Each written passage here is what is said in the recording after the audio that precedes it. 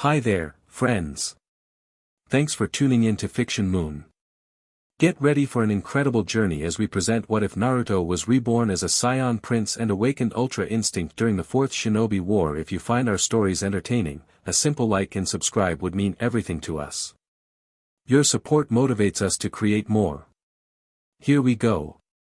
Chapter 1, The Prince Awakens. Blood splattered across Naruto's face as he ducked under another white Zetsu clone. The battlefield stretched endlessly before him, a canvas of destruction painted in crimson and ash. The Fourth Great Shinobi War had raged for days now, and even with his seemingly limitless stamina, Naruto could feel the weight of exhaustion pressing against his shoulders. On your left. Sakura called out, her voice cutting through the cacophony of battle. Naruto spun, instinct driving his movements before conscious thought could form. His fist connected with the jaw of an approaching enemy, the impact sending the Zetsu flying backward into three more of its kind. The strange sensation that had been building in his chest all day flared again, a heat that seemed different from the Nine Tails chakra, something wilder and more primal. "Thanks, Sakura," he said, wiping blood from his chin. "How's the Eastern Front holding?" She paused to catch her breath, her medical pouch nearly empty after hours of continuous healing. "Barely. The 5 Kage are still engaging Madara, but we've lost contact with the 3rd Division." The air shimmered around them as Kakashi materialized beside them in a swirl of leaves, his Sharingan eye bleeding from overuse. "Naruto, headquarters is requesting your presence. They're moving the Jinchuriki to a safer location." Naruto clenched his fists.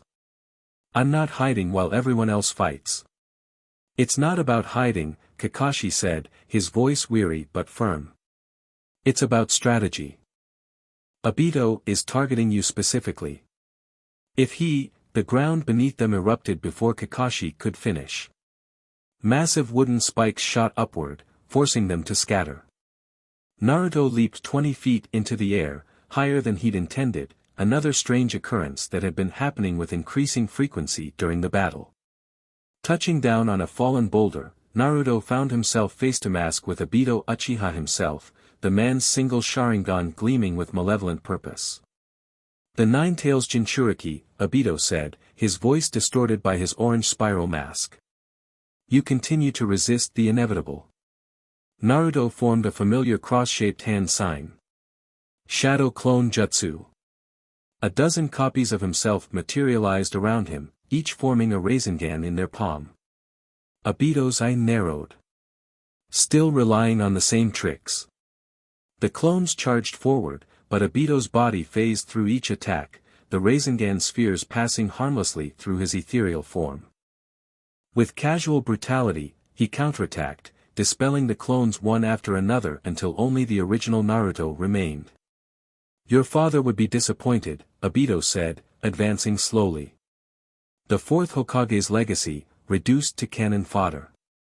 Something inside Naruto's chest burned at the mention of his father, not rage, but something deeper, more instinctual. The sensation had plagued him since childhood, these moments when his emotions would trigger strange physical responses. His vision sharpened suddenly, the battlefield slowing around him as though time itself had begun to drag. "Don't you dare talk about my father," Naruto growled, his voice dropping an octave. The ground beneath his feet cracked from the pressure of his chakra. Obito paused, his head tilting slightly. "Interesting. Your chakra signature just changed." Kakashi appeared at Naruto's side, kunai drawn. "Naruto, don't let him provoke you. He's trying to draw out the Nine Tails." But it wasn't Kurama's power surging through Naruto's veins, at least, not entirely. The familiar red chakra cloak had begun to form around him, but interspersed with flickers of something else, something blue and white that resembled lightning but moved like flame. "Get back, Kakashi-sensei," Naruto warned, his instincts screaming danger. "Something's wrong." Before either could react, a tremendous explosion rocked the battlefield. A quarter-mile away, a massive summoning appeared, a horrific, multi-headed beast that towered over the allied shinobi forces' front line. The 10 tails, Obito said, satisfaction evident in his voice. Not complete yet, but more than enough to finish this war. Naruto watched in horror as the monster swept one of its tails across the battlefield, sending hundreds of ninja flying like rag dolls. Among them, he spotted a flash of indigo hair. Hinata. The name tore from his throat before he could think. 6 years earlier, freak. The stone struck Naruto's cheek, drawing blood that vanished almost as quickly as it appeared. The 10-year-old boy glared at his tormentors, 3 older academy students who had cornered him behind the school building. "What's wrong with you, anyway?" the tallest one sneered. "Nobody heals that fast. Are you even human?" Naruto wiped the already healed cut, his blue eyes darkening. "Leave me alone. I didn't do anything to you." The second boy stepped forward. "My dad says you're a monster. Says we should stay away from you." "I'm not a monster."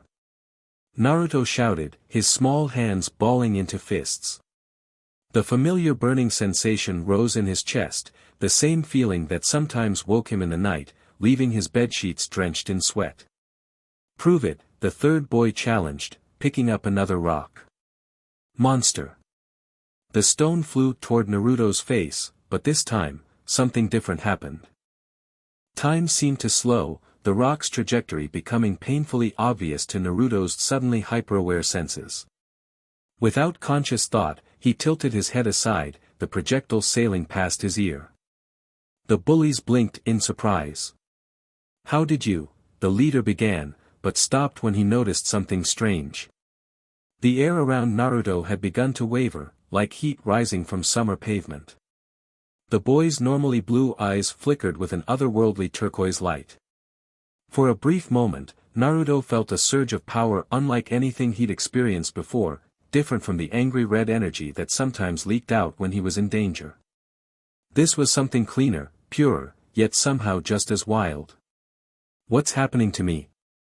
Naruto whispered, staring at his hands as faint blue light danced across his fingertips. The bullies backed away, genuine fear replacing their earlier cruelty. His eyes. Look at his eyes. Naruto caught his reflection in a nearby window. For just an instant, his normally round pupils had elongated, becoming almost cat-like. "I told you he was a monster," one of the boys cried as they fled. Alone again, Naruto sank to his knees as the strange energy subsided. He'd experienced these episodes before, moments when his body seemed to move on its own, when his senses became unnaturally sharp, when strange energies flickered beneath his skin. Old Man Third had always dismissed them as manifestations of the Nine Tails' power, but this felt different. This felt like it was his. Later that evening, Iruka-sensei found him practicing shuriken throws long after the other students had gone home. "Naruto?" The academy teacher approached cautiously, noting the unusual intensity in his normally troublemaking student's posture. "It's getting late. Shouldn't you be heading home?" Naruto hurled another shuriken, the weapon embedding itself precisely in the center of the target, his 15th perfect hit in a row. "Iruka-sensei. Am I really a monster?" Iruka's expression softened. "Who told you that?" "Everyone." Naruto lowered his arm, another shuriken dangling from his fingers. "But it's not just what they say. Sometimes I change. I feel different. Stronger. Faster." He hesitated. "Dangerous." Iruka sighed and crouched beside the boy. "Naruto, everyone has things that make them different. Those differences don't make you a monster. But what if I'm not even human?" The question escaped before Naruto could stop it, voicing the fear that had haunted him for years. Iruka's eyes widened momentarily before his expression settled into one of compassion. "Naruto, look at me." He waited until the boy met his gaze. "You are Naruto Uzumaki of the Hidden Leaf Village. Whatever else you might be doesn't change that." Naruto's shoulders relaxed slightly, but the question still burned within him, what was he, really? The memory flashed through Naruto's mind in an instant as he watched Hinata's body tumble through the air, thrown by the Ten-Tail's devastating attack. Without conscious thought, he was moving, his body propelled by something beyond chakra alone. "Naruto, wait!" Kakashi called, but his voice seemed distant, muffled beneath the roaring in Naruto's ears. He crossed the battlefield in seconds, moving faster than he ever had before, his body leaving afterimages in his wake. Allied shinobi turned in shock as he passed, the air crackling with energy that wasn't quite chakra. Hinata's unconscious form was still airborne when Naruto reached her, cradling her against his chest as he skidded to a halt. Blood trickled from a gash on her forehead, but he could feel her heart beating steadily. "You're safe," he whispered, gently laying her beside a medical unit that had established a field hospital behind the front lines. "I promise." "Naruto-kun," a medic Nin said, eyes wide with shock. "How did you, the speed you just moved with, take care of her?" Naruto interrupted, already turning back toward the battlefield. The strange energy continued to build inside him, no longer painful but insistent, demanding release. As he faced the monstrous Ten-Tails in the distance, another memory surfaced, this one more recent, from his training journey with Jiraiya. 2 years earlier, Pervy Sage, what is this place? Naruto asked, staring up at the moss-covered ruins that rose from the jungle floor. Strange symbols carved into the ancient stone seemed to pulse with faint luminescence in the fading twilight. Jiraiya ran his hand along the weathered carvings, his usual jovial expression replaced with scholarly concentration. "Something I've been looking for a long time. Most people think these are just remnants of a forgotten civilization, but they're much more than that." The 15-year-old Naruto peered at the unfamiliar script. "Can you read it?" "Parts of it." Jiraiya pointed to a series of symbols. "This section speaks of warriors from beyond the stars who commanded the golden flame of gods." Naruto snorted. "Sounds like one of your bad novels." The Sannin didn't rise to the bait. "Naruto, have you ever wondered why your chakra sometimes behaves differently?" The question caught Naruto off guard. Those strange episodes had continued through his childhood, moments when unfamiliar energy would surge through him, when his body would move with impossible speed or strength. He'd always attributed it to the Nine-Tails. "You mean because of the fox?" he asked cautiously. Jiraiya shook his head. "No. Something else. Something I've noticed during our training." He reached into his pack and withdrew an ancient scroll, carefully unrolling it to reveal illustrations of warrior-like figures with fiery auras surrounding their bodies. Most striking were their eyes, sharp, fierce, and transformed. "What are they?" Naruto asked, strangely drawn to the images. "They called themselves Scions," Jiraiya said quietly. "A warrior race from beyond the stars. According to these texts, they were nearly wiped out, but some found their way here, to our world, centuries ago." Naruto stared at the illustrations, an inexplicable sense of recognition stirring within him. "What does this have to do with me?" Jiraiya's expression grew serious. "The night the Nine-Tails attacked the village, there was another incident that few know about. A strange object fell from the sky outside the village, what these texts would call a seed of the warrior star. Your father, the fourth Hokage, investigated it before confronting the Nine-Tails." The blood drained from Naruto's face. "Are you saying?" "I'm saying there's more to you than just being a Jinchuriki, Naruto." Jiraiya placed a hand on his shoulder. "I've kept this from you until I was certain, but these ruins confirm what I've suspected. Somehow, when your father sealed the Nine-Tails within you, something else became part of you as well, something from that fallen star. So I'm, what? Part alien?" Naruto's voice cracked on the last word. Jiraiya smiled faintly. "I prefer to think of it as having a particularly exotic bloodline. The important thing is understanding that these powers are yours by right. Not borrowed from the Nine-Tails, but your own heritage." Naruto gazed back at the carvings, focusing on one that depicted a warrior with spiky hair surrounded by a brilliant aura, his hand outstretched toward what appeared to be a sun. Does it say anything about what these scions could do? They were natural warriors who grew stronger with each battle, Jiraiya explained. They could transform their bodies in various ways, especially under extreme emotional distress or the light of a full moon.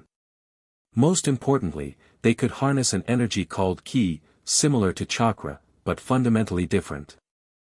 Ki, Naruto repeated, the word feeling strangely familiar on his tongue. Jiraiya nodded.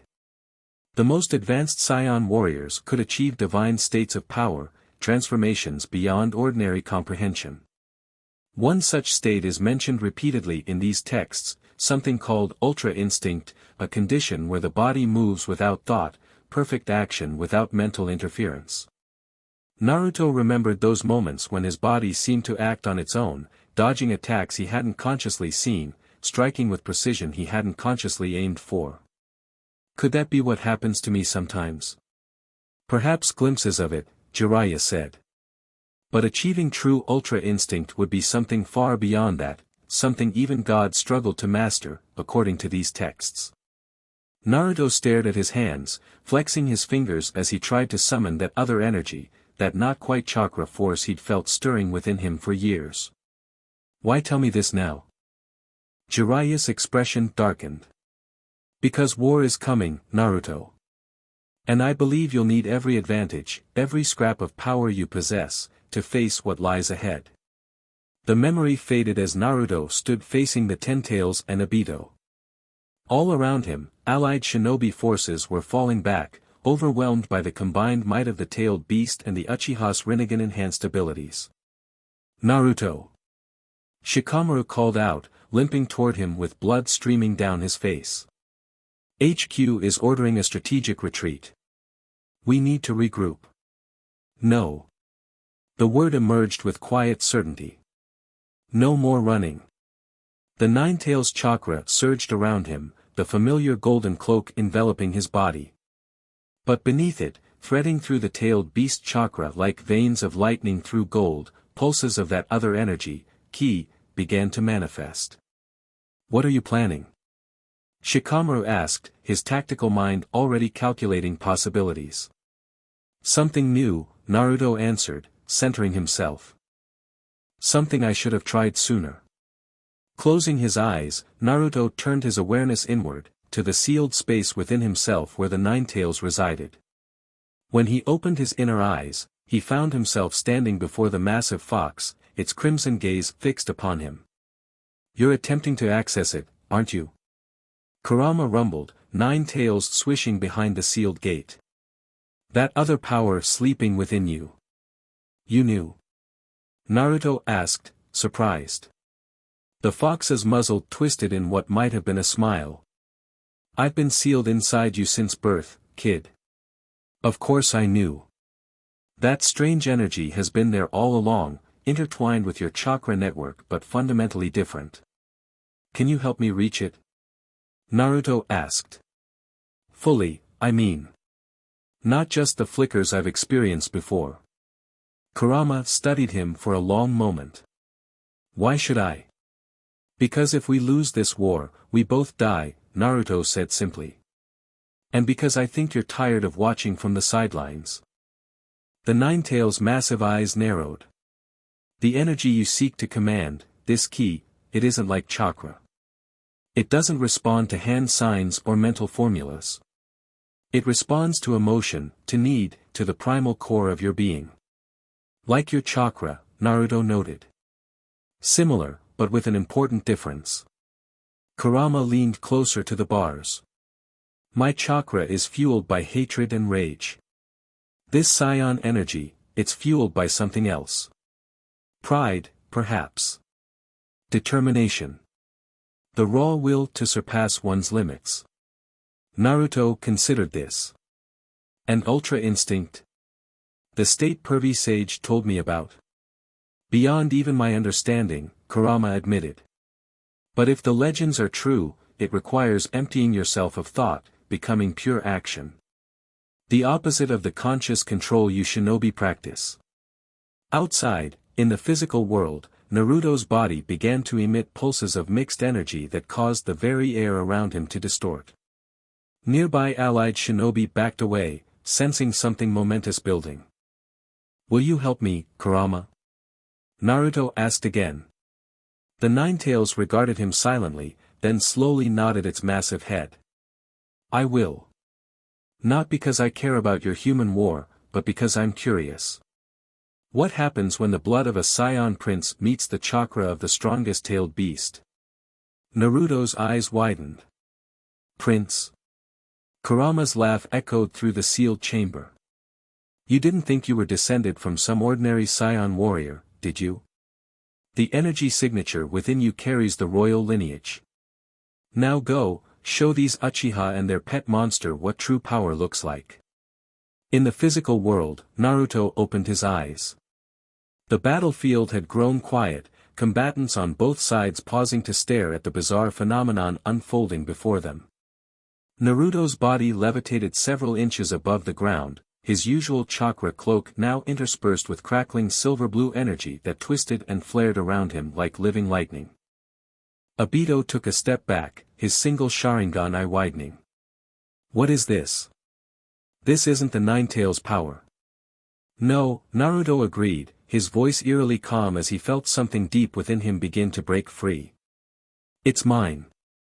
The ground beneath him cracked in a perfect circle, small stones rising to hover around him as the dual energies, chakra and ki, began to synchronize, feeding off each other, amplifying each other.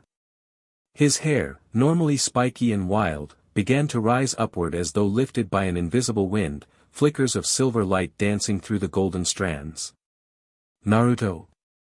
Sakura's voice reached him, filled with concern and awe. "What's happening to you?" He couldn't answer, too focused on the sensation building within him.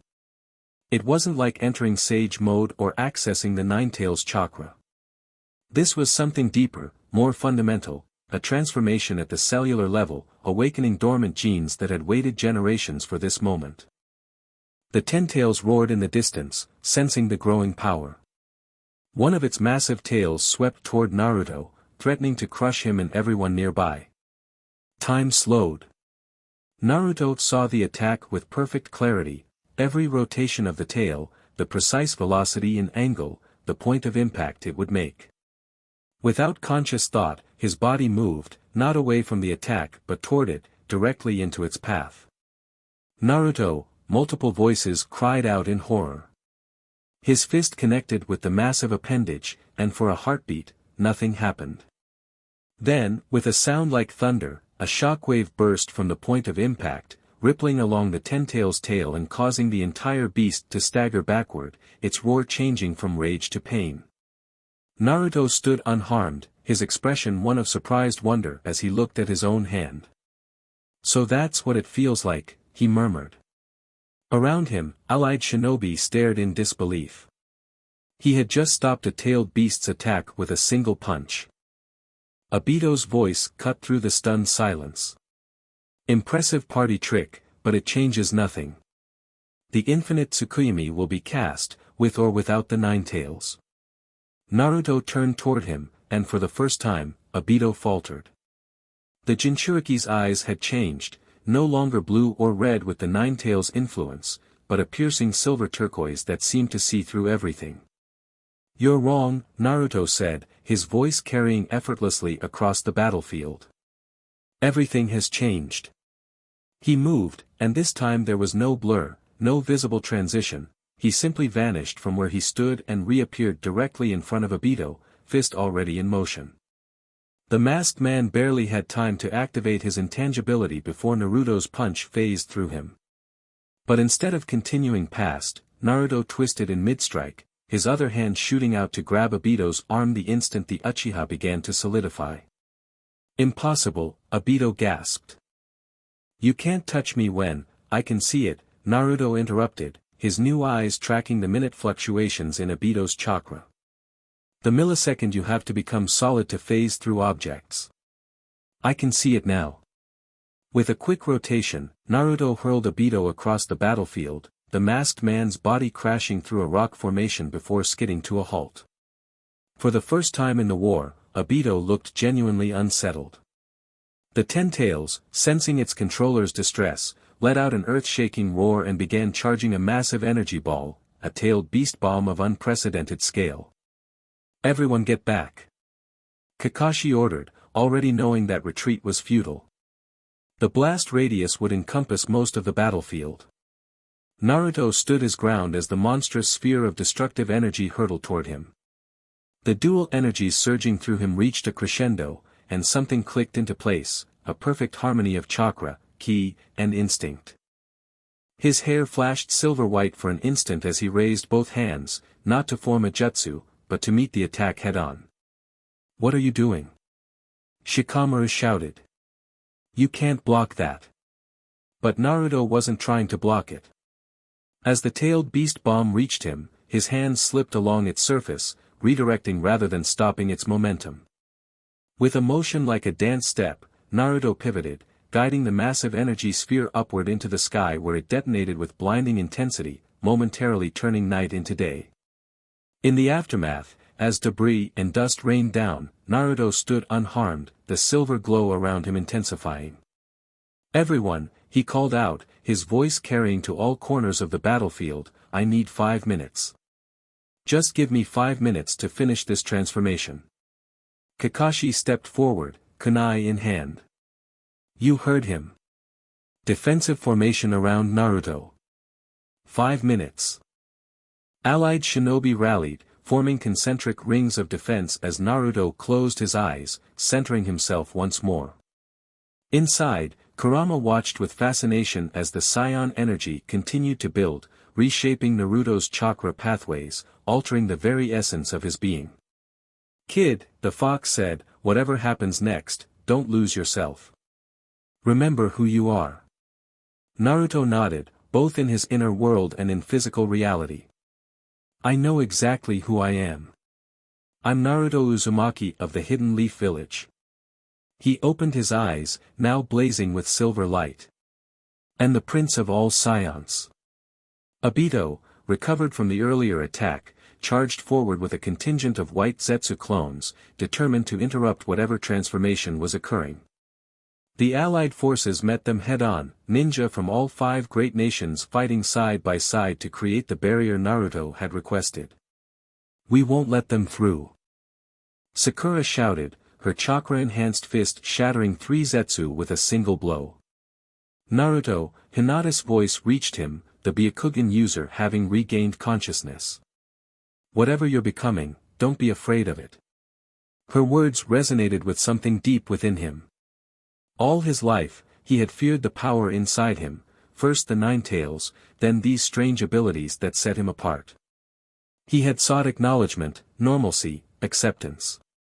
But perhaps his true path lay in embracing his uniqueness, not hiding from it. The energy spiraling around him intensified, lifting him several feet into the air as the ground below cratered from the pressure.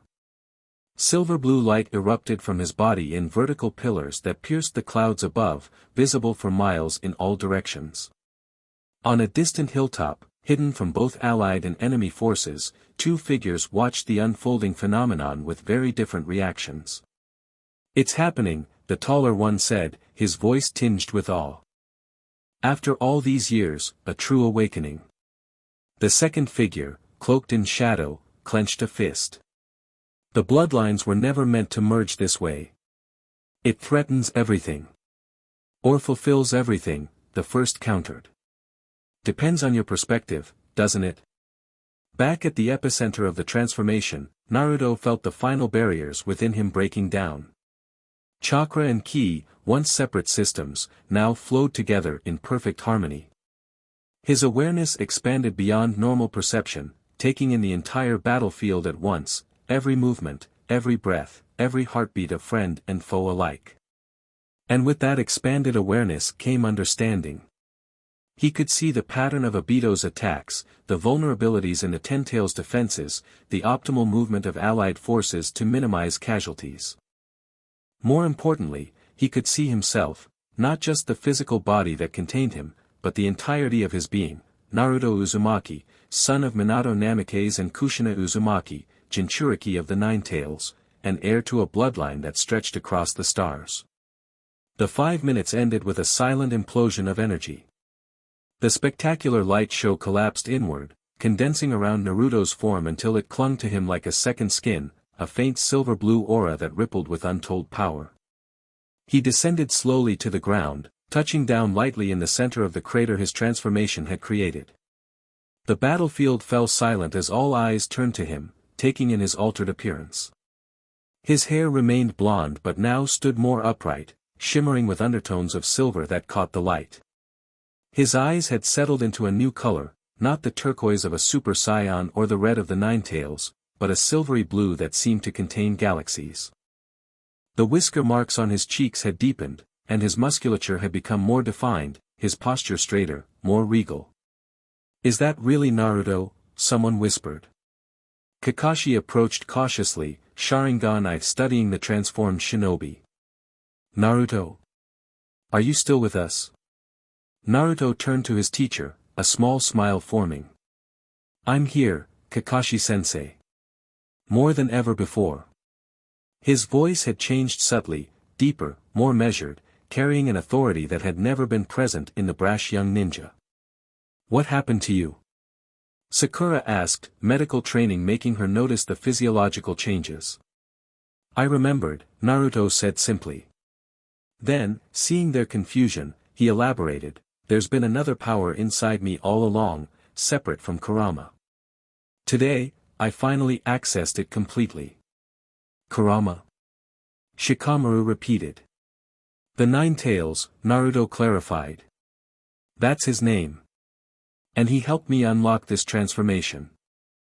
Before further explanations could be offered, the Ten-Tails let out another roar, this one tinged with something almost like fear. The massive beast began charging another tailed beast bomb, this one larger than before. Obito appeared atop the creature's head, hands forming a seal. "Enough of this. Whatever power you found, it won't save you from the infinite Tsukimi. This world ends today." Naruto turned toward the threat, assessing it with newfound clarity. "No," he said, the single word carrying absolute certainty. "It doesn't." He took a step forward, then vanished. Not with the body flicker technique or any recognizable shinobi movement, but with something else entirely, pure speed beyond visual tracking. He reappeared directly before the Ten-Tails' main eye, hovering in the air at the same height as the monstrous orb. The beast's tailed beast bomb was nearly complete, compressed chakra swirling with destructive intent. "I see you," Naruto said, addressing not the beast but the consciousness within it, the merged will of the tailed beasts trapped in its form. "And I'm going to free you." The Ten-Tails roared in defiance, unleashing its attack at point-blank range. What happened next would be recounted in history books and campfire tales for generations to come. Without hand signs or visible effort, Naruto raised one palm toward the oncoming destruction and caught it. The tailed beast bomb, an attack capable of leveling mountains, compressed against his hand like a balloon meeting a wall. For a heartbeat, the two forces, unstoppable attack and immovable defense, held in perfect equilibrium. Then, with a twisting motion of his wrist, Naruto sent the energy sphere spiraling upward into the atmosphere where it detonated harmlessly. "Impossible," Obito breathed, his composure finally cracking. Naruto levitated higher, now at eye level with the masked Uchiha. "You keep using that word. I don't think it means what you think it means." With speed that made his earlier movements seem sluggish by comparison, Naruto closed the distance between them, one hand shooting out to grasp Obito's mask. This time, there was no opportunity for intangibility. Naruto's hand moved faster than thought itself, guided by the perfect battle instinct of his awakened scion blood. The orange spiral mask cracked beneath his fingers, fragments falling away to reveal Obito's scarred face beneath. "How?" the Uchiha demanded, genuine fear in his voice for the first time. "No one is this fast. No one is this strong. What are you?" Naruto's answer was not in words but in action. With his free hand, he formed a Rasengan, but unlike any he had created before. This one pulsed with the combined energies of chakra and ki, spiraling in complex patterns that even the Sharingan struggled to track. "This is for everyone you've hurt," Naruto said, driving the technique into Obito's chest. But rather than tearing through flesh and bone as expected, the specialized Rasengan sank into Obito's body like a probe, seeking something specific. Obito screamed, not in physical agony but in spiritual dismay as the technique found what it sought, the fragments of the tailed beast's chakra he had absorbed. One by one, glowing orbs of energy extracted themselves from Obito's body, hovering around Naruto like obedient planets around a sun. 7 in total, each representing a portion of a tailed beast's essence. "Return to yourselves," Naruto commanded, sending the orb streaking toward the 10 tails below. As each fragment reunited with its source, the massive beast shuddered, its form becoming unstable. Cracks appeared along its body, light spilling from within as the forcibly merged tailed beasts began to separate once more. Obito collapsed, the loss of the tailed beast chakra leaving him weakened but alive. "You've ruined everything," he gasped. "The dream. Rin's world." "Your dream was always a nightmare," Naruto replied, his voice gentler than might be expected. "And Rin would never have wanted this." The 10 tails let out a final, agonized roar before its massive form began to dissolve, 7 distinct chakra signatures emerging from the disintegrating husk. The tailed beasts, freed from their forced unification, took shape across the battlefield, from the single-tailed Shikaku to the 7-tailed Komii. Allied shinobi braced for a new threat, but the liberated beasts made no aggressive moves. Instead, their attention focused entirely on the transformed figure hovering above them, radiant with power beyond their comprehension.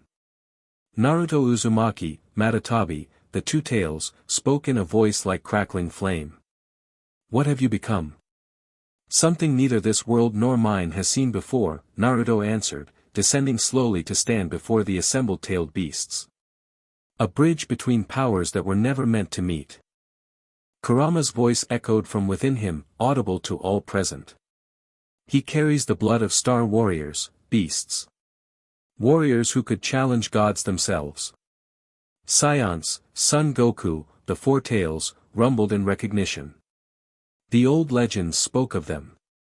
World breakers. Planet shapers. Naruto nodded. "Part of me, yes. But not all. I'm still a shinobi of the leaf.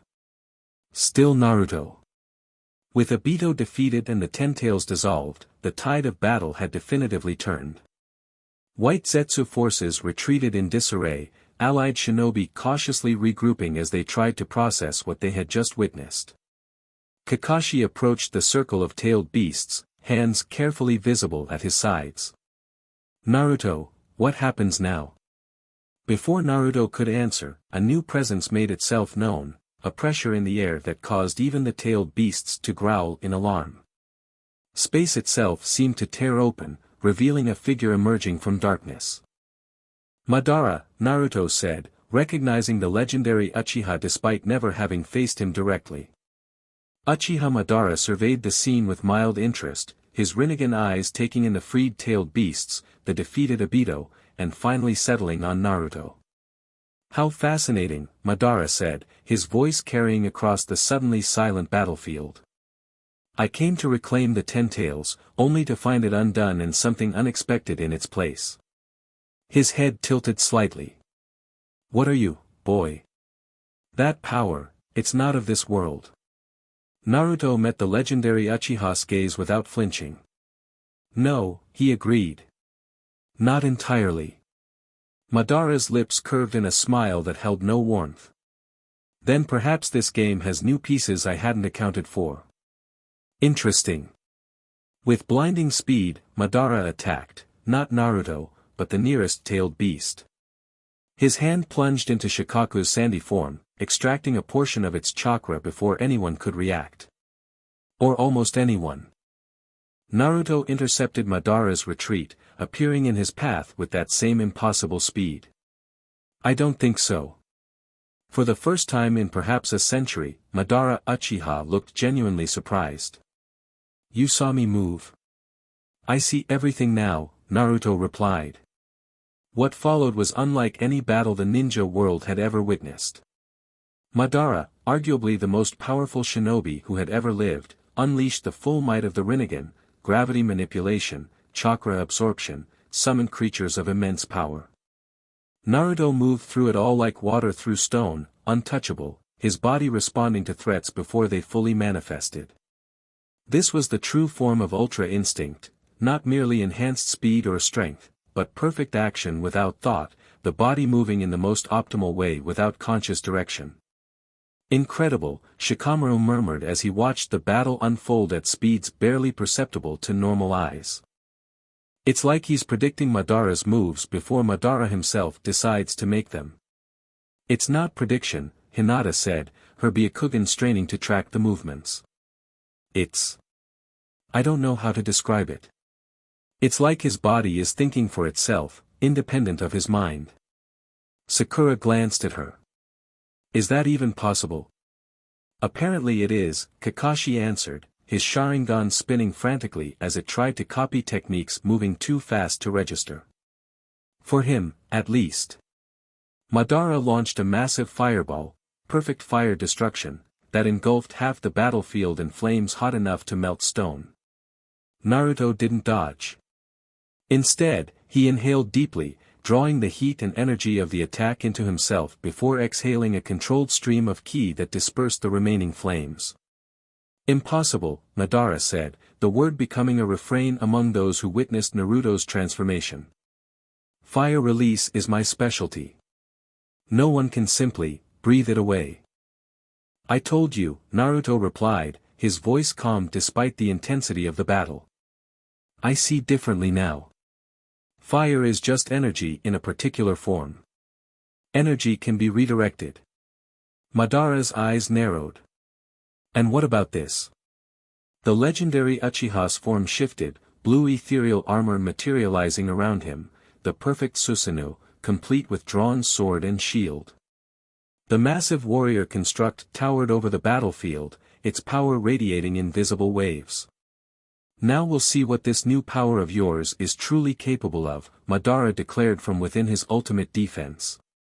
Naruto regarded the spectral samurai thoughtfully. Then, without hand signs or visible preparation, his aura flared brighter, the silver-blue energy expanding outward to form a shape around him, not a copy of the Susanoo, but something different. A warrior figure formed of pure ki, more streamlined than Madara's construct but radiating even greater power. Allied shinobi gasped at the sight. It resembled the Nine-Tails chakra avatar Naruto had manifested before, but refined, purified, with elements that seemed distinctly alien, hints of armor that no one in the ninja world had ever seen before. What is that? Sakura whispered. I think, Kakashi said slowly, we're seeing the true form of his heritage. The two energy constructs faced each other across the cratered battlefield, Madara's perfect Susanoo, the pinnacle of Uchiha achievement, and Naruto's ki avatar, the manifestation of his awakened scion blood. Madara struck first, his Susanoo's sword sweeping down with enough force to cleave mountains. Naruto's construct raised one arm, not to block but to catch, fingers closing around the spectral blade mid-swing. For an instant, the two techniques struggled against each other, reality itself warping around the point of contact. Then, with a sound like shattered glass, Madara's sword cracked beneath the pressure of Naruto's grip. No! The Uchiha roared, disbelief etched into his immortal features. The perfect Susanoo cannot be broken. Naruto's response was simple, it just was. With a fluid motion, his energy construct drew back its fist and struck the center of Madara's Susanoo. The impact created a shockwave that knocked everyone within a mile radius off their feet, clouds in the sky dissipating from the force. When the dust settled, Madara stood alone, his perfect defense shattered around him. For perhaps the first time since his battle with Hashirama at the Valley of the End, the legendary Uchiha looked genuinely concerned. What are you? He demanded again. Naruto's energy construct faded as he descended to stand on equal ground with Madara. I told you. I'm Naruto Uzumaki of the Hidden Leaf Village. Jinchuriki of the Nine Tails. An heir to the bloodline of the Saiyan royal family. Madara's eyes widened slightly at the last part. Scion, so the legends were true. The star warriors who fell to Earth centuries ago. You know of them? Naruto asked, surprised. A cold smile touched Madara's lips. The Sage of Six Paths recorded many things that have been lost to time. I have had opportunities to study his more obscure writings. His expression hardened. Including prophecies about the merging of celestial and terrestrial bloodlines. Before Naruto could question him further, Madara made a rapid series of hand signs, too fast for ordinary eyes to track, but not too fast for Naruto's enhanced perception. You're trying to retreat, Naruto realized, recognizing the space-time technique forming. Madara's smile was grim. Tactical withdrawal. This new development requires consideration. I don't think so. Naruto moved to intercept, but this time Madara was prepared. A barrier of black flames, Amaterasu, erupted between them, buying the Uchiha precious seconds. We will meet again, Star Child, Madara promised as his form began to distort, the space-time jutsu taking effect. And when we do, I'll be ready for what you've become. Then he was gone, leaving behind a battlefield transformed in more ways than one. The allied shinobi forces had won the day, but at the cost of certainty. Everything they thought they knew about the limits of power had been rewritten before their eyes. Naruto stood alone in the center of the destruction, the silver-blue aura of Ultra Instinct still clinging to his form like a second skin. One by one, the freed-tailed beasts approached him, even proud Kurama emerging partially from the seal to manifest beside his host. What happens now, Naruto Uzumaki? Gyuki, the Eight Tails, asked. Naruto looked around at the assembled shinobi, friends and comrades from all 5 great nations, united against a common threat. Then at the tailed beasts, ancient and powerful, but no longer the monsters of nightmare they had once been to him. Now, he said, we prepare. Madara will return, stronger than before. And I don't think he's the only threat we'll face. As if in answer to his words, a faint tremor ran through the ground beneath them, subtle enough that only Naruto, with his heightened senses, perceived it fully. He turned his gaze skyward, toward the stars just beginning to appear in the evening sky. There's more coming, isn't there? Kakashi asked, reading his former student's expression. Naruto nodded slowly. I can feel it. My awakening, it's like a beacon. There are things out there, things beyond this world, that will have felt it too. What kind of things? Sakura asked, her voice hushed. I don't know, Naruto admitted. But I intend to be ready when they arrive. As the sun set over the battered landscape of the Fourth Great Shinobi War, Naruto Uzumaki, Jinchuriki, Ninja, and Scion Prince, stood watch, his newfound power a promise and a warning to whatever forces might threaten the world he had sworn to protect. In the shadows beyond perception, ancient entities stirred, awakened by the impossible merger of energies never meant to coexist. The game had changed. New pieces had entered play. And the board itself would never be the same. Chapter 2, Power Unbound. Dawn broke over the remains of the battlefield, golden light illuminating the scars of yesterday's impossible confrontation. Allied shinobi moved quietly among makeshift medical tents, exhaustion evident in their slumped shoulders and hollow eyes. The war wasn't over, not with Madara still at large, but they had won a decisive victory, thanks to the young man now sitting cross-legged atop a jutting stone formation at the camp's edge. Naruto Uzumaki hadn't slept. Couldn't sleep. His body hummed with unfamiliar energy that refused to settle, his mind processing information at speeds that made rest impossible.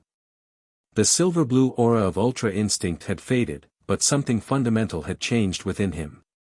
He could feel it in every cell, every breath, 2 energy systems now coexisting where once there had been only chakra. You look terrible, Sakura said, approaching with 2 steaming cups. She handed one to Naruto, who accepted it with a grateful nod.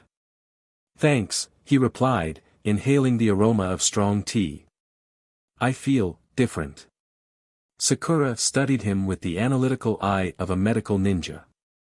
The physical changes were subtle but unmistakable: increased muscle density, altered posture, sharpened features. Even his chakra signature had changed, becoming something medical instruments struggled to measure. Different how? She asked, sitting beside him. Naruto considered the question, searching for words to describe the indescribable. Like I've been wearing weights my whole life, and someone just took them off. He flexed his fingers, watching the play of muscle beneath skin. Everything is clearer. Brighter. Faster. And the transformation. The silver eyes and hair. Ultra instinct. Naruto gazed at the horizon. That's what it's called. I can't access it fully right now, it was triggered by extreme emotion and danger. But it's there, beneath the surface. Waiting. Sakura's brow furrowed. And the scion thing? That's what you called yourself, right? A scion prince? A small smile touched Naruto's lips. Weird, isn't it? All those years wondering who I was besides the Ninetales kid, and it turns out I'm part alien royalty. His expression grew more serious. According to what Pervy Sage found, and what Kurama confirmed, the Scions were a warrior race from beyond the stars. Most of them were wiped out, but some found their way here centuries ago. And you're descended from them? From their royal line, apparently. The night the Ninetales attacked, something else happened: a space pod crashed outside the village. When my father sealed Kurama inside me, something from that pod merged with me as well. Sakura absorbed this information with the same determined focus she applied to medical studies. So you're what, half scion? Naruto shook his head. No, not genetically. More like, their essence, their ki, became part of me. It's been dormant until now, emerging in bits and pieces when I was in danger.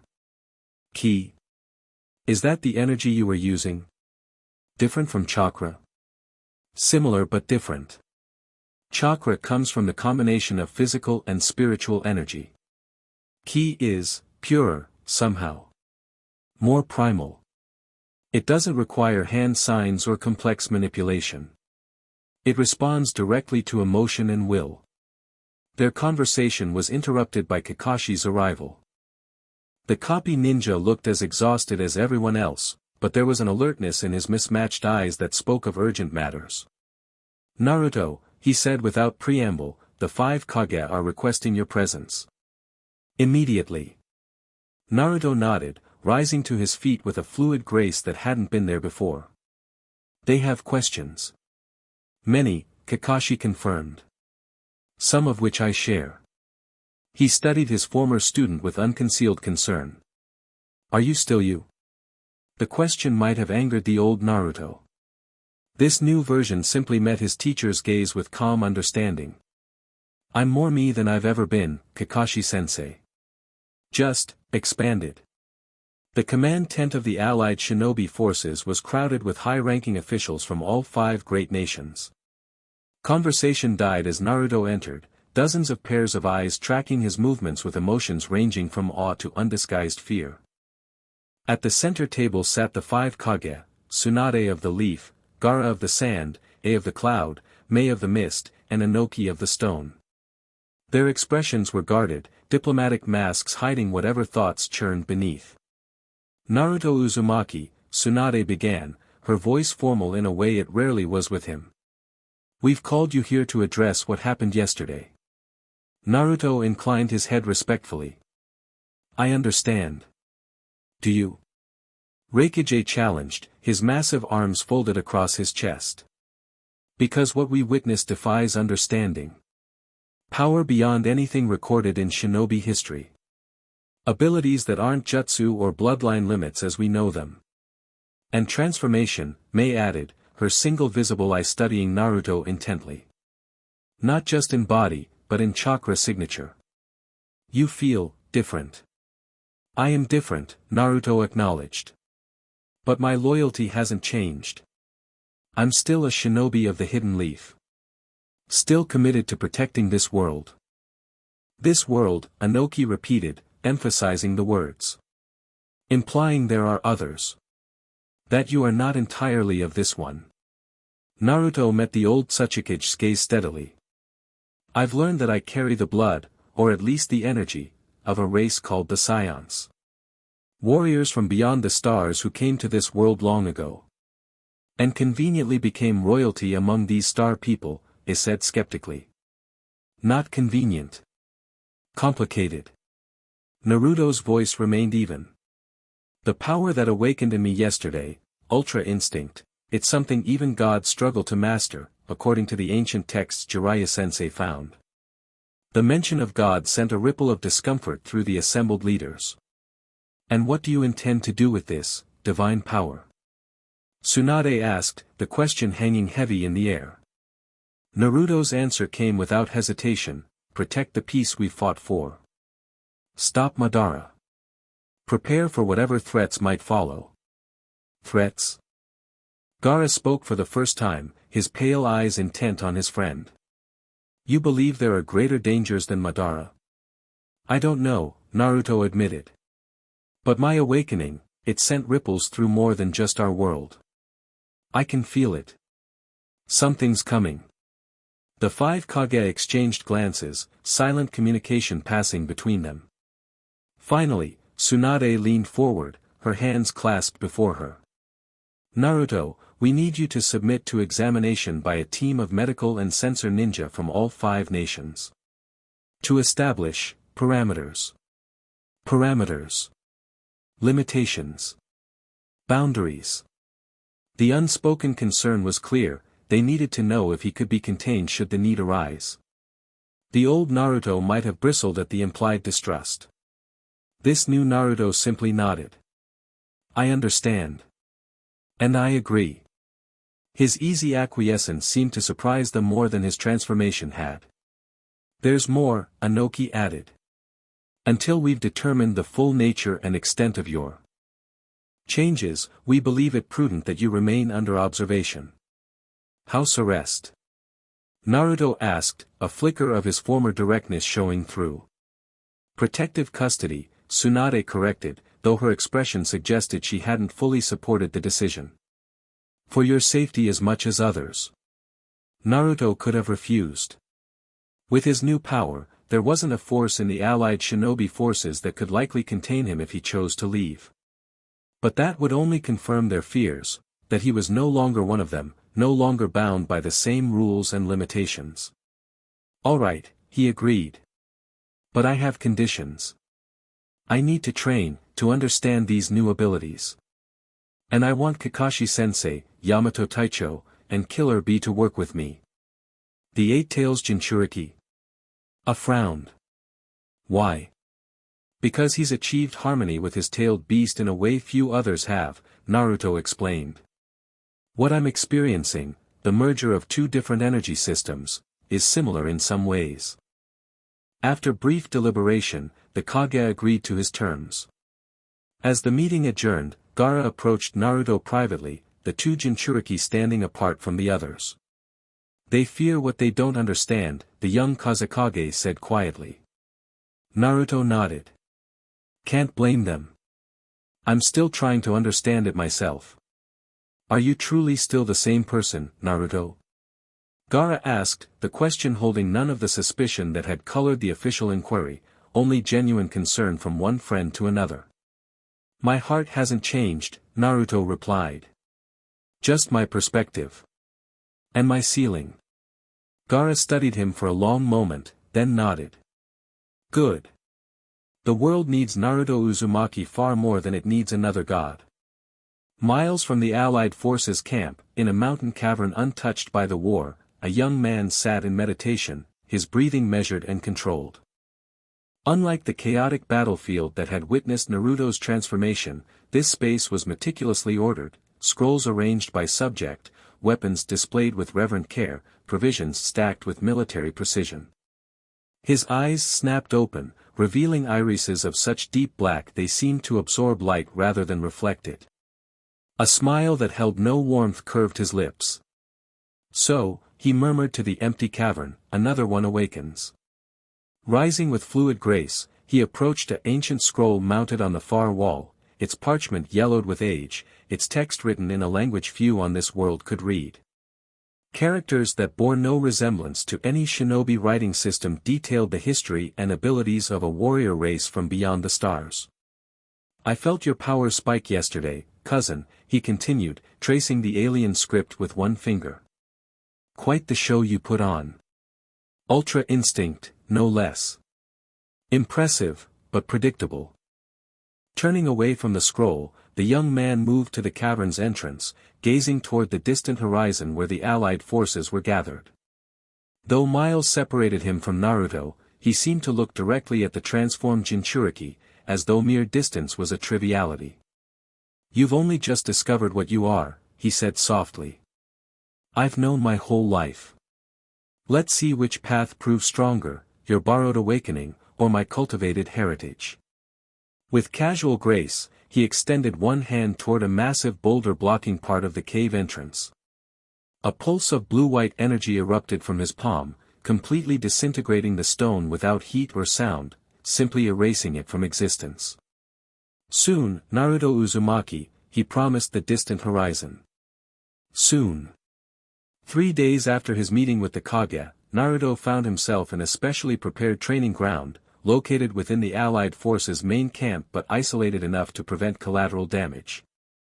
Sealing barriers had been erected around the perimeter, ostensibly for containment purposes should his powers flare out of control, but Naruto recognized them for what they truly were, monitoring devices, keeping careful track of his every move and energy fluctuation.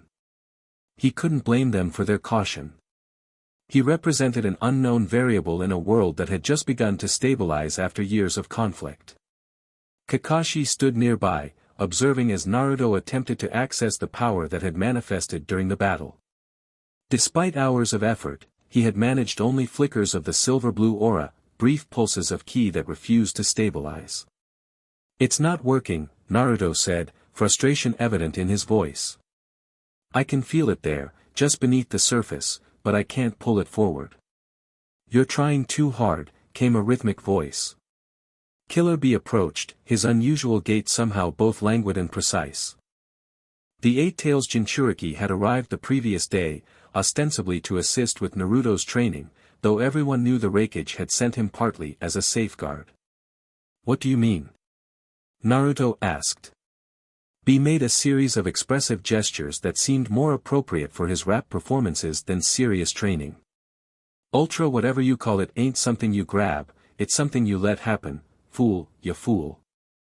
Kakashi nodded. "Bee may be right.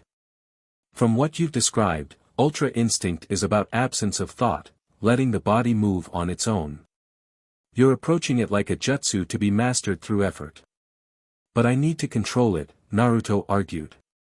"I can't just wait for life-or-death situations to trigger it." "Perhaps that's exactly the point," said a new voice. Captain Yamato emerged from the tree lean, looking slightly haggard. The wood-style user had been tasked with reinforcing the containment seals, his unique abilities making him particularly suited to the job. Some powers aren't meant to be controlled, only channeled. Naruto considered this, reminded of his early struggles with the Nine-Tails chakra. "Kurama, what do you think?" The Nine-Tails presence stirred within him, their connection stronger since the transformation. "The wood user has a point," Kurama rumbled, his voice audible to the others through their shared chakra link. "Ultra Instinct isn't like my chakra or even regular scion transformations. It's about emptying yourself, becoming pure action. You're too caught up in trying to notice when you're already doing it." "Already doing it?" Naruto frowned. "What do you mean?" "Look at your shadow, kid." Naruto glanced down and blinked in surprise. While he had been focused on trying to manifest the full Ultra Instinct state, his shadow had taken on a subtle silver outline, a faint aura that had been there without his conscious awareness. It's been there all along, he realized. Just not at full power. Exactly. Ultra Instinct isn't on or off, it's a state of being. What you experienced in battle was the completed form, but you've been touching it in smaller ways your whole life. Those moments when your body moved before your mind could react, when you dodged attacks you couldn't possibly have seen coming. This revelation shifted something in Naruto's approach. Instead of trying to force transformation, he began focusing on the moments when his body seemed to know what to do before his mind, the pure instinctual movements that had always been part of his fighting style. Days passed in this manner, with Naruto gradually learning to recognize and extend those moments of unconscious perfection. Progress was slow but measurable, his speed and reflexes increasing beyond even the remarkable levels they had reached after the initial transformation, his ability to sense and anticipate attacks becoming nearly precognitive. On the 7th day of training, something unexpected happened. Killer Bee, tired of what he called baby steps, launched a surprise attack, not with ninjutsu, but with the full transformed might of the Eight Tails. The massive ox-octopus hybrid materialized with frightening speed, one giant tentacle sweeping toward Naruto before anyone could intervene. No! Kakashi shouted, too late to stop what looked like a potentially lethal attack. Naruto didn't move, didn't appear to react at all as the massive appendage hurtled toward him. Then, in the instant before impact, his eyes shifted, silver light flaring within blue irises. Without apparent effort, he raised one hand and caught the tentacle, stopping its momentum completely. Interesting approach, Naruto said, his voice carrying that same depth and certainty it had during his transformed state. A faint silver aura flickered around him, not the full manifestation of Ultra Instinct, but a significant portion of its power. The Eight Tails, speaking through its transformed body, rumbled with laughter. Thought you needed a push, not a nudge. Seems I was right, yeah. Naruto released the tentacle, the silver light receding from his eyes though not disappearing completely. You could have warned the others. Where's the shock factor in that? B's voice emerged as the Eight Tails reverted to human form. When danger's real is when you feel the steel, ya fool. Despite his unorthodox methods, B's intervention had produced results. From that point on, Naruto found it easier to access portions of Ultra Instinct's power, never the complete transformation, but enough to demonstrate abilities far beyond normal shinobi limitations. This progress did not go unnoticed.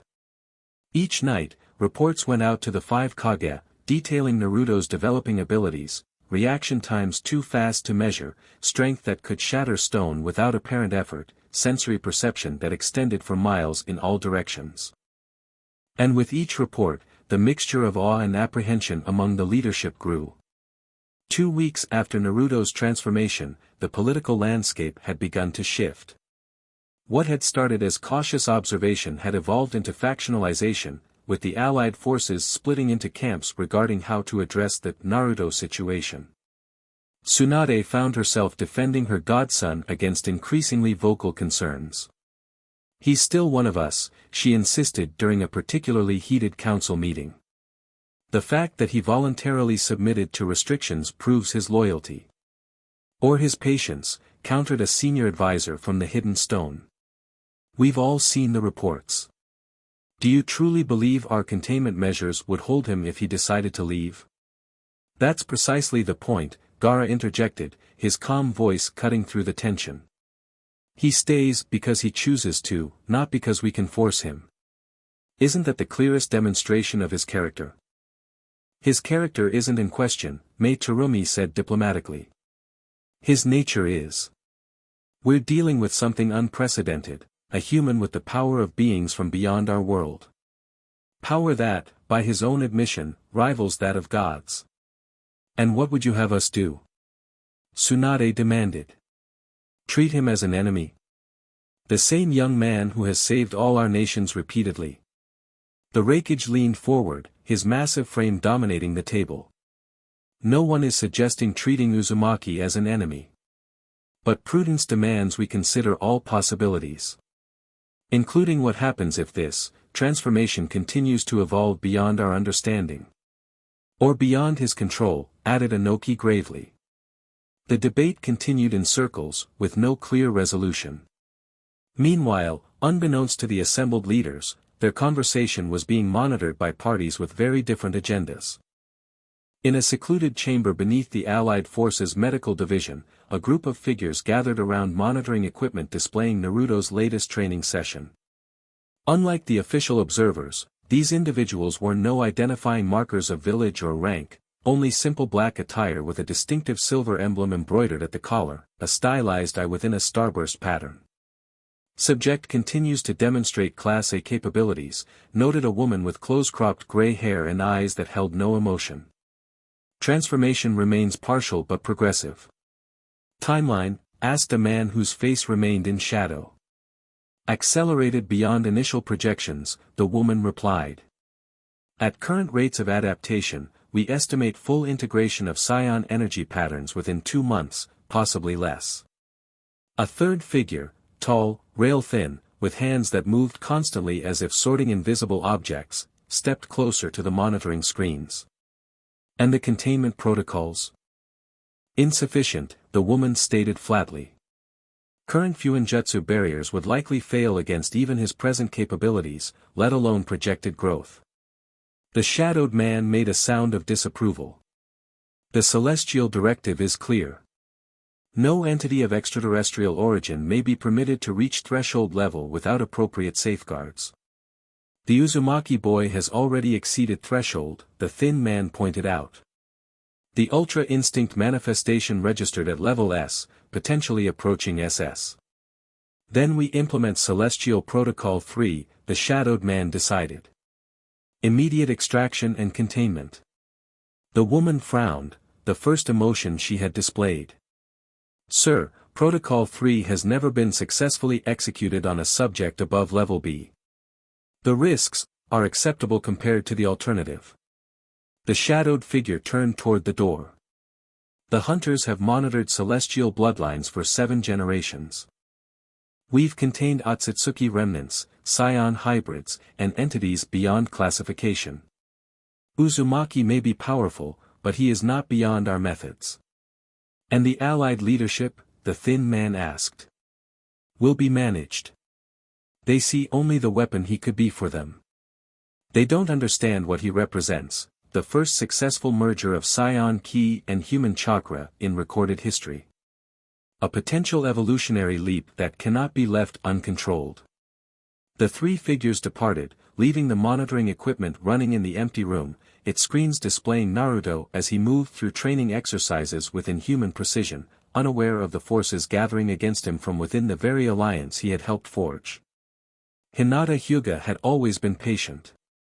While others demanded immediate answers about Naruto's transformation, she waited, observing from a respectful distance as he navigated the overwhelming changes to his body and chakra.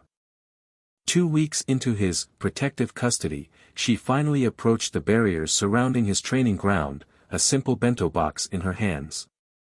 The guards stationed at the entrance, 2 jonin from the hidden cloud and 1 from the hidden stone, regarded her with suspicion. This area is restricted, Hyuga-san, the senior guard stated. Hinata met his gaze steadily, her natural shyness tempered by years of growth and the confidence she had found during the war. I'm aware of the restrictions. I have permission from Lady Tsunade to bring supplies to Naruto-kun. The guard checked a list, frowning slightly. Food deliveries are scheduled through the commissary division. Personal visits require Kage-level authorization. Which she has, came Sakura's voice as the pink-haired medic approached. I can vouch for her, and the Hokage's authorization. She handed the guard a sealed document. Some of us still remember that Naruto is a person, not a specimen. After verifying the documentation, the guards reluctantly stepped aside, though one activated additional monitoring seals as Hinata passed through the barrier. She found Naruto sitting cross-legged in the center of a small crater, evidence of earlier training. His eyes were closed, a faint silver glow emanating from his skin like moonlight through water. Despite her quiet approach, he spoke without opening his eyes. Hinata. I wondered when you'd come. She smiled, not surprised that he had sensed her. I wanted to give you time. Everything has been, so much, so quickly. Naruto opened his eyes, the familiar blue now containing flecks of silver that caught the sunlight. Thank you for that. Everyone else has been demanding answers I don't fully have yet. Hinata settled beside him, placing the bento between them. I brought lunch. Nothing fancy, but I thought you might be tired of military rations.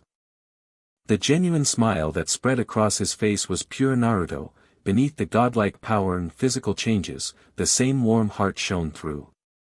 You're amazing, Hinata. Seriously. As they ate, a comfortable silence settled between them. Unlike everyone else who approached Naruto these days, Hinata asked no questions about his powers, demanded no demonstrations, expressed no concerns about what he was becoming. She simply shared a meal with him, occasionally commenting on news from the camp or memories from their academy days. You're not afraid of me, Naruto observed eventually, his tone suggesting this was remarkable. Hinata looked surprised. Why would I be? Everyone else is, even if they try to hide it. I can sense it now, the way their heartbeats change when I enter a room, the subtle shifts in their chakra signatures. Fear, uncertainty, fascination. Sometimes all three. I've never been afraid of you, Naruto-kun, Hinata said softly. Not when everyone thought you were just the Nine Tails, and not now when they think you're something more. And what do you think I am? The question held genuine curiosity. Hinata considered for a moment, her pale eyes studying him with the same careful attention she had always given him, long before others recognized his worth.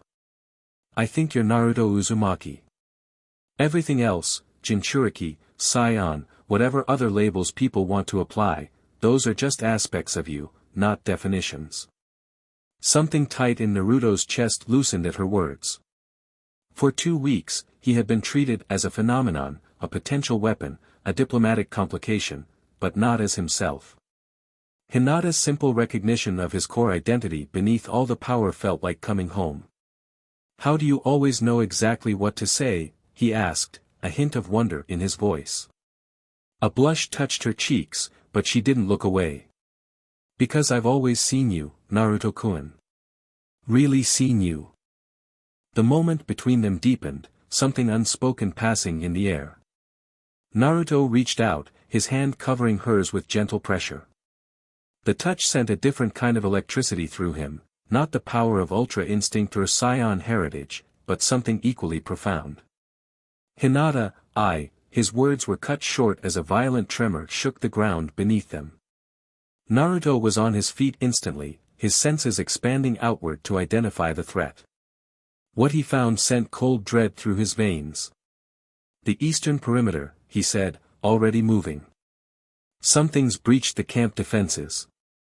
Hinata activated her Byakugan, veins bulging around her eyes as she extended her vision in the direction Naruto indicated. I see it, an attack on the medical division. There's someone moving too fast for me to track clearly. Without hesitation, Naruto grabbed her hand. Hold on. Before she could respond, the world blurred around them as Naruto moved at speeds that defied conventional movement techniques. The barrier seals flared in protest as he passed through them, but could no more stop him than tissue paper could halt a kunai. They arrived at the medical division in seconds, finding a scene of controlled chaos. Medical tents had been toppled, equipment scattered, and several shinobi lay unconscious on the ground. In the center of the destruction stood a young man approximately Naruto's age, with sharp features and midnight black hair that rose in gravity-defying spikes. Most striking were his eyes, coal black but containing flecks of turquoise that seemed to pulse with internal light. He wore simple, functional attire that resembled standard shinobi gear but with unfamiliar modifications, including what looked like weighted bands around his wrists and ankles. There you are, the stranger said, his voice cultured and precise. I was beginning to think I'd need to level the entire camp to get your attention, cousin. Naruto tensed, recognition flaring. Not of the person, they had never met, but of the energy signature. It resonated with his own in a way that felt like looking in a distorted mirror. You're like me, Naruto said, positioning himself protectively in front of Hinata. Scion blood. The young man inclined his head in a gesture that managed to be both respectful and condescending. Sichi Kaito, at your service. Unlike you, I've known what I am since birth. My family has preserved our Scion heritage for 16 generations, keeping the bloodline pure while yours, diluted. You attacked our medical division, Naruto stated, his voice hardening. Why? Sichi gestured dismissively at the unconscious shinobi. Merely clearing the space for our introduction. Don't worry, they're alive, though they'll wake with rather spectacular headaches. His gaze shifted to Hinata. I see you found yourself a human pet. How quaint. Naruto's aura flared, silver blue energy crackling around him. Watch your mouth. Or what? You'll fight me? Sichi's smile widened. I rather hope so. That's why I'm here, after all. By now, the commotion had drawn attention. Allied forces were converging on the area, including Kakashi and several high-ranking jonin. Sichi noted their arrival with apparent amusement. An audience. Perfect. He turned back to Naruto, his casual demeanor shifting to something more intense. I felt your awakening 2 weeks ago. Quite the light show, triggering Ultra Instinct in your first real transformation. Impressive, but ultimately hollow. What are you talking about? Naruto demanded. Sichi's aura began to manifest, not silver like Naruto's partial Ultra Instinct, but a deep, royal blue that seemed to consume the light around it. You stumbled into power that should have taken decades to master. You don't understand what you are, what you're capable of, what you should be. And you do. I've spent my entire life training in the Scion arts, cultivating my ki alongside chakra from the moment I could walk. Sichi's power continued to build, the ground trembling beneath his feet. My family preserved the ancient techniques while yours forgot them. You may have royal blood, Uzumaki, but you're an untrained child playing with forces beyond your comprehension. Kakashi stepped forward, his hand raised in a calming gesture. This doesn't need to escalate. Whatever point you're trying to make, stay out of this, human, Sichi snapped, flaring his aura just enough to create a shockwave that pushed Kakashi and the others back several feet. This is between scions.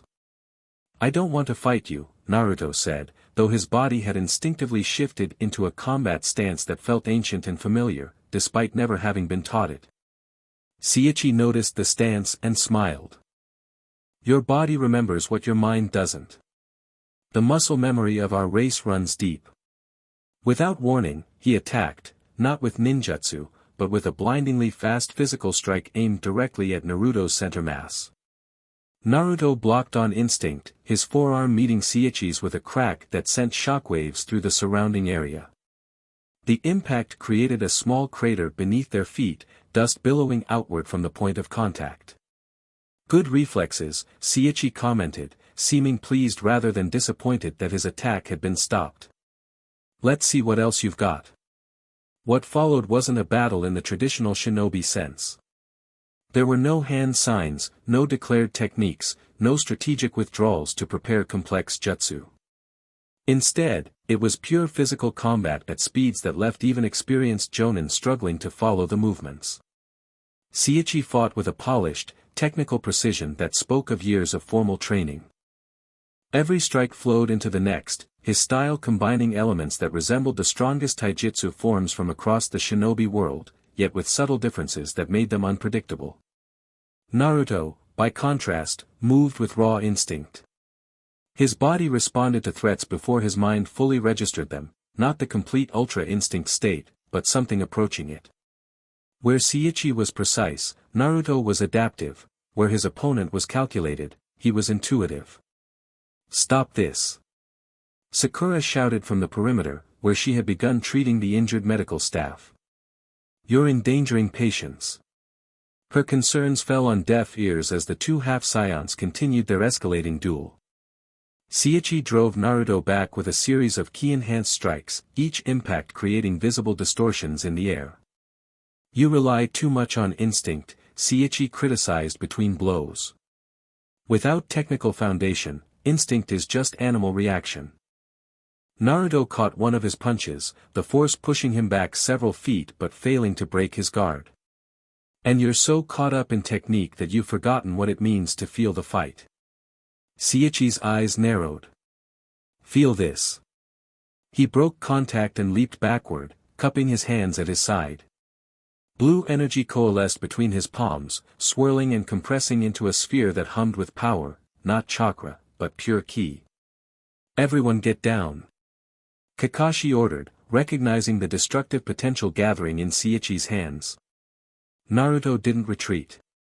Instead, almost by instinct, he mirrored Saichi's stance, his own hands moving to his side as energy, silver blue rather than deep blue, began to form between them. Interesting, Saichi remarked, genuine surprise coloring his voice. You know the Gallic gun technique without being taught. Is that what this is called? Naruto asked, the energy in his hands continuing to build. I just knew. Muscle memory again. But can you control it? Saichi thrust his hands forward. Gallic gun, fire. The beam of concentrated ki erupted from his hands, tearing through the air toward Naruto. Without conscious thought, Naruto pushed his own gathered energy forward to meet it. HAA. The instinctive battle cry escaped his lips as his own beam launched, colliding with Saichi's midair. The resulting energy struggle illuminated the entire camp, two beams of light, one deep blue, one silver blue, pushing against each other in a contest of raw power. The ground beneath them buckled and cracked, debris rising into the air from the sheer force being exerted. Allied shinobi scrambled to evacuate the area and establish containment barriers, though most recognized the futility of such efforts against power of this magnitude.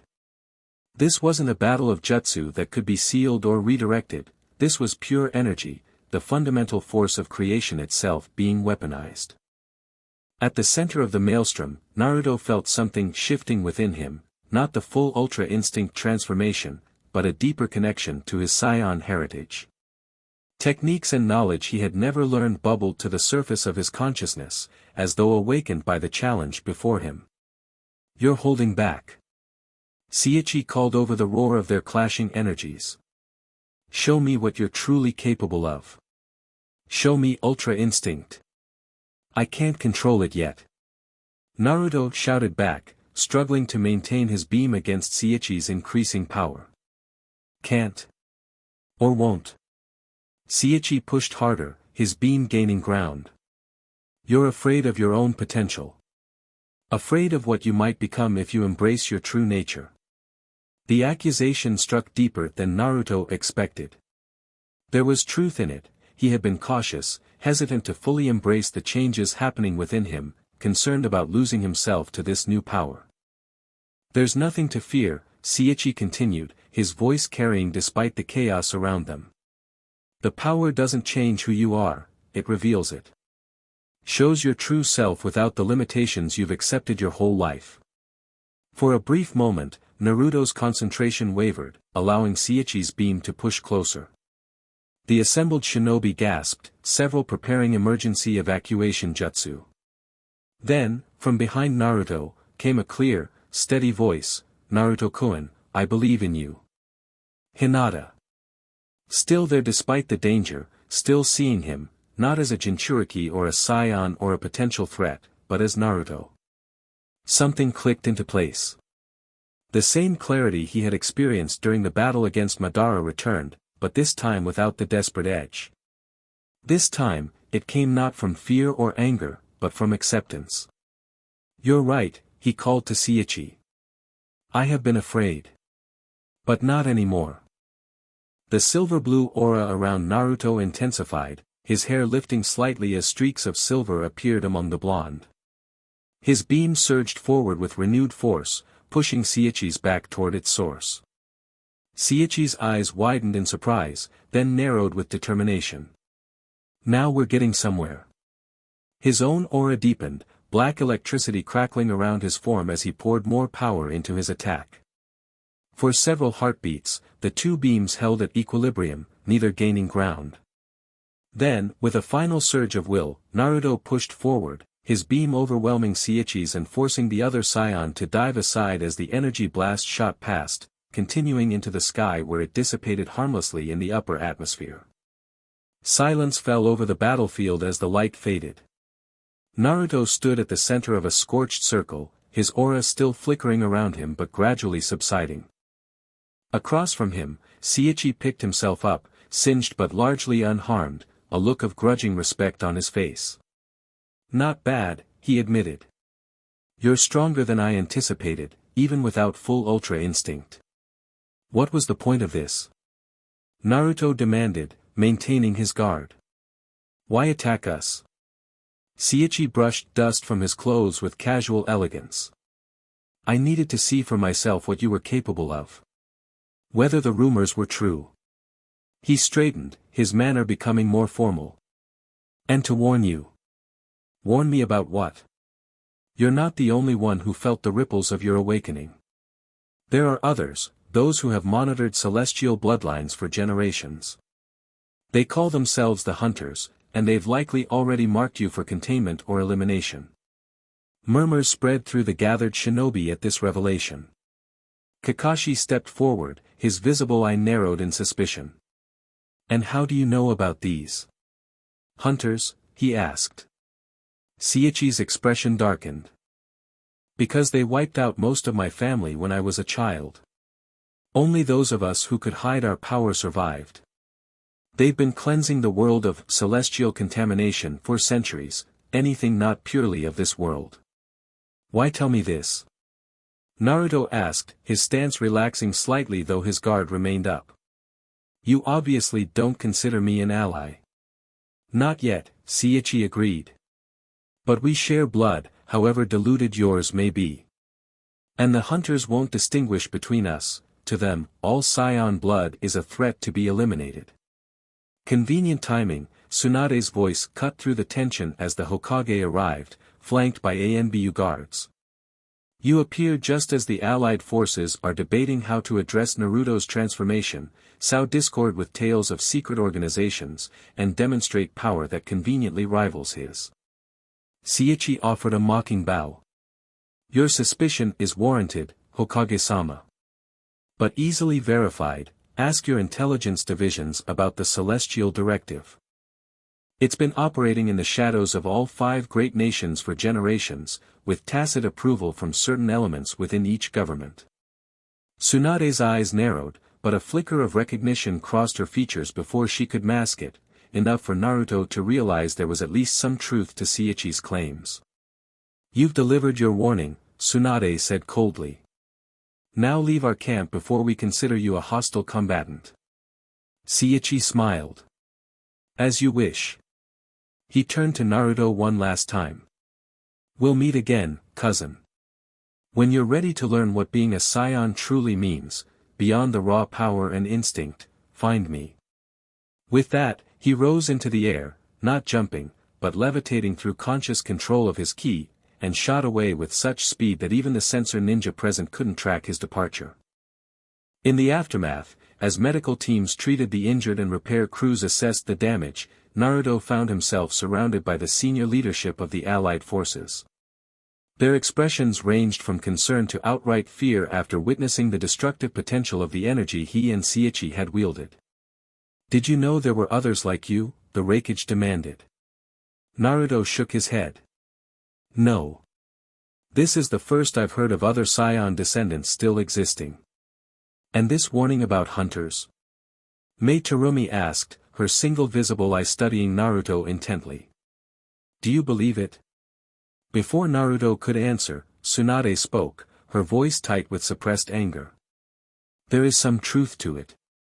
During my time away from the village, I encountered rumors of an organization that tracked and eliminated what they called celestial bloodlines. I dismissed it as paranoia and conspiracy, but there have always been unexplained disappearances," Kakashi finished. "Bloodlines that vanished overnight, individuals with unique abilities who simply ceased to exist. If this organization exists," Gaara said quietly, "and if they target those with extraterrestrial heritage, then Naruto is in danger regardless of our protection."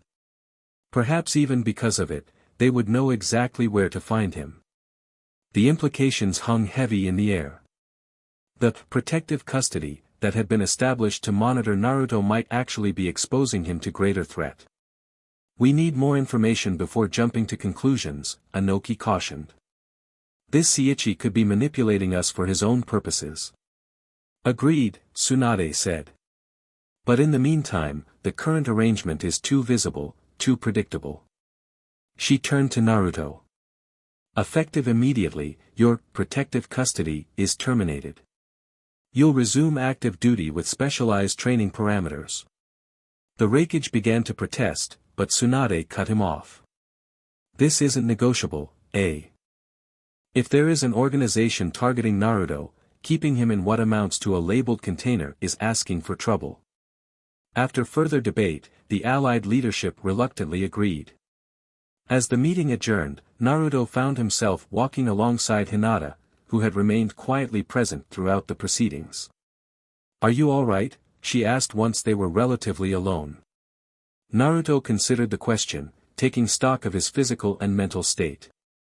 The battle with Sichi had pushed him in ways his training hadn't, forcing him to tap into more of his scion abilities. He felt different. More integrated. "I think so," he answered finally. "Actually, better than all right. Fighting Sichi, as reckless as it was, helped me understand something important." "What's that?" "That this power isn't separate from me.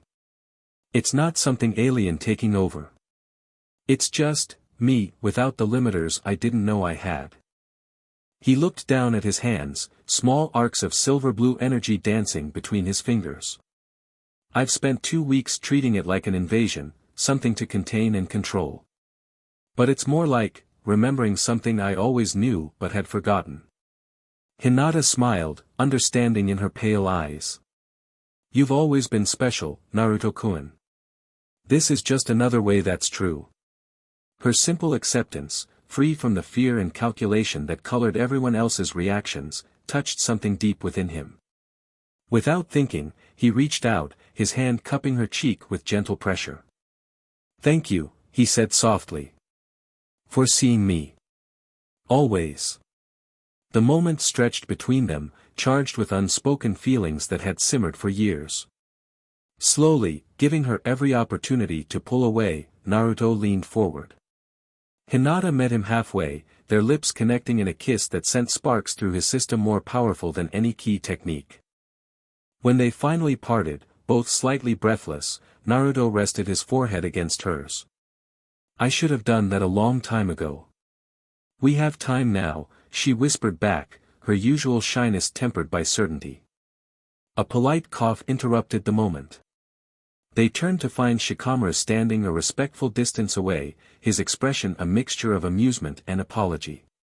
"Sorry to interrupt," the tactical genius said, "but Kakashi-sensei wants you both at the command tent. We're restructuring the training program now that you're out of protective custody." As they walked toward the command center, Naruto felt a sense of purpose crystallizing within him. The encounter with Sichi had been jarring, but necessary, a catalyst forcing him to confront the reality of his changed existence. There were others like him out there. There were threats specifically targeting those with celestial heritage. And there was still Madara, regrouping somewhere, planning his next move. But for the first time since his transformation, Naruto felt truly balanced, not caught between human and scion, but embracing both aspects of himself as complementary rather than conflicting. The ultra-instinct state that had seemed so elusive now felt closer, more accessible, its silver light a promise rather than a mystery. Whatever came next, hunters, Madara, or threats yet unrevealed, he would face them not as a Jinchuriki struggling with alien power, but as Naruto Uzumaki, fully realized at last. Deep beneath the allied forces' camp, in chambers unknown even to the 5 Kage, the 3 figures of the hunter organization reconvened. Their monitoring equipment had captured every moment of the confrontation between Naruto and Sichi, data scrolling across screens as they analyzed the energy signatures, power outputs, and physiological changes. "This complicates matters," the thin man said, fingers twitching nervously. The Kaido boy was supposed to be contained 3 years ago. His reappearance now, in proximity to Uzumaki, cannot be coincidence. No, agreed the shadowed leader. It suggests coordination we hadn't anticipated. Perhaps even a broader awakening among dormant celestial bloodlines. The gray-haired woman studied a particular reading with intense focus. Uzumaki's power signature has stabilized since the confrontation. The integration rate has accelerated by approximately 43%. At this trajectory, full harmony between chakra and ki systems will be achieved within 3 weeks, not 2 months. Then we move now, the leader decided. Before he masters conscious access to Ultra Instinct. Once that happens, conventional containment becomes virtually impossible. The Kaido boy mentioned us by name, the thin man pointed out. Uzumaki will be watchful. Let him watch, the leader replied, activating a communication seal that pulsed with eerie light. Even gods must sleep. And when they do. Throughout the Allied forces camp, dormant agents of the Celestial Directive received the activation signal, shinobi from all 5 nations who had served the Hunter organization for years, their true allegiance unknown to their comrades and commanders. Protocol 3 is authorized, the leader spoke into the seal. Subject Uzumaki to be extracted within 48 hours. All necessary force permitted. The celestial contagion must be contained. As night fell over the Allied forces camp, Naruto Uzumaki slept peacefully for the first time since his transformation, unaware of the web closing around him, a web spun by those who had eliminated celestial bloodlines for generations, who saw his very existence as a threat to the natural order of their world. In his dreams, silver light guided him through unfamiliar landscapes, planets he had never seen, under skies filled with alien stars. And standing beneath those stars, a figure waited, not Sichi, but someone else, someone royal yet familiar, beckoning him toward his destiny. Chapter 3, Shadows of the Past. The dream came again that night, visions of crimson skies over an alien landscape, mountains that defied gravity, and a distant figure beckoning from atop a crystal spire. Ever since his awakening, Naruto's sleep had been haunted by these fragments of memory that weren't his own, yet felt intimately familiar. "Who are you?" he called out to the silhouetted figure, his voice echoing strangely in the dreamscape. The figure remained silent, but this time raised a hand toward the heavens. Naruto followed the gesture upward and gasped, the sky was splitting open, a massive tear forming in reality itself. Through the rift, he could see another world, verdant and blue, threatened by the growing fissure between dimensions. "It's coming," the figure finally spoke, its voice resonating with power. "The veil thins. What was separated must remain so, or both worlds will fall." Naruto woke with a start, silver energy crackling instinctively around his hands as consciousness returned. Early morning light filtered through the tent flap, casting long shadows across the sparse furnishings of his new quarters. After yesterday's confrontation with Sichi, the Allied leadership had relocated him from the monitored containment area to a more secure position near the command center, ostensibly for better protection, though Naruto suspected it was equally about keeping a closer eye on him. He sat up, running a hand through his hair as the dream's details already began to fade. One element remained vivid, however, that tear in reality, and the overwhelming sense of dread it had evoked. Another vision. Kurama's voice rumbled within him, the 9 tails having grown more communicative since their energies had harmonized. "Yeah," Naruto confirmed, moving to splash water on his face from a basin. Same figure, but this time there was something else, a rift between worlds. "Troubling," the fox commented. "Your scion blood seems determined to warn you about something. Perhaps you should pay attention." Before Naruto could respond, a light knock came at the tent pole. "Naruto? Are you decent?" Sakura's voice called. "Yeah, come in." The medical ninja entered, carrying a small kit and clipboard. Despite the early hour, she looked fully alert, her professional demeanor firmly in place. "Morning checkup," she explained, though the daily medical examinations had been Tsunade's idea, a compromise with the other Kage who still wanted Naruto monitored. Right on time, he said with a wry smile.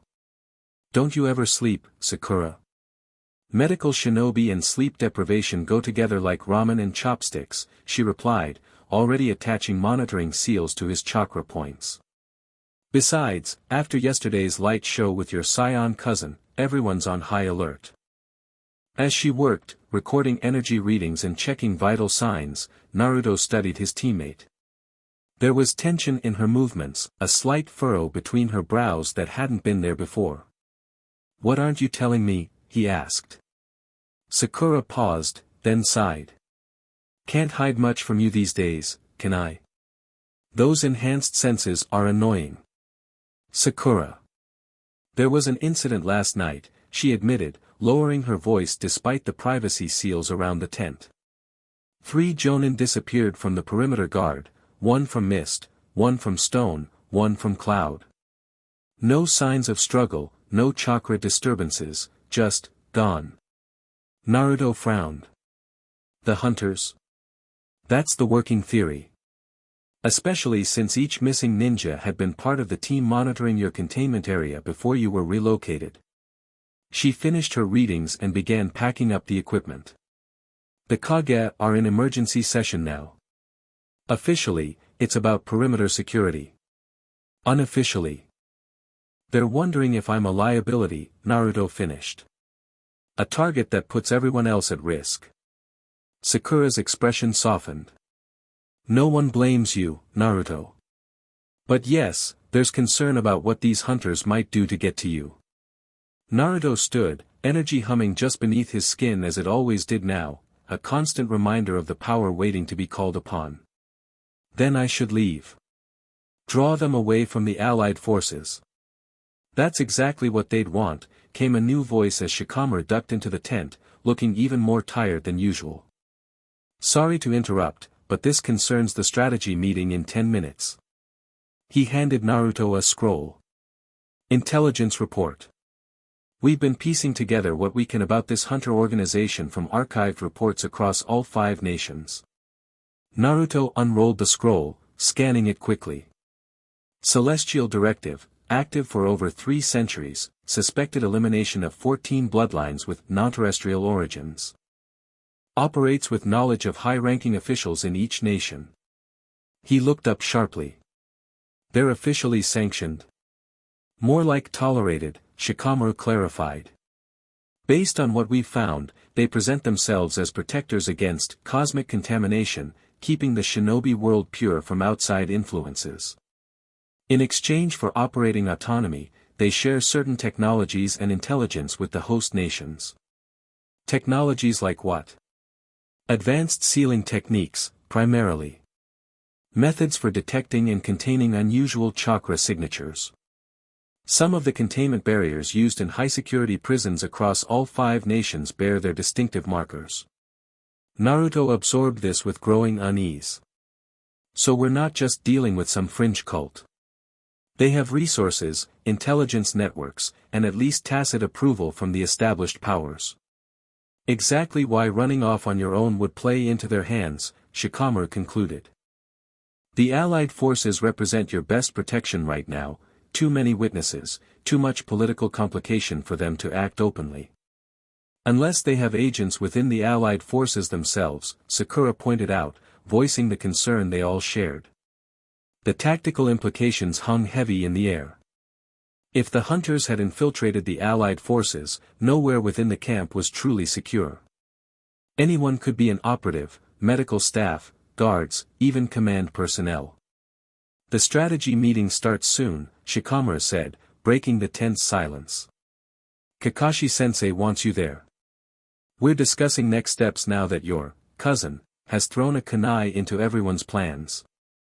As they exited the tent, Naruto noticed the subtle changes in the camp's atmosphere. Shinobi who had fought beside him during the war now watched him with cautious eyes, their casual greetings carrying an undercurrent of uncertainty.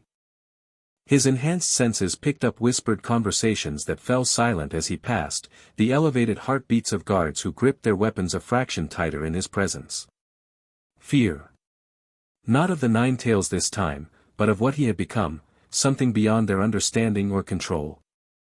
Only a handful of people treated him the same as before. Hinata, whose smile brightened as she joined their group on the path to the command tent. Kakashi, who greeted him with the same lazy wave he'd used since their genin days. And surprisingly, Gaara, who waited outside the command tent with arms folded, his expression impassive but his chakra signature steady and unwavering. "You're late," the Kazekage noted without rancor. "Medical checks," Naruto explained, gesturing to Sakura's kit. "Ah." Gaara's pale eyes studied him for a moment. "I trust you're feeling more integrated today." The question caught Naruto off guard with its perception. "Actually, yes." The fight with Sichi, as destructive as it was, helped clarify some things. "Combat often does," Gaara said with the wisdom of someone who had walked a similar path. "Our true nature reveals itself under pressure." Inside, the command tent buzzed with activity. Maps covered tables, intelligence reports were being collated, and Sensor Ninja monitored a complex array of detection equipment. The 5 Kage had already assembled, along with their most trusted advisors. Tsunade's expression darkened slightly as she saw Naruto enter, not with disapproval, but with concern. "Let's begin," she said, gesturing everyone toward the central table. Kakashi initiated the briefing, summarizing the known facts about the hunters, the implications of Sichi's appearance, and the disappearance of the 3 Jonin overnight. The atmosphere grew increasingly tense as the scope of their situation became clear. "We're facing 3 simultaneous threats," Shikamaru concluded. Madara, who is regrouping somewhere with unknown intentions. The hunters, who specifically target individuals with celestial heritage. And potentially other scion descendants like Sichi, whose allegiances and motivations remain unclear. "The priority must be Madara," the Reikage insisted. "He represents a known threat to all nations, while these hunters have operated for centuries without causing widespread harm. Unless you happen to possess a bloodline they deemed cosmic contamination," Tsunade countered. "How many potential allies and resources have we lost to their purges over the generations?" "That's speculative," Anoki interjected. "What's concrete is that we have Uzumaki, a strategic asset unlike any other, and multiple parties interested in acquiring or neutralizing him. Our immediate concern should be securing that asset." Naruto bristled at being discussed like a weapon rather than a person, but kept his expression neutral. The silver lining was that even the most suspicious Kage now seemed more concerned with protecting him from outside forces than containing him as a threat, a pragmatic if not entirely comforting development. "If I may," he said, drawing all eyes to him. "I think these threats may be more connected than they appear." Kakashi gestured for him to continue. "The dreams I've been having since my transformation, they've become more specific. Last night, I saw a rift forming between worlds, threatening both. And the figure that's been appearing mentioned that what was separated must remain so." The 5 Kage exchanged glances, skepticism evident in some expressions. "You're basing strategic considerations on dreams?" Anoki asked doubtfully. "Not just dreams," Naruto clarified. "Since merging with my scion heritage, I've gained access to memories, I think. Knowledge that wasn't mine but now is. I believe there's a connection between the Otsutsuki clan, the Scion race, and whatever Madara is planning." Gaara nodded slowly. The Sage of 6 Paths was an Otsutsuki. If there's a connection to these scions, then Madara might be pursuing power that relates to both bloodlines, Kakashi finished. Which would explain his interest in Naruto's transformation. "This is all fascinating theorizing," the Reikage said impatiently, "but what practical action does it suggest?" Naruto met his gaze steadily. "There's a place I need to go. A location that's been recurring in these visions, ancient ruins in the land of mountains, near the border with the land of earth." "The Celestial Temple," Anoki murmured, surprising everyone with his recognition. "A forbidden location. My grandfather spoke of it, a place where star people once walked." "You know of it?" Tsunade asked sharply.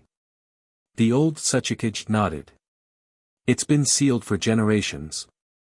Stone ninja patrol the perimeter, but none enter. It was deemed too dangerous after an expedition disappeared there a century ago. That's where I need to go, Naruto said with quiet certainty. Whatever connection exists between the Otsutsuki and the Scions, answers will be there.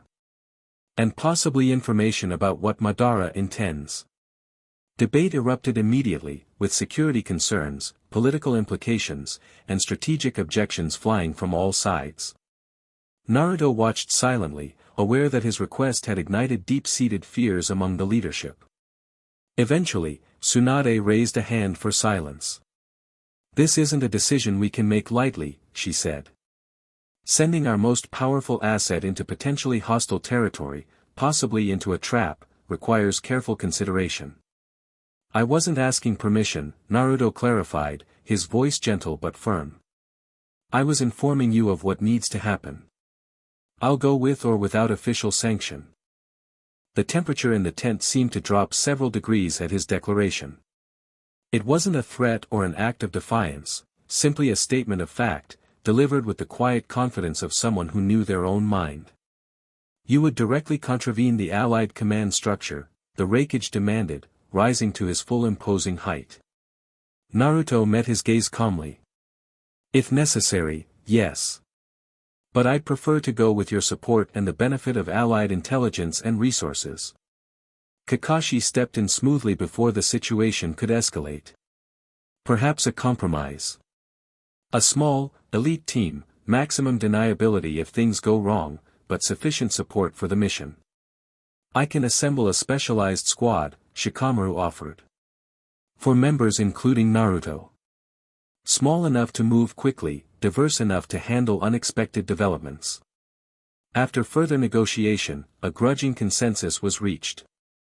Naruto would lead a 4-person team to the Celestial Temple, himself, Hinata, for her Byakugan's ability to penetrate ancient seals, Shikamaru, for tactical analysis, and surprisingly, Gaara, who volunteered himself despite his position as Kazekage. My sand can provide both offense and defense, he stated simply when questioned. And my experience with Shikaku gives me insight into the merger of different energy systems. With the matter settled, at least temporarily, the meeting shifted to other security concerns. As logistics were discussed, Naruto felt a familiar presence approach the tent, a chakra signature he had encountered only yesterday. We have company, he said quietly to Kakashi, who nodded and signaled the guards. Moments later, a commotion erupted outside, followed by a calm, cultured voice, I'm expected. The Uzumaki heir knows I'm here. Naruto stepped outside to find Sichi surrounded by a dozen allied shinobi with weapons drawn. The Saiyan descendant looked completely unperturbed, hands clasped casually behind his back. Stand down, Naruto instructed the guards. I'll handle this. As the shinobi reluctantly created space, Naruto approached his self-proclaimed cousin. Bold move, walking into the Allied headquarters after yesterday's performance. Sichi inclined his head. I thought subtlety might be counterproductive at this point. Especially given what's happening.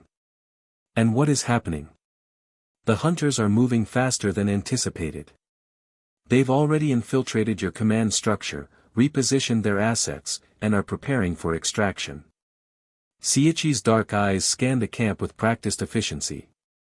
I count at least 7 operatives within visual range right now, that sensor ninja by the communications tent, the 2 guards at the eastern perimeter, the medical assistant sorting supplies.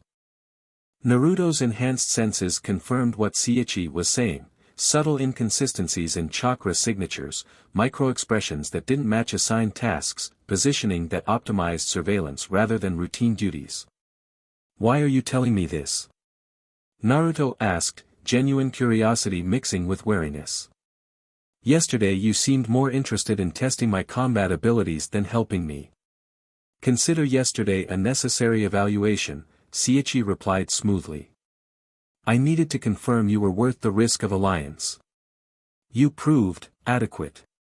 Adequate? Naruto repeated, a hint of his old indignation flaring. A ghost of a smile touched Saichi's lips. For someone with untrained abilities, yes. Your instincts are impressive, your raw power substantial. Your technique, however, remains rudimentary. By now, Tsunade and Kakashi had emerged from the command tent, along with several ANBU guards. Saichi acknowledged them with a respectful nod. Hokage-sama. I apologize for my abrupt arrival, but time is limited. The hunters will move against Uzumaki within 12 hours, possibly sooner. And we should believe you because... Tsunade left the question hanging. Because I've spent my life evading them, Saichi answered simply. I know their methods, their timetables, the signs of imminent extraction. Extraction, Kakashi repeated. An interesting choice of words. Accurate, though. They don't simply kill their targets, they harvest them. Celestial bloodlines contain energy signatures, genetic material, and knowledge too valuable to waste. Saichi's expression darkened momentarily. They maintain facilities where subjects can be kept for years, continuously drained of both information and biological material. The clinical description sent a chill through the assembled shinobi. Naruto's enhanced hearing picked up Hinata's sharp intake of breath from where she stood near the command tent entrance. You mentioned the Celestial Temple earlier, Saichi continued, proving he'd been monitoring the meeting somehow. You're right to seek answers there, but wrong to think the hunters won't anticipate this move. They've maintained surveillance on all known celestial sites for generations. How did you? Shikamaru began, then shook his head. Sensory abilities beyond standard range, I'm guessing. Saichi tapped his ear with a slight smile. Scion hearing. Quite useful. Tsunade's patience visibly thinned. What exactly are you proposing, Kaido? You've delivered warnings and demonstrated impressive abilities, but your own agenda remains conveniently obscure. My agenda is survival, Hokage-sama. Mine and what remains of my kind. Saichi met her skeptical gaze directly. I propose a temporary alliance. I assist Uzumaki in reaching and navigating the Celestial Temple, a location I've studied extensively, and in return, I gain access to whatever knowledge is recovered there. You know what we'll find? Naruto asked. I know it contains records of the original contact between scions and this world. And possibly information about the dimensional covenant that has kept our universes separated for millennia. At the mention of dimensions, Naruto felt a resonance with his recent dream. The rift, he said quietly. You know about it. Saichi's expression became grave. More than no. I've seen evidence that it's already beginning. Small at first, time discrepancies, spatial anomalies, energy fluctuations where the barriers between worlds thin. The implications hung heavy in the air.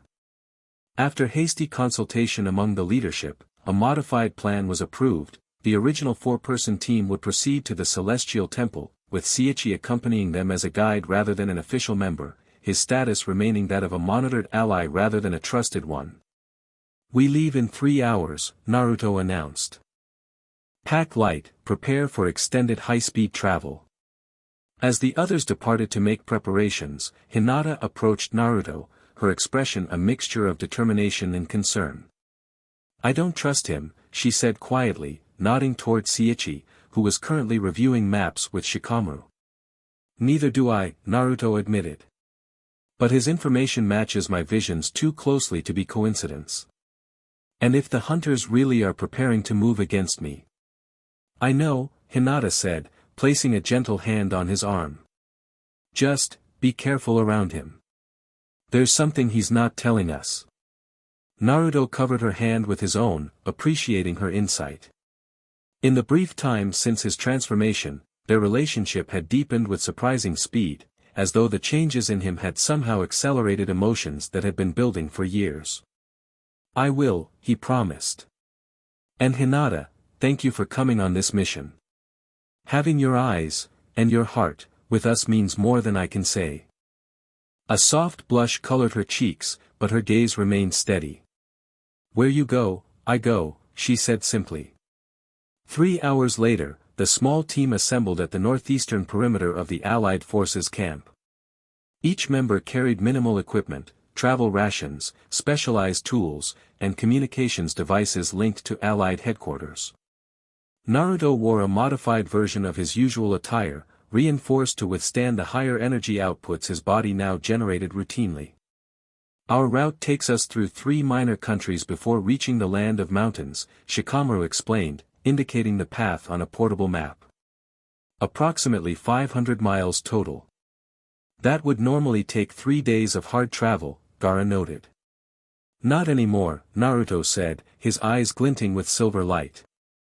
"I can get us there much faster if you're willing to try something new." "Define new," Shikamaru said warily. In answer, Naruto allowed his aura to manifest, a controlled shimmer of silver-blue energy that enveloped his form like a second skin. Scion energy manipulation includes techniques for flight and enhanced movement. "I've been practicing." "You can fly?" Hinata asked, eyes widening. "Not just fly, I can extend my energy field to carry passengers." He looked to Sichi for confirmation. "Right?" The other scion nodded, a hint of approval in his expression.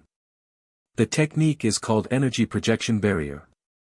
It's typically used for transporting non-key users across hostile environments." "You figured it out without training?" "Not exactly," Naruto admitted. "Kurama helped me work through the theory based on what we observed from your abilities yesterday." "Impressive improvisation," Sichi conceded. "Though I'm curious how your fox friend understands scion energy techniques." "I'm thousands of years old, cub," Kurama's voice emerged from Naruto, audible to all present.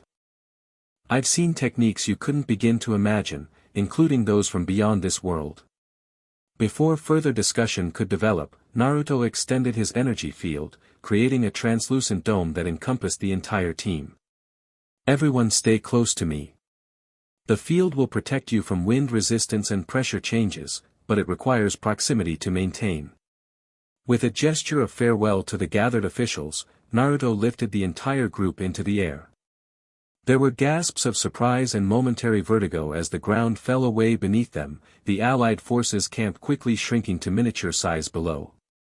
"This is efficient," Gaara commented dryly, his sands swirling nervously around his feet despite his outward calm. "And conspicuous," Shikamaru added, looking down at the landscape racing past as Naruto accelerated. "So much for stealth." "Speed over stealth," Naruto countered. "If the hunters are already moving, we need to reach the temple before they can mobilize forces there." They traveled in this manner for hours, covering distance at a rate that would have been impossible by conventional means. Naruto maintained the energy field with surprising ease, drawing on his enhanced reserves to keep the barrier stable even as they traversed mountain ranges and forests at speeds that turned the landscape into a green-brown blur below. As dusk approached, Naruto finally brought them down in a secluded valley, the distant peaks of the land of mountains visible on the horizon. "We'll rest here for a few hours," he decided, releasing the energy field. "I could continue, but everyone needs to eat and recover." "The temple is less than 60 miles ahead," Sichi informed them, gesturing toward the jagged mountains.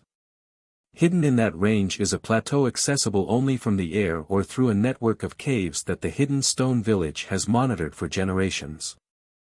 As they established a minimal camp, no fire, cold rations only, Naruto observed the group dynamics with interest.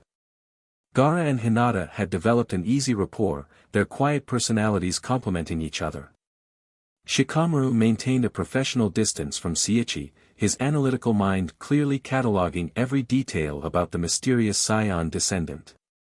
Sichi, for his part, remained aloof yet attentive, his dark eyes constantly scanning their surroundings with the practiced vigilance of someone accustomed to being hunted. When Naruto approached him at the camp's edge, he acknowledged the Jinchuriki with a slight nod. "Your control is improving," Sichi noted. Maintaining an energy projection barrier for multiple people over that distance would challenge even a trained scion warrior. "It felt natural," Naruto admitted.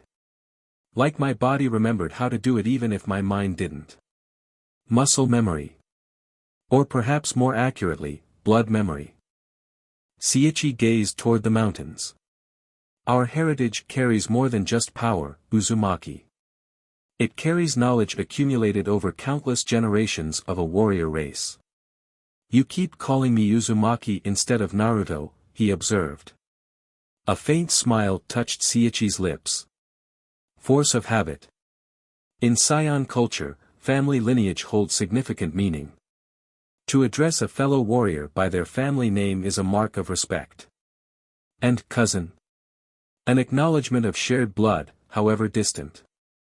Though in truth, our connection may be closer than you realize. Before Naruto could question this cryptic statement, Hinata approached with 2 containers of water. She offered one to each of them, her expression carefully neutral as she regarded Sichi. Thank you, the scion said with formal courtesy. Your Byakugan will be invaluable within the temple. The ancient seals respond to visual recognition techniques. Hinata's surprise at his knowledge of her abilities was evident. How do you know so much about a place that's been sealed for generations? My family maintained records passed down from the original Saiyan arrivals, Sichi explained. Including detailed accounts of the celestial sites they established on this world. The temple we seek was a nexus point, a place where the barriers between dimensions could be monitored and maintained. Maintained? Naruto questioned. You make it sound like these barriers need active management. They do, or did, until the caretakers vanished. Sichi's expression darkened. The dimensional boundaries between our world and yours aren't natural formations. They were created deliberately, to prevent catastrophic interference between realities that operate on fundamentally different principles. This information resonated with Naruto's dreams, the figure warning about separation, the visual of reality tearing open. And these barriers are failing now? Weakening, Sichi corrected. The process began decades ago but has accelerated recently. Your transformation may have been both a response to that weakening and a catalyst for further deterioration. Hinata's brow furrowed in concern. If these dimensions weren't meant to interact, then what happens if the barriers fail completely? Imagine 2 oceans separated by a dam, Sichi said quietly. Each with different chemical compositions, different creatures, different currents. What happens when that dam breaks isn't simply mixing, it's potentially annihilation for ecosystems that evolved separately. The gravity of his words settled over them as night fell. Eventually, they established a watch rotation, though both Naruto and Sichi required significantly less sleep than the others, a benefit of their enhanced physiology. As the others rested, the 2 Scion descendants found themselves sharing the first watch. You should know, Sichi said after a period of silence, that the temple will affect you. Physically and mentally. Naruto looked at him sharply. What do you mean? Celestial sites resonate with compatible bloodlines. The closer we get, the stronger that resonance will become, memories that aren't yours, instincts more pronounced than you're accustomed to, perhaps even physical manifestations of Scion traits that have remained dormant. Like what? Sichi hesitated, then asked, have you ever noticed a sensitivity at the base of your spine? A phantom limb sensation, particularly under emotional stress or during full moons. Naruto's eyes widened. Throughout his childhood, he had occasionally experienced exactly that, a strange pressure or tingling where no injury or cause could be found. He had always attributed it to the Nine-Tails' influence. A tail, he realized. Scions have tails. Sichi nodded. The most visible marker of our race. Mine was removed when I was an infant to help conceal my heritage, as was standard practice for those of us born after the hunter purges began in earnest. But the genetic template remains. In proximity to celestial energy sources, dormant Scion traits can resurface. Is that why you warned me? You think my tail might grow back? That's one possibility. More concerning is the psychological impact. Pure-blooded scions were a conquest-oriented species, Naruto. Aggressive, territorial, driven by combat instinct. Those traits have been diluted through generations of integration with humans, but they remain part of our inheritance. The implications were troubling. You're saying I might become more violent? Not necessarily violent. But more aligned with traditional scion values, strength above all, the thrill of battle, dominance as virtue. Sichi's expression was unusually solemn. Your human socialization and the tempering influence of your Jinchuriki status may provide buffers, but you should be prepared for unfamiliar impulses. Naruto absorbed this warning thoughtfully. Since his transformation, he had indeed noticed subtle shifts in his personality, increased confidence bordering on pride, a deeper satisfaction in physical challenges, moments of territorial thinking that hadn't characterized him before.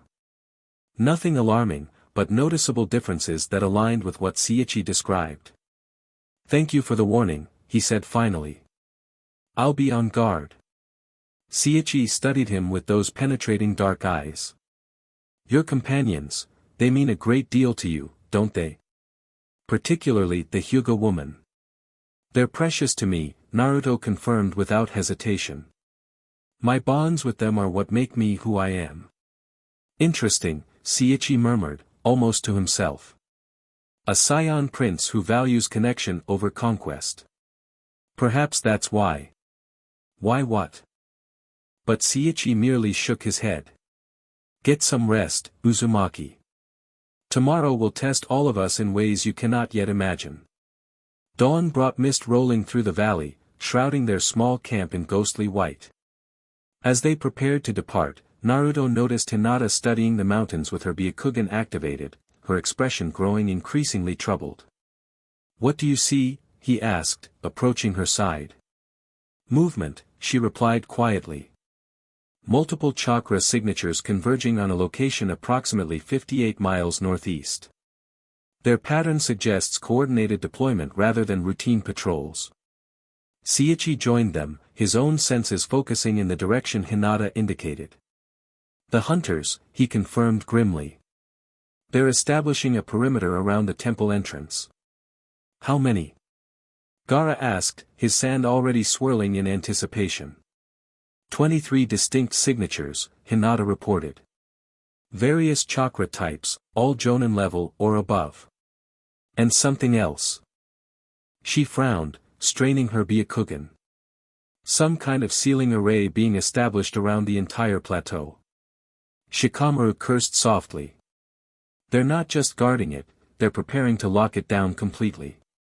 "We need to move," Naruto decided. Now. With greater urgency than before, he re-established the energy field around the group and launched them toward the mountains. This time, there was no attempt at concealment, speed was their only advantage against the force already assembling at their destination. As they approached the mountain range, the landscape below changed from forested slopes to increasingly barren rock formations. Strange geometric patterns became visible, too precise to be natural, too weathered to be recent human construction. The ancients called this the convergence zone, Sichi explained as they flew.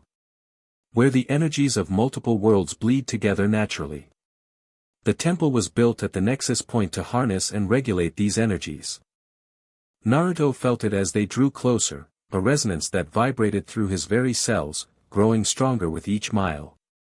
His senses sharpened beyond their already enhanced state, and with them came a flood of impressions, scents he couldn't identify, sounds beyond normal range, colors and spectrums he had never perceived before. More disconcerting were the emotional changes, a growing sense of anticipation that bordered on aggression, a heightened awareness of the power dynamics within their small group, an almost primal urge to assert dominance over the territory they approached. "Naruto?" Hinata's concerned voice broke through his thoughts. "Your eyes." He caught his reflection in her worried gaze. His normally blue irises were shifting between their usual color and a deeper turquoise, similar to the changes that occurred during scion transformations. "It's starting," Sichi noted calmly. "The resonance effect. Focus on your human connections, Uzumaki." They'll help you maintain equilibrium. Naruto nodded, consciously turning his attention to Hinata's steadying presence, to Gaara's quiet strength, to Shikamaru's analytical calm. The foreign impulses receded slightly, though they remained present at the edges of his awareness.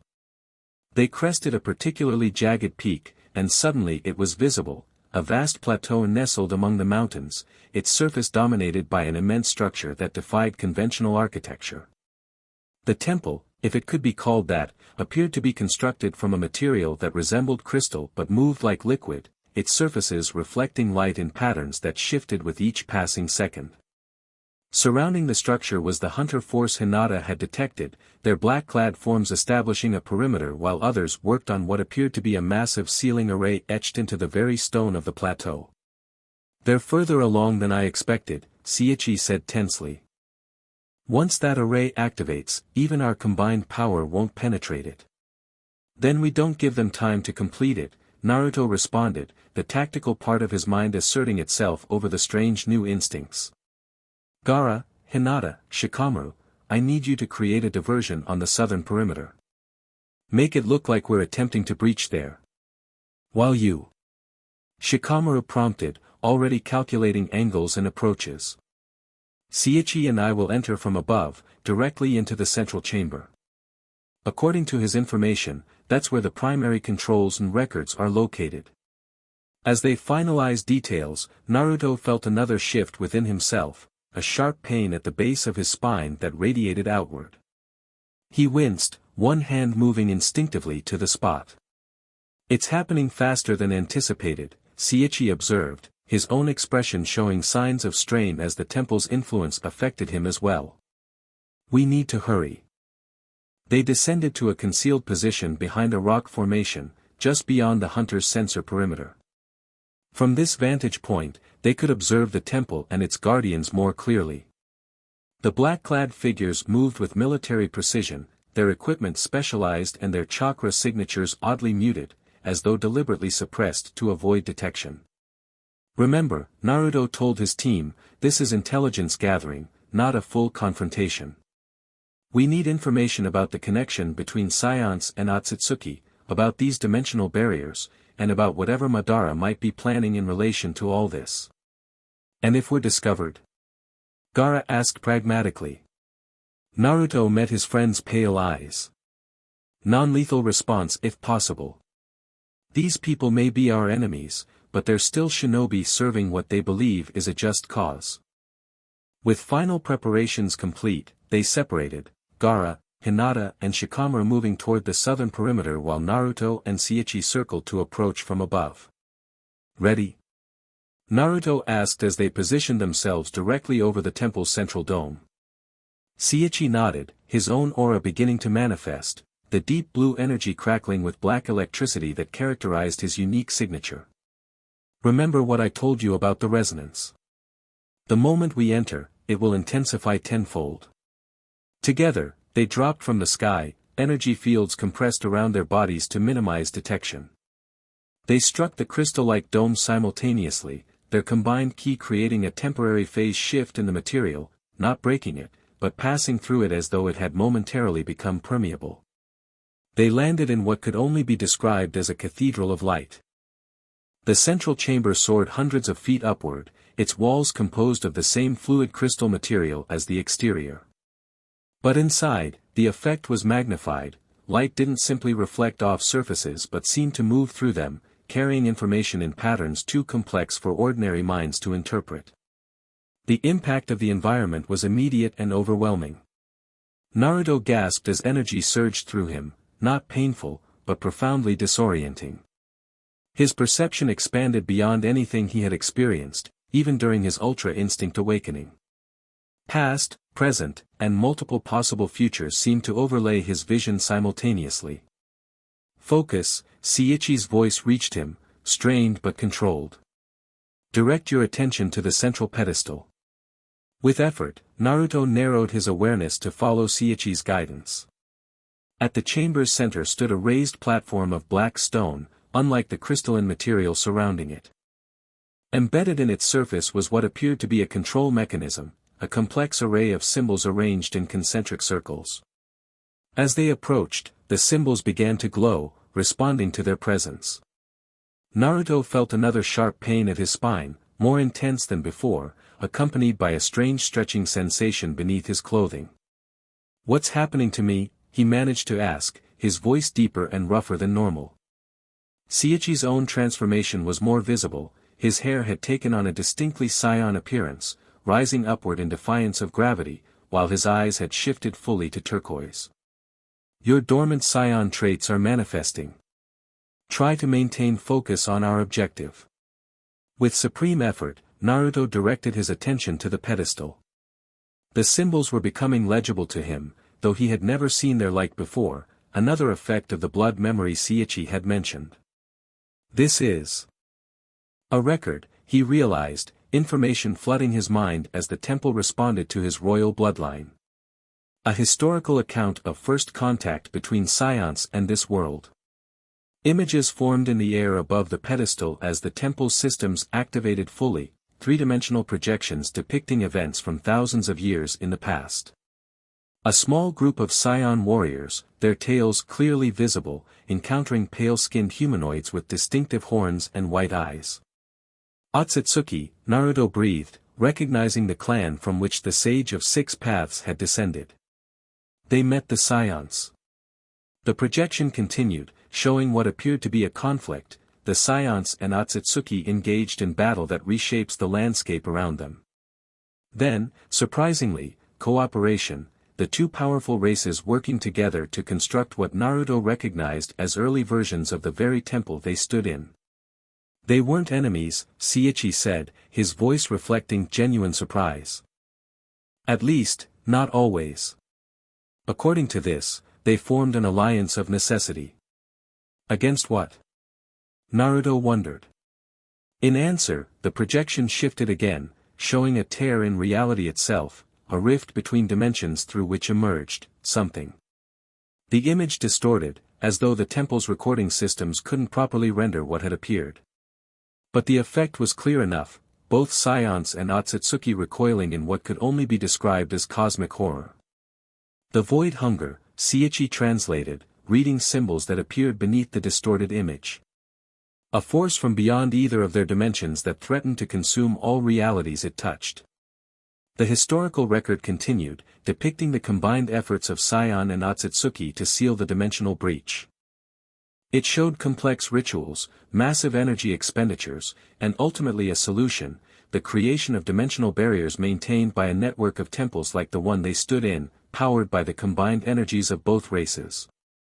The covenant, Naruto realized, pieces clicking into place. That's what my dreams were showing me. The agreement between Scions and Otsutsuki to maintain separation between dimensions to prevent this void hunger from returning. Sichi nodded grimly. And according to this, the barriers have been weakening since the Otsutsuki largely abandoned this dimension centuries ago. Without their chakra to balance Scion ki in the maintenance rituals, the entire system has been slowly failing. But why would Madara, Naruto began, then stopped as a new understanding dawned. He doesn't know. He's pursuing Otsutsuki power without understanding its connection to the dimensional barriers. Or worse, Sichi suggested, he knows exactly what he's doing and believes he can control whatever comes through the breach. Their analysis was interrupted by a distant explosion, the diversion team engaging the hunter perimeter as planned.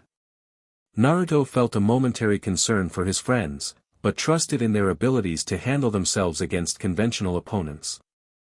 "We need to copy this information," he said, returning focus to the pedestal. "Is there a way to?" He broke off as pain lanced through him again, this time accompanied by a tearing sensation in his clothing. Looking down, he was shocked to see a golden-furred tail emerging from the base of his spine, writhing with newfound life as though it had always been there, merely hidden. "Ah, right on schedule," Sichi noted, his own tail, midnight black like his hair, already visible and moving with practiced control. "Don't fight it. The tail is a natural part of your physiology." Naruto stared at the appendage, feeling the strange dual sensation of having a new limb yet recognizing it as fundamentally his own. The tail responded to his thoughts, curling and uncurling as he experimentally directed it. This is bizarre, he managed, trying to accommodate this dramatic physical change while maintaining focus on their mission. Focus on the records, Sichi reminded him. Your Uzumaki blood should allow you to create a sealing scroll capable of copying the information. Naruto nodded, drawing on his inherited knowledge of Fuinjutsu to prepare a special scroll designed to capture and preserve the temple's records. As he worked, however, he became aware of a subtle shift in Seichi's demeanor, a tensing of muscles, a change in breathing pattern that his enhanced senses detected instantly. You knew more about this place than you admitted, Naruto said without looking up from his work. You've been here before. Seichi paused, then chuckled softly. Very perceptive. Yes, I've visited this temple twice before, though never accessed its inner systems as we're doing now. My bloodline isn't royal enough to activate the primary controls. Which is why you needed me, Naruto concluded. Not just as muscle against the hunters, but as a key. A crude simplification, but essentially correct. Seichi moved to the opposite side of the pedestal, his fingers tracing symbols with practiced familiarity. My family has monitored the deterioration of the dimensional barriers for generations, but we've been unable to access the restoration protocols without royal blood. Naruto's instincts, both human and scion, warned of half-truths in Seichi's explanation. And what exactly are you hoping to restore? Before Seichi could answer, the temple shuddered violently. Alert systems activated throughout the chamber, symbols flashing urgent warnings across the crystalline walls. The hunters, Seichi growled, his aura flaring in response to the threat. They've completed enough of the sealing array to begin isolation procedures. Naruto extended his senses outward, locating his friends through the confusion. They were still engaging hunter forces at the perimeter, apparently unaware of the new development. More concerning was what he sensed at the edges of the plateau, additional hunter forces arriving, including specialists carrying equipment he didn't recognize but which radiated ominous purpose. We need to warn the others and get out of here, he decided, securing the sealing scroll that now contained copies of the temple's critical records. Seichi's expression darkened. We can't leave yet. The restoration protocol needs to be activated, or the dimensional barriers will continue to deteriorate. We have the information now. We can analyze it and return with proper preparation. There isn't time. Seichi pointed to a countdown sequence that had appeared among the warning symbols. The hunters aren't just sealing the temple, they're preparing to destroy it. Standard procedure when they can't secure a celestial site against powerful intruders. Another tremor shook the structure, more violent than the first. Cracks appeared in the crystalline walls, dark energy seeping through like blood from a wound. That's not from the hunters, Naruto realized with growing dread. The dimensional barrier is failing right here, right now. Seichi nodded grimly. The temple is a nexus point, where the barriers are thinnest. Our presence, 2 active scion energy signatures plus your partial ultra instinct, has accelerated the deterioration. How do we stop it? The restoration protocol requires a massive energy input from compatible bloodlines. Seichi moved to a secondary control panel that had emerged from the floor. Specifically, Royal Scion Ki and Otsutsuki Chakra, working in tandem. Naruto's eyes widened in understanding. The 9 tails. Kurama's chakra descended from the Sage of 6 Paths, who was half Otsutsuki. Precisely. Between your scion heritage and your tailed beast, you possess both energy signatures needed to reinitiate the barrier. It made a terrible kind of sense. Naruto approached the secondary panel, where a receptacle clearly designed for focused energy input had appeared. What do I need to do? Channel both energies simultaneously into the system, Scion Ki through your right hand, tailed beast chakra through your left. Seichi positioned himself at another panel. I'll modulate the flow to prevent overload. As Naruto prepared to implement this plan, another realization struck him, one that sent warning signals through every instinct he possessed. You planned this from the beginning. The confrontation at the Allied camp, the warnings about the hunters, all of it to get me here at this specific moment. Sichi didn't deny it. Would you have believed me if I'd simply approached you with the full truth? That your unique combination of bloodlines represents the only hope of preventing multidimensional collapse? You should have tried honesty, Naruto countered, even as he placed his hands on the energy receptacles. I tend to respond well to people in genuine need. Noted for future reference, Sichi replied with a hint of his usual arrogance. Now focus. This will require precise control of both energy systems. Naruto closed his eyes, reaching inward to where Kurama's presence resided. I need your help, he told the Nine Tails. Both our worlds depend on it. The fox's consciousness stirred, immediately grasping the situation through their shared senses. So that's what this has been about, Kurama rumbled. The visions, the transformation, all preparing you for this moment. Will you help? Do I have a choice? If these dimensions collapse, we all cease to exist. Despite the gruff response, Naruto felt the Ninetales chakra flow willingly into his left arm. Simultaneously, he channeled his scion ki, now much easier to access thanks to the temple's resonance effect and his manifested tail, through his right arm. The two energies poured into the temple systems, which hummed with increasing power. The effect was immediate and dramatic.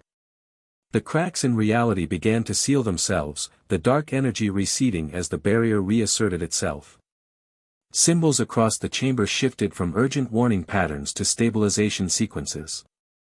It's working, Sichi confirmed, his hands moving across his control panel with practiced efficiency. Barrier integrity increasing. Dimensional separation reasserting. Naruto maintained the dual energy flow, feeling the strain as both systems were taxed simultaneously. It was unlike any technique he had ever performed, not simply expending energy, but having it actively drawn from him by the temple's ancient mechanisms, refined and redirected to repair cosmic damage. As the process continued, however, he became aware of a discrepancy. The energy flow pattern didn't match what the historical records had shown for barrier restoration. Instead, it seemed to be changing the barrier's fundamental structure. What are you doing? He demanded, suspicion flaring. This isn't just repairing the barrier. Sichi's expression remained focused on his controls. I'm improving it. The original design was flawed, too dependent on regular maintenance from two races that no longer cooperate. My modifications will create a more sustainable system.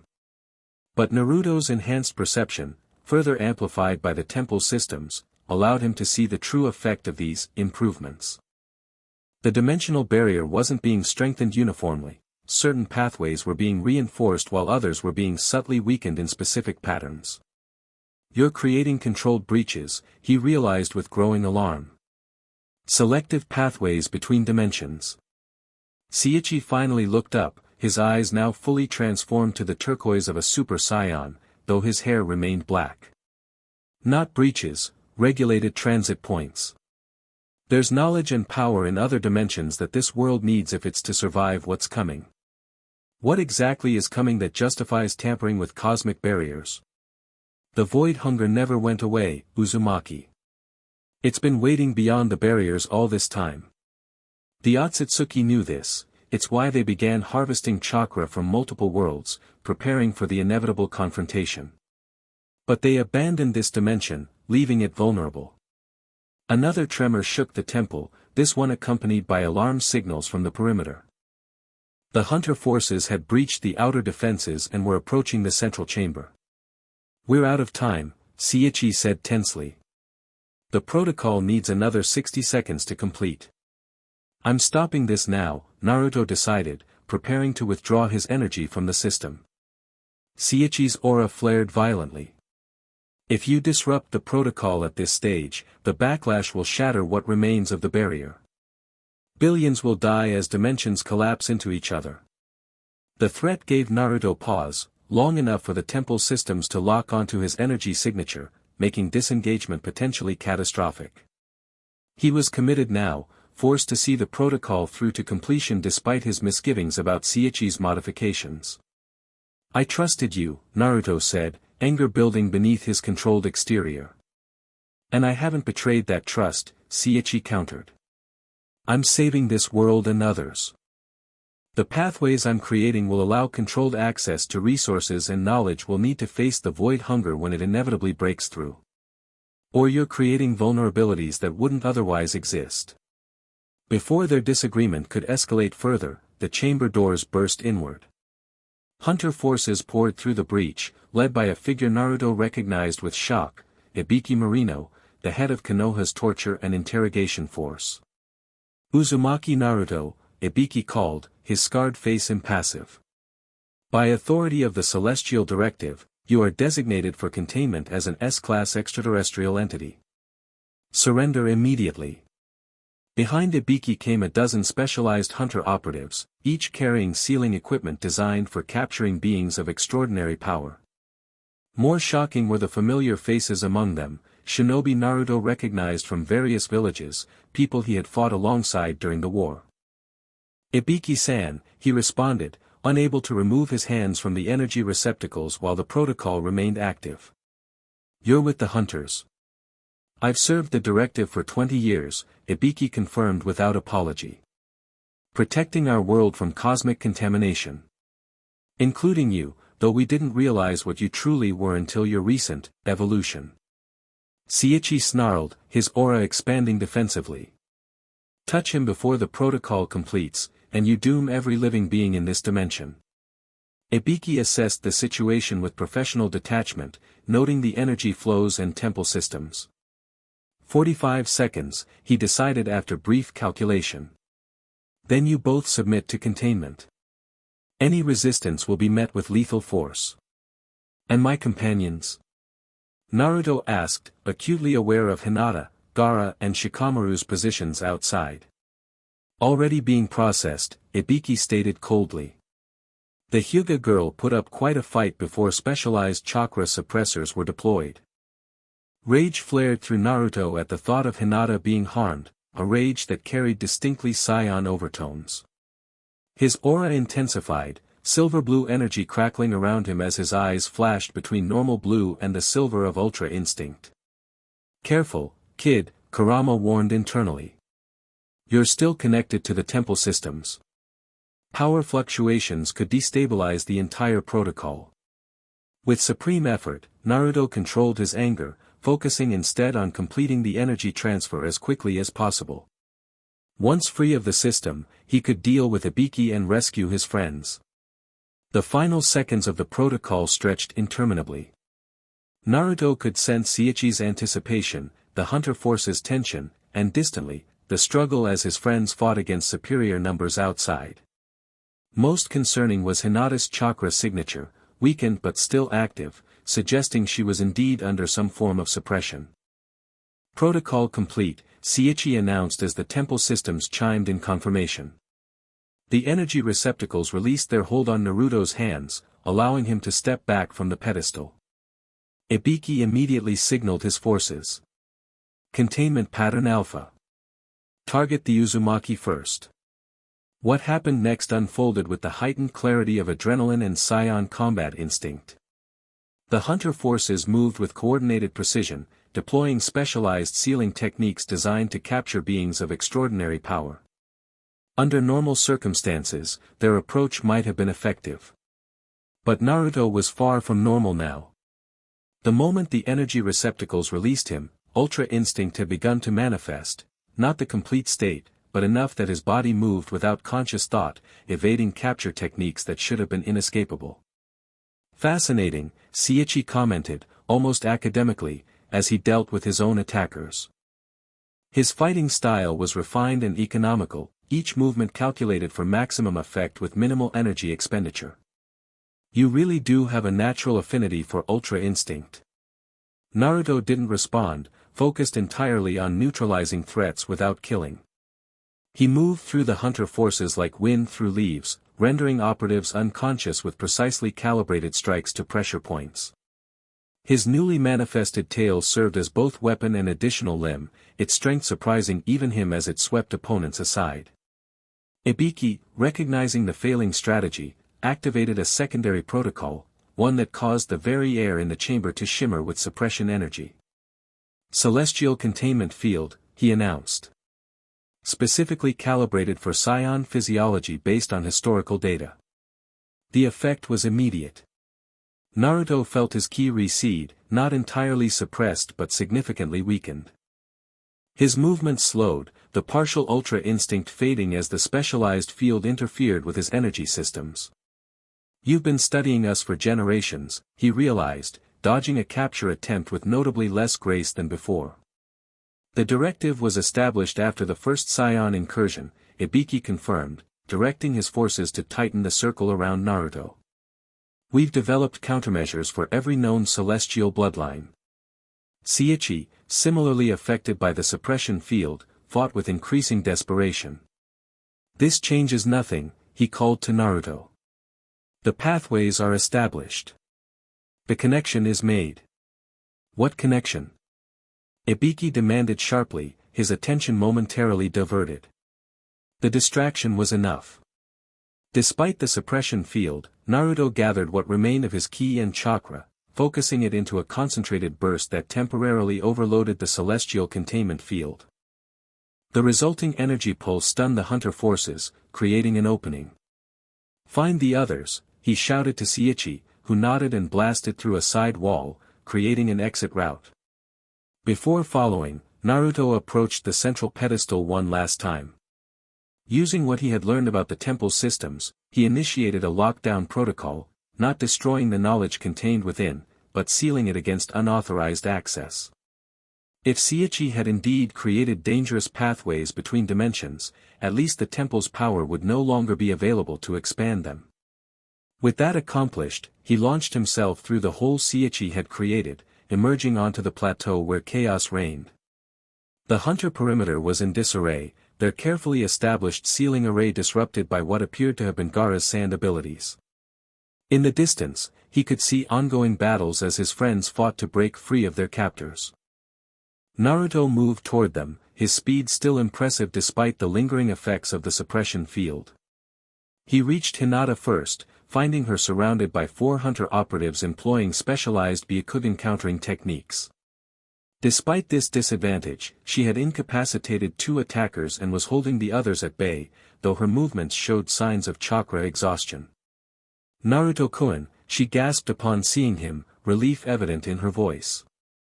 Your tail, later, he promised, dispatching her remaining opponents with quick, non-lethal strikes. Are you hurt?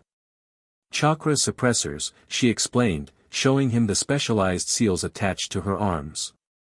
They're designed to target dojutsu users specifically. Naruto carefully removed the seals, allowing her chakra to begin flowing normally again. Can you locate Shikamaru and Gaara? Activating her Byakugan, Hinata scanned the plateau.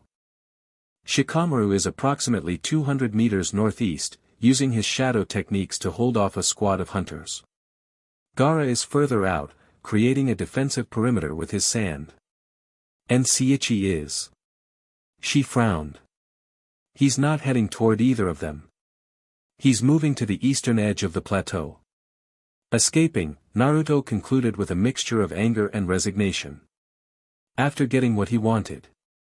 Together, they moved to assist Shikamaru, who had cleverly used the plateau's shadow patterns to enhance his techniques despite specialized countermeasures deployed against him. With Naruto's arrival, the remaining hunters retreated, regrouping with their main force. What happened in there? Shikamaru demanded as they headed toward Gaara's position. The entire temple lit up like a beacon, then started emitting energy patterns unlike anything I've ever seen. Sichi had his own agenda, Naruto explained quickly. He used me to modify the dimensional barriers, creating controlled pathways between worlds. For what purpose?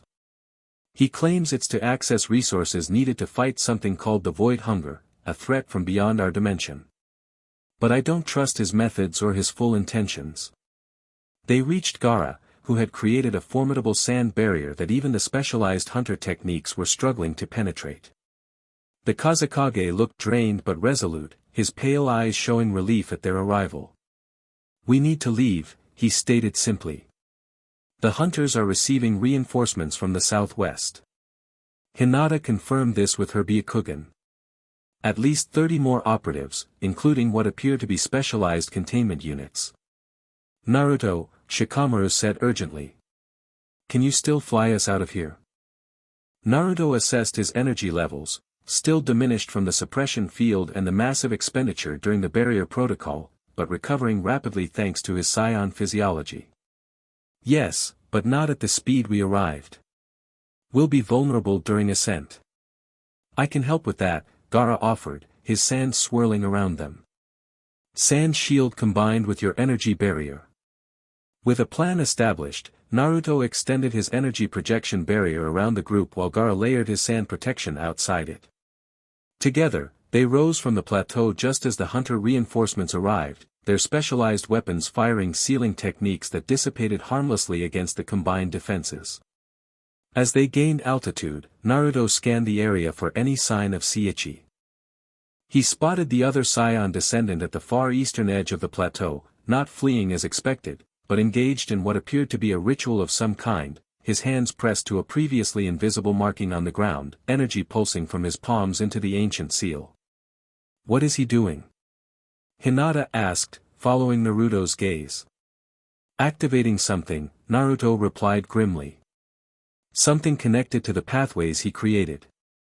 Before they could investigate further, a massive energy surge erupted from Sichi's position, a pillar of blue-black power that shot skyward, tearing through clouds and continuing beyond visible range.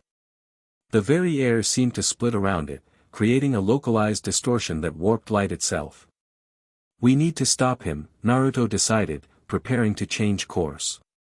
No, Gaara countered firmly. Our priority must be securing the information you obtained and returning to Allied headquarters. Whatever Sichi has initiated, confronting him now would be playing into the hunter's hands. The logic was sound, though it grated against Naruto's scion instincts to leave a potential threat unaddressed. With reluctance, he maintained their course away from the temple, accelerating as his energy continued to recover. Behind them, the energy pillar collapsed inward, leaving a faint distortion in the air where it had been, a barely perceptible thinning of reality, like heat waves over desert sand. Whatever Sichi had done was complete, its full consequences yet to be revealed. As they put distance between themselves and the hunter forces, Naruto had time to process what had occurred in the temple chamber. The historical connection between scions and Otsutsuki. The dimensional barriers created to protect against the void hunger. Sichi's manipulation of those barriers for his own purposes. And most immediately concerning, Hibiki's revelation that the hunter organization had infiltrated all 5 great nations at the highest levels. No one is going to believe this, Shikamaru said, echoing Naruto's thoughts. A cosmic threat beyond dimensions, ancient alien alliances, and a secret organization embedded in our own power structures. They'll believe it, Naruto responded with quiet certainty. Because we have proof. He patted the sealing scroll containing the temple's records. And because what's happening won't stay hidden for long. What do you mean? Hinata asked. Whatever Sichi activated back there, it was just the beginning. He created pathways between dimensions, and now he's opened at least one of them. Naruto's expression grew troubled. Things are going to start coming through. What kinds of things? Gaara inquired, his usual calm slightly shaken by the implications. Naruto shook his head. I don't know. But based on the temple records, nothing good comes from unregulated dimensional crossings. As they continued their flight back toward Allied territory, Naruto found his thoughts turning to Madara. The legendary Uchiha had vanished after their confrontation during the war, presumably to gather power for his next move. If he learned about these dimensional pathways, or worse, if he already knew about them and had been working toward the same goal, the threat he posed would increase exponentially. We need to inform the 5 Kage immediately, he decided.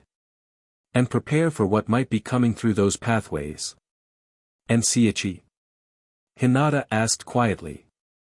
Naruto's newly manifested tail twitched with agitation, an unconscious expression of his conflicted feelings.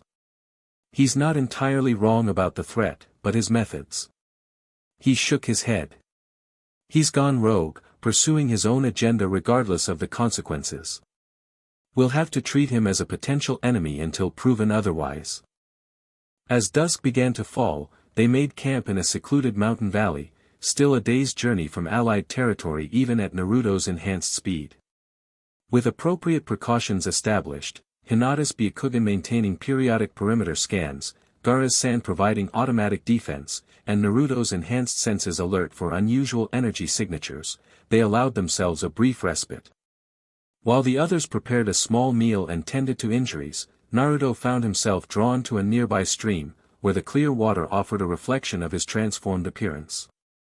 The golden tail curled questioningly behind him, responding to his curiosity as he studied it. "It suits you," came Hinata's soft voice as she approached, carrying a first aid kit. "Though it will take some getting used to." Naruto smiled ruefully. Imagine explaining this to Konoha. "Don't worry, everyone, the whisker marks were just the beginning." Her gentle laughter eased some of the tension he'd been carrying. She knelt beside him, examining a wound on his arm that had already begun healing at accelerated speed. "Does it feel strange?" she asked, nodding toward the tail. "Not as strange as it should," he admitted. "It feels right. Like a part of me that was missing has finally returned."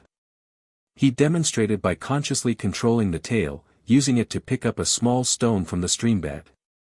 "The fine motor control is surprising. And the strength, it's like having an extra arm." Hinata watched with fascination. "Will it stay after we leave the temple's influence?" "I think so." Sichi suggested the temple didn't create new traits so much as awaken dormant ones. Once expressed, they don't simply disappear. They sat in comfortable silence for a moment, the events of the day settling around them like the evening mist gathering in the valley. Finally, Hinata asked the question that had clearly been weighing on her. "Are you afraid? Of what's happening to you? Of what's coming?" Naruto considered this seriously, looking inward to examine his own feelings. The scion aspects of his nature pushed toward confidence bordering on arrogance, while his human socialization counseled caution. The truth, he decided, lay somewhere between. "I'm concerned," he answered honestly. "Not afraid for myself, but for what these changes mean for everyone else. The barriers between dimensions are weakening. Madara is still out there, potentially seeking the same power Sichi is accessing. The hunters will continue targeting anyone with celestial heritage." He sighed, running a hand through his hair. "And I'm still trying to understand what I am now, not fully human, not fully scion, something unique with powers I'm still discovering." Hinata reached out, her hand finding his with gentle pressure. "Whatever you are, Naruto-kun, your heart remains the same. That's what matters." He squeezed her hand gratefully, drawing strength from her unwavering faith in him. "Thank you for seeing that. For seeing me." Their moment of connection was interrupted by Shikamaru's approach, his expression grave.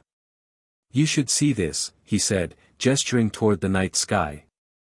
Looking up, Naruto immediately understood his concern.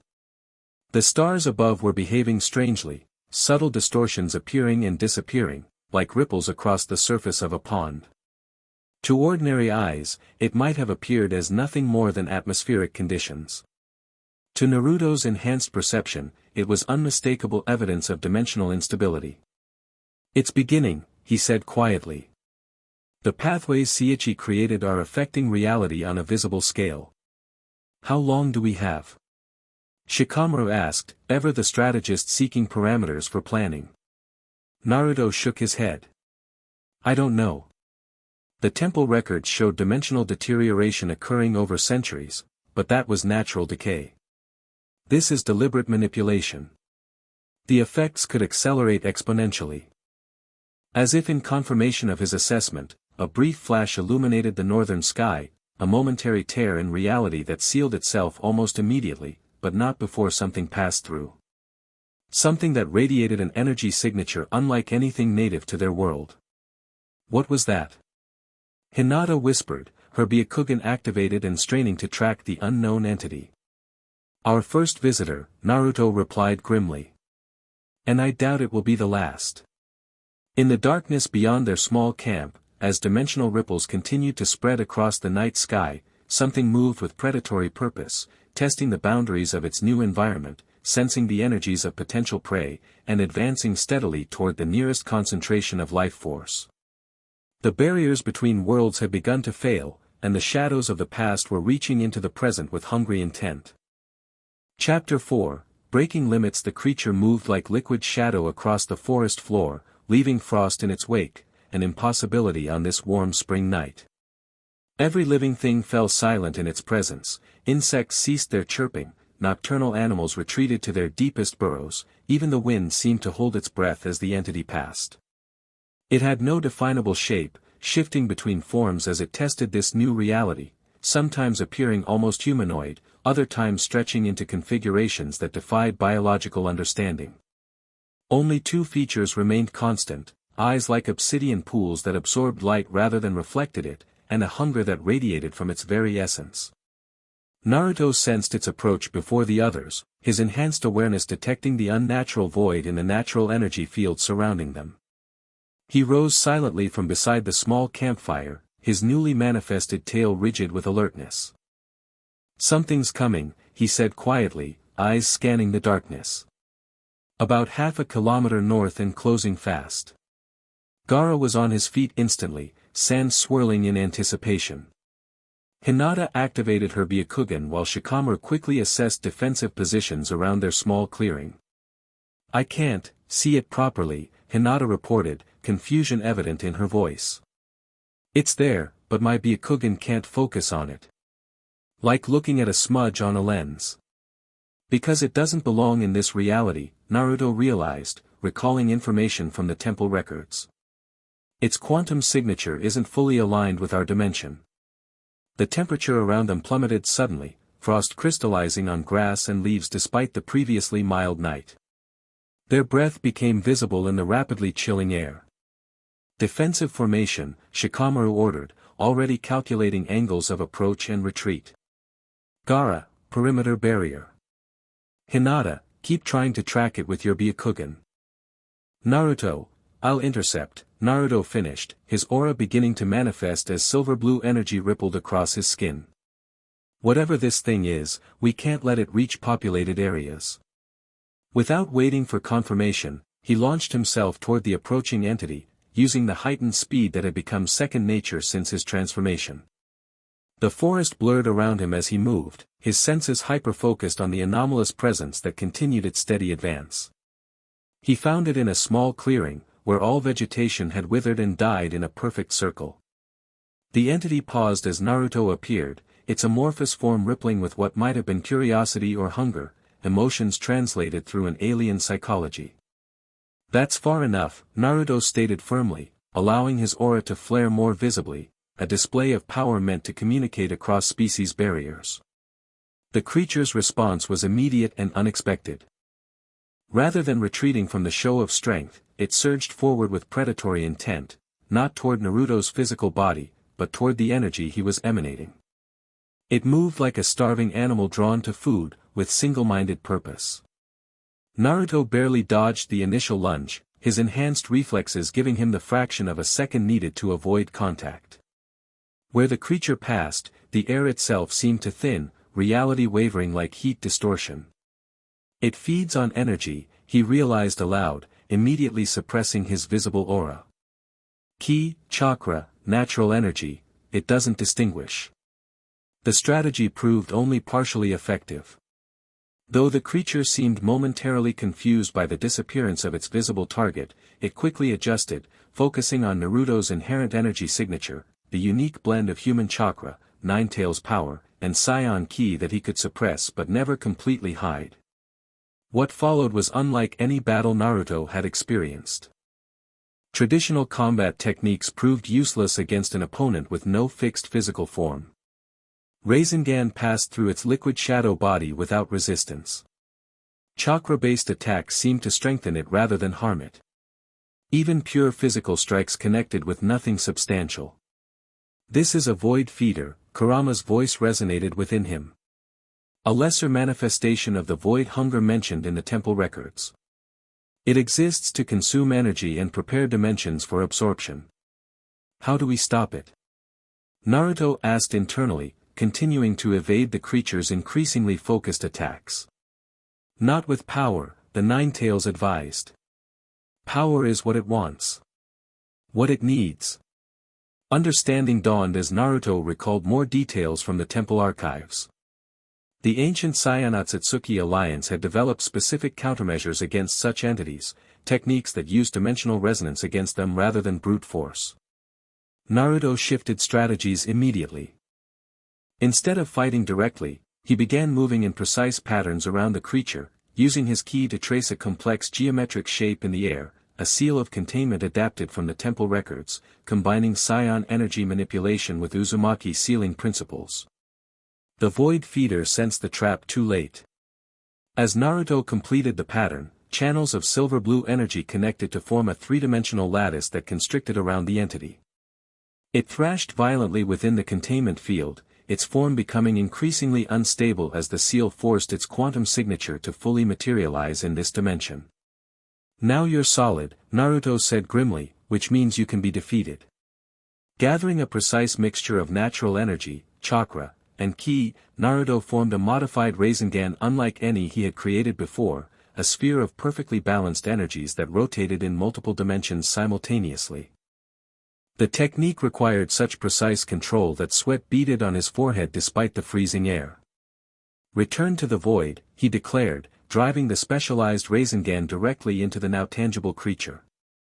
The impact created a localized implosion, the entity collapsing inward upon itself as the dimensional energies disrupted its core structure.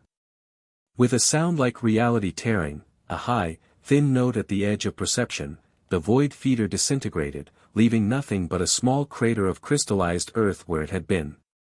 Naruto stood motionless for several seconds, ensuring no trace of the entity remained. Only then did he release a breath he hadn't realized he was holding. Naruto. Hinata's voice called as she and the others caught up to him. Are you hurt? I'm fine, he assured them, though the specialized technique had drained him more than expected. It's gone. Shikamaru surveyed the crystallized crater with analytical concern. What exactly was that thing? A scout, Naruto explained grimly, recalling information gleaned from the temple records. A minor extension of something much larger, sent to assess our dimension's energy composition and defenses. You mean there will be more, Gaara stated rather than asked, his expression grave. Many more, Naruto confirmed. And stronger. This was just the first wave, testing the pathways Sichi created.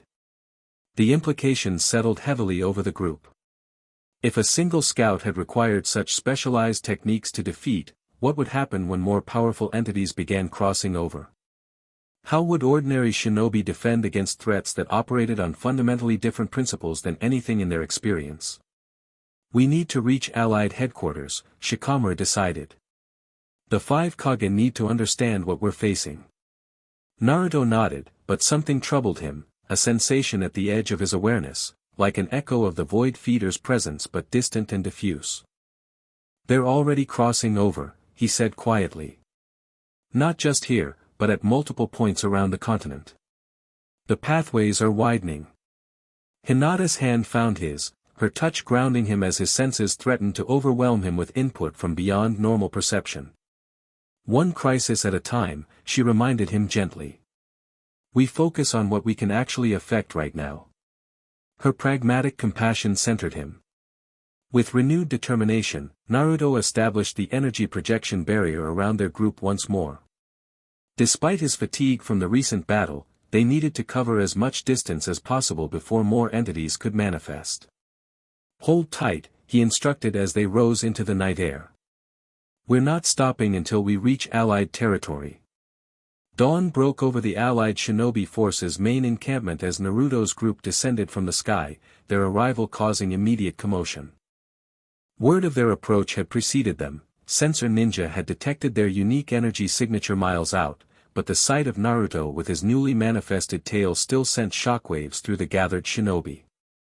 Tsunade awaited them at the command center, flanked by Kakashi, several ANBU guards, and representatives from the other great nations. Her expression revealed nothing as she took in Naruto's further transformation and the obvious exhaustion of the entire team. "Report," she ordered simply. For the next hour, they detailed everything that had occurred at the Celestial Temple, the historical connection between Science and Otsutsuki, Sichi's manipulation of dimensional barriers, the Hunter organization's infiltration of all 5 nations, and finally, their encounter with the Void Feeder. "You expect us to believe this?" the Raikage demanded when they finished, his skepticism evident. "Ancient alien alliances? Dimension-eating entities? Secret organizations operating within our own governments?" In answer, Naruto placed the sealing scroll containing the temple records on the central table. "See for yourself. Everything I've described is documented here, captured directly from the temple's archives." Specialized analysis teams were immediately called in, scholars, codebreakers, and seal experts from all 5 nations. As they began the painstaking process of deciphering and authenticating the information, the strategic implications were already being processed by the leadership. "If what you're saying is true," Mai Terumi said carefully, "then we face 3 simultaneous threats, these void entities, the rogue scion Sichi, and Madara, who remains unaccounted for." "4 threats," Tsunade corrected grimly. "Let's not forget the Hunter organization that apparently has operatives in this very camp." The revelation that Ibiki Marino, a trusted Konoha Jonin, was a high-ranking hunter had sent shockwaves through the command structure. Emergency security protocols had been implemented, with each Kage personally reviewing their direct subordinates for possible connections to the Celestial Directive. "We should focus on the dimensional incursions first," Gaara suggested pragmatically. Based on Naruto's account, these entities pose an immediate existential threat, while the other issues, however serious, are at least familiar problems. "Agreed," Kakashi said. "But we need more information about how to combat these void entities effectively." Naruto managed to defeat one, but he had access to knowledge from the temple records and abilities most shinobi lack. All eyes turned to Naruto, who stood slightly apart from the group, his newly manifested tail occasionally twitching as he processed the various chakra signatures around him, unconsciously scanning for any sign of hunter operatives or dimensional anomalies. The temple archives contain defensive techniques specifically designed against void entities, he explained. "I can teach the basic principles, but they require precise chakra control and knowledge of dimensional theory that most shinobi don't possess." "Then we need a specialized task force," Shikamaru proposed. "Elite jonin with exceptional chakra control, trained in these specific countermeasures." "Under whose command?" the Raikage challenged, his gaze fixed on Naruto. "Are we to put the fate of all 5 nations in the hands of someone who isn't even fully human anymore?" The question hung in the air, giving voice to unspoken concerns that had simmered since Naruto's transformation. His tail twitched once in response to the implied insult, but his expression remained calm. "My humanity isn't defined by my bloodline," Naruto responded evenly. "But you're right to question command structure. This should be a joint operation with representation from all 5 nations, coordinated by those with the necessary expertise." "Which currently includes only you," Inoki pointed out, his ancient eyes shrewd. "And possibly this Sichi, who has already demonstrated questionable motives." Before the debate could continue, an urgent messenger burst into the command tent. "Dimensional anomalies detected," the sensor ninja reported breathlessly. Multiple signatures appearing along the northern perimeter. The strategic discussion was immediately replaced by crisis response. Naruto closed his eyes briefly, extending his senses outward to confirm what the sensors had detected, not 1 but 3 distinct tiers in reality, each emanating the same hungry void energy he had encountered the previous night. "They're stronger than the one we faced," he informed the leaders. "And working in coordination. These aren't random incursions, they're targeted attacks." "How do you know they're targeting us specifically?" Tsunade asked sharply. "Because they're heading directly for the highest concentration of chakra in the region," Naruto answered grimly. "This camp." Orders were issued rapidly, defensive formations established, evacuation protocols initiated for non-essential personnel, communication lines secured to coordinate response. Throughout it all, Naruto observed with growing concern how unprepared even the elite shinobi forces were for this type of threat. I need to intercept them before they reach the camp perimeter, he decided, already moving toward the exit. Standard combat techniques won't be effective. You're exhausted from the journey and your previous battle, Hinata protested, following him with visible concern. I've recovered enough, he assured her, though in truth, he was still operating below optimal levels. Scion physiology granted him accelerated recovery, but the specialized dimensional techniques required energy reserves that hadn't fully replenished. Kakashi fell into step beside them. You're not going alone. I'm assembling a support team, shinobi with the best chakra control from each village. You can provide tactical guidance while they implement the defensive techniques you describe. The practical suggestion was sound. Within minutes, an elite squad had been assembled, 20 Jonin-level ninja including several familiar faces, Sakura with her perfect chakra control, Rock Lee whose physical abilities might prove useful against tangible manifestations, Temari whose wind techniques could potentially disrupt dimensional fields, and others selected for specific skills. As they moved toward the northern perimeter, Naruto quickly outlined the defensive principles they would need to implement. These entities exist partially outside our dimensional framework, he explained. Traditional ninjutsu passes through them or, worse, feeds them. We need to force them to fully materialize in our reality before they can be harmed. Like phasing techniques? Sakura asked, quickly grasping the concept. Forcing something intangible to become solid. Similar, but operating on a quantum level rather than a chakra-based one, Naruto confirmed. The technique requires creating a resonance field that, his explanation was cut short as they crested a hill and came within visual range of the advancing entities. Unlike the amorphous shadow of the previous night, these void feeders had adopted more defined forms, vaguely humanoid shapes composed of swirling darkness, with limbs that extended and retracted at impossible angles. Where they passed, reality itself seemed to thin, colors bleeding away from the surrounding environment. They're adapting, Naruto realized with alarm. Learning from the scouts' encounter. The squad took positions along the ridgeline, establishing a defensive perimeter based on Naruto's hasty instructions. Through quick demonstration and verbal guidance, he taught them a simplified version of the containment technique he had used the previous night, a geometric energy pattern that, when created by multiple shinobi working in concert, could potentially trap the advancing entities. Ready on my signal, Kakashi ordered as the void feeders approached the predetermined engagement line. Remember, no direct chakra attacks until containment is established. Naruto stepped forward, his aura manifesting as a controlled silver-blue field around his body. The entities immediately responded to his energy signature, their featureless heads turning in unison to focus on him. They recognized Scion Ki, he noted with grim interest.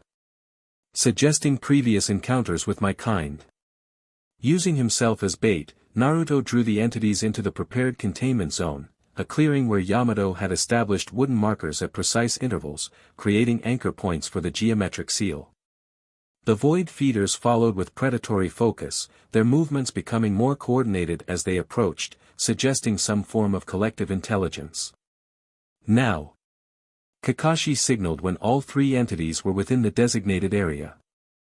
20 Jonin activated the containment technique simultaneously, channeling chakra through the prepared pattern. Lines of energy connected between the anchor points, forming a three-dimensional lattice that enclosed the void feeders. For a moment it appeared successful, the entities slowed, their forms becoming more substantial as the dimensional resonance forced them to fully materialize. Then something unexpected happened. Rather than struggling individually against the containment field, the three feeders merged into a single, larger entity, combining their mass and energy to create a unified form that pressed against the barrier with far greater strength than anticipated. It's adapting again, Naruto warned, feeling the containment field weakening under the concentrated pressure. Reinforcement pattern beta. The supporting shinobi adjusted their chakra flow as instructed, but the merged entity continued to test the boundaries of its prison, identifying structural weaknesses with disturbing intelligence. Within seconds, hairline fractures appeared in the energy lattice.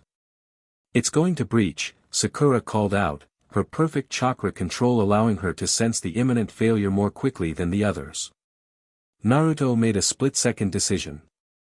"Fall back and prepare secondary containment," he ordered, even as he moved forward, directly toward the failing barrier. "Naruto, what are you?" Kakashi began, but stopped as he recognized the technique Naruto was forming. Unlike the specialized Rasengan he had used against the scout, this was something new, a combination of techniques that shouldn't have been compatible. In his right hand formed a perfect Rasengan, infused with natural energy to create the sage technique he had mastered years before. In his left hand, pure scion ki condensed into a sphere of concentrated power similar to the techniques he had observed Sichi using. Binary impact, Naruto announced as the containment field shattered and the merged entity surged forward. He thrust both hands forward simultaneously, the two energy spheres connecting with the void feeder at the same instant. The resultant collision defied conventional physics, a reaction between sage chakra, scion ki, and interdimensional matter that created a localized reality distortion. For a heartbeat, everything within a 10-meter radius seemed to exist in multiple states simultaneously, solid and liquid, present and absent, complete and disintegrated. When reality reasserted itself, the void feeder was gone, leaving nothing but a perfect hemisphere carved from the earth, its interior surface covered in crystalline formations that hummed with residual energy. Naruto remained standing at the edge of this hemisphere, his breathing labored but controlled. The technique had drained him significantly, but its effectiveness was undeniable. What was that?" Rock Lee asked, voicing the astonishment shared by everyone present. "Improvisation," Naruto admitted, flexing his hands where residual energy still tingled. "I combined principles from two different dimensional systems, this world's sage techniques and scion energy manipulation." Kakashi studied the crystallized crater with his Sharingan activated. The entity wasn't just defeated, he observed. It was completely disassembled at a fundamental level. Then sent back where it came from, Naruto confirmed. The technique creates a momentary connection to the entity's origin point and forces dimensional recalibration. The supporting shinobi regarded Naruto with a mixture of awe, gratitude, and in some cases, unease. The casual demonstration of power beyond their comprehension, combined with his increasingly alien appearance, created a psychological distance that even his friendly demeanor couldn't completely bridge. As they returned to the main camp, Naruto found himself walking slightly apart from the group, not by their choice or his, but by mutual, unconscious adjustment. Only Hinata remained close, her presence a silent affirmation that transcended the growing gulf between Naruto and his fellow shinobi. "They'll adjust," she said quietly, reading his thoughts with her usual perceptiveness. "They just need time to understand that you're still you, regardless of the changes." Naruto nodded, grateful for her insight. "It's not just my appearance or abilities that concern them," he responded softly. "It's the implications of what I represent, proof that their understanding of reality is fundamentally incomplete. People fear what challenges their foundational beliefs," Hinata agreed. "But fear can be overcome with familiarity and trust. You've earned their trust before, you'll earn it again." Her confidence in him provided an anchor amidst the rapid changes that continued to reshape his existence. As they re-entered the camp perimeter, Naruto made a conscious effort to project the same approachable warmth that had defined him before his transformation, smiling at fellow shinobi, engaging in casual conversation, demonstrating through small gestures that despite his evolving nature, his heart remained fundamentally unchanged. Later that evening, an emergency council was convened to address the escalating dimensional crisis. The analysis teams had verified enough of the temple records to confirm Naruto's account, lending urgent credibility to his warnings about further incursions. Based on the pattern of breaches so far, Shikamaru explained, indicating points on a large map, we've identified 7 potential hotspots where dimensional thinning has reached critical levels. Each corresponds to an ancient celestial site similar to the temple we investigated. The pathways Sichi created are expanding, Naruto added. What began as controlled openings are becoming unstable tiers in the dimensional fabric. Can they be closed? Tsunade asked directly. Naruto exchanged glances with Kurama, whose presence had become increasingly integrated with his consciousness since their energies harmonized. Theoretically, yes, he answered. The temple records described sealing techniques specifically designed for dimensional breaches. But they require massive energy input from compatible bloodlines.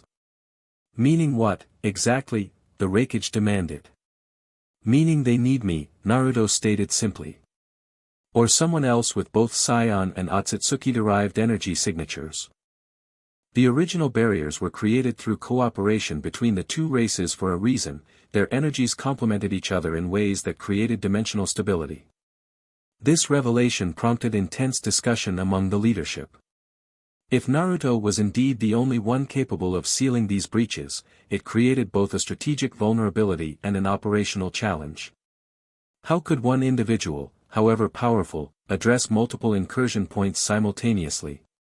What about Sichi? Gaara suggested pragmatically.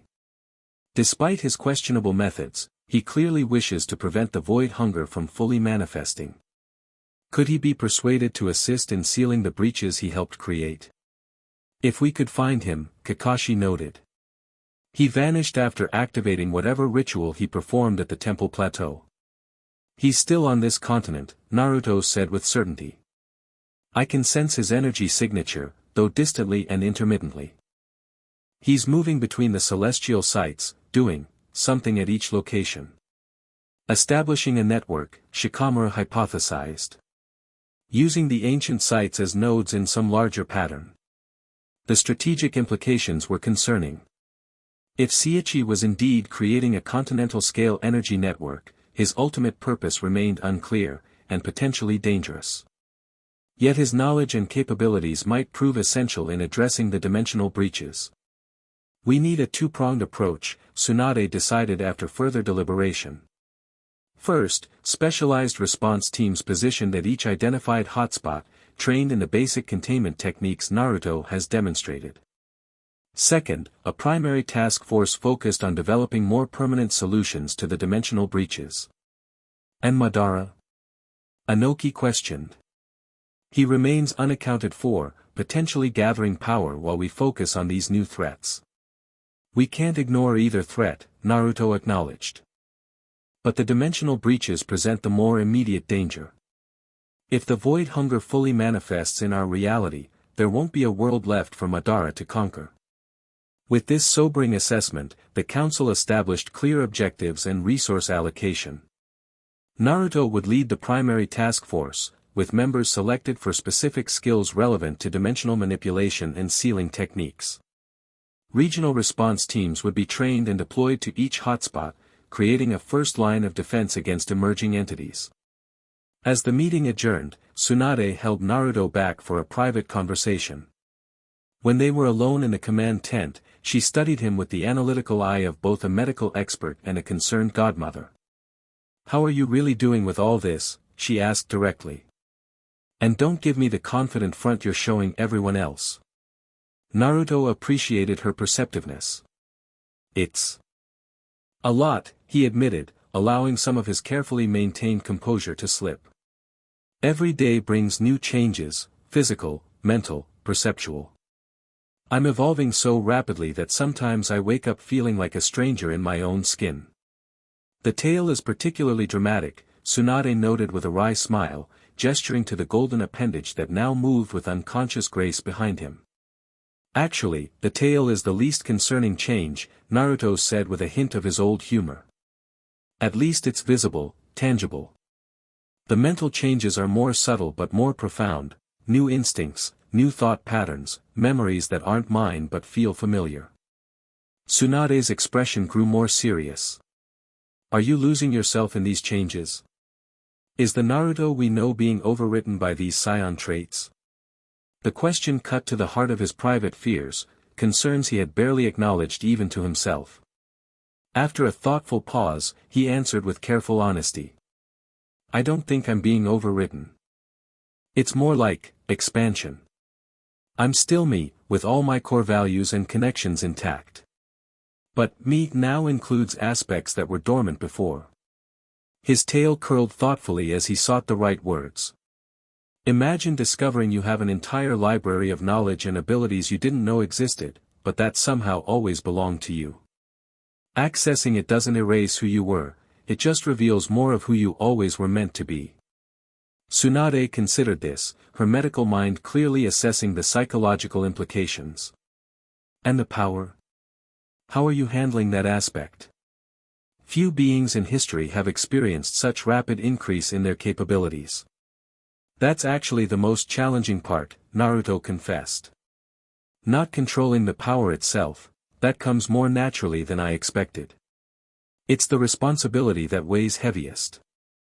When you can do almost anything, how do you decide what you should do? A philosopher's question, Tsunade observed with approval. The fact that you're asking it at all speaks well of your character.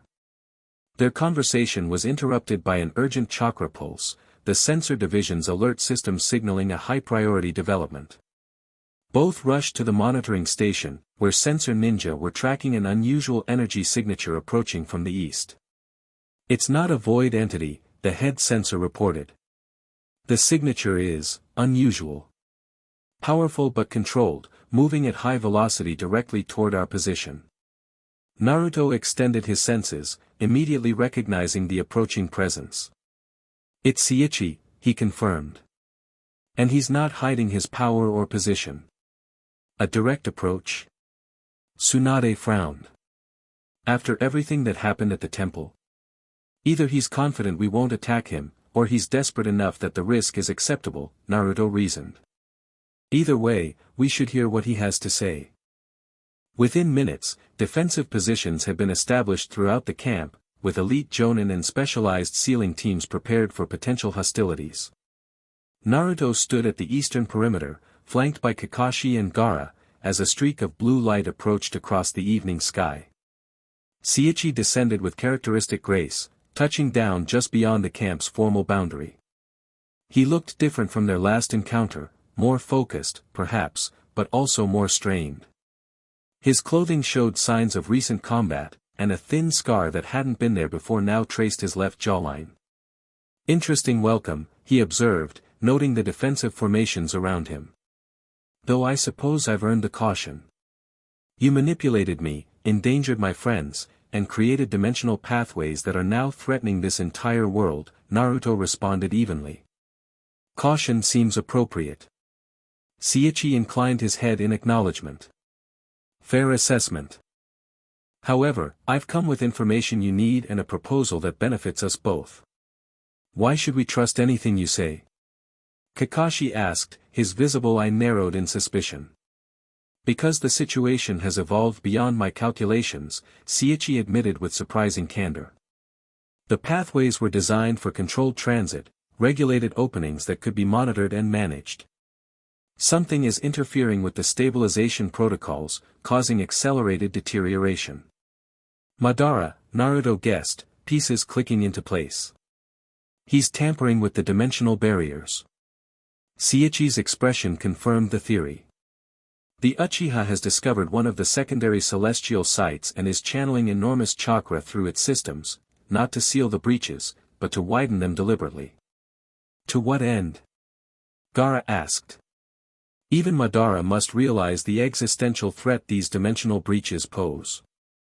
He believes he can control what comes through, Sichi explained, echoing Naruto's earlier assessment. More specifically, he believes the power of his Rinnegan will allow him to subjugate the void entities and harness their dimensional manipulation abilities for his own purposes.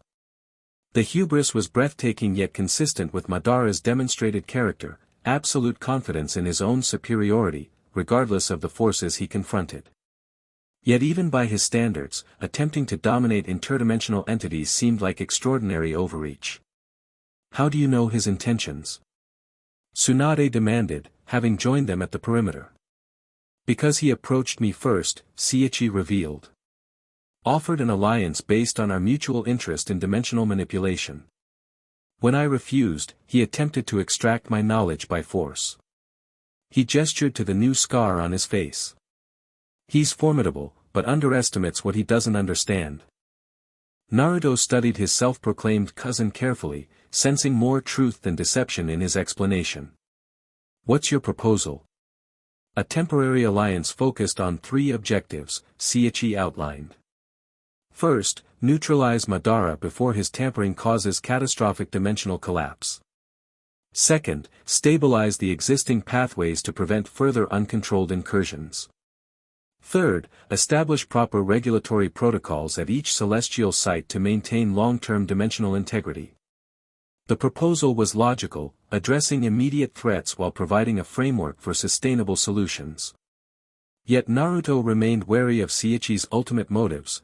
The other Saiyan descendant had demonstrated both intelligence and duplicity in equal measure. And after these objectives are accomplished, he questioned. What then? Then we reassess, Sichi answered with unexpected straightforwardness. I still believe controlled pathways between dimensions offer advantages that isolation doesn't. You still believe the risks outweigh the benefits. Perhaps one of us will convince the other, or perhaps we'll find a middle ground. After extensive discussion with the Allied leadership, terms were established for Sichi's conditional cooperation. He would remain under observation at all times, his activities restricted to addressing the dimensional crisis. In exchange, he would share his knowledge of the celestial sites and dimensional manipulation techniques, particularly those relevant to locating and confronting Madara. The arrangement was uneasy but pragmatic, born of necessity rather than trust. As Sichi was escorted to secured quarters for debriefing, Naruto found himself contemplating the strange parallels between them, 2 descendants of an alien warrior race, each trying to protect the world in their own way, each representing a different vision of how humanity should engage with the broader cosmic reality. The following days brought intensive preparation as Naruto worked with Sichi and selected specialists to develop more effective countermeasures against both void entities and Madara's machinations. Despite their philosophical differences, the 2 Scion descendants proved remarkably compatible in their technical approach to dimensional problems, each bringing complementary knowledge and abilities to the collaboration. Your instinctive grasp of energy harmonization is impressive, Sichi commented during one training session. Most Scions focus exclusively on power output rather than frequency modulation. Sage training, Naruto explained as he demonstrated a technique that combined natural energy with key manipulation. It taught me to balance internal and external energies in precise ratios. They had established a training ground at the camp's edge, where the potential for collateral damage was minimized. There, Naruto continued his accelerated development, now with the benefit of Sichi's formal knowledge of Scion techniques to complement his instinctive understanding. The results were remarkable. Techniques that might have taken years to master through trial and error were assimilated in days with proper instruction. Naruto's control over his ki became increasingly sophisticated, allowing for energy manipulation at levels approaching his mastery of chakra. Most significant was his progress toward consciously accessing Ultra Instinct. While the complete transformation remained elusive, Naruto could now enter partial manifestations at will, limited periods where his body moved with the perfect efficiency that characterized the divine state. The mental barrier is your greatest limitation, Sichi observed after a particularly intense sparring session. You're still thinking about your movements instead of truly allowing instinct to take over. Old habits, Naruto acknowledged, wiping sweat from his brow. Shinobi training emphasizes conscious control and strategic thinking. Letting go of that feels wrong. It should, Sichi replied with surprising empathy. Ultra instinct isn't about abandoning thought, it's about transcending its limitations. Your mind continues processing information, but at a level beyond conscious interference. This insight proved valuable as Naruto refined his approach, focusing less on suppressing thought and more on elevating his consciousness to a state where mind and body operated in perfect harmony. The progress was incremental but steady, each day bringing him closer to mastering the divine technique that had manifested spontaneously during his transformation. Parallel to this training, Naruto worked with Hinata to develop his sensory abilities. Her Byakugan's precision complemented his expanding awareness, helping him filter the overwhelming input that came with his enhanced perceptions.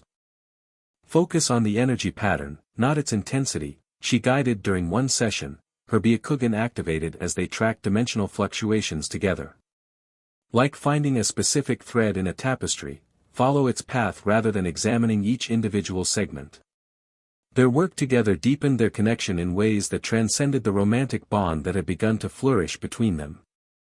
Hinata's calm acceptance of his continuing evolution provided emotional stability that balanced the more aggressive aspects of his scion nature, while her analytical approach to his abilities helped him conceptualize changes that might otherwise have remained purely instinctual.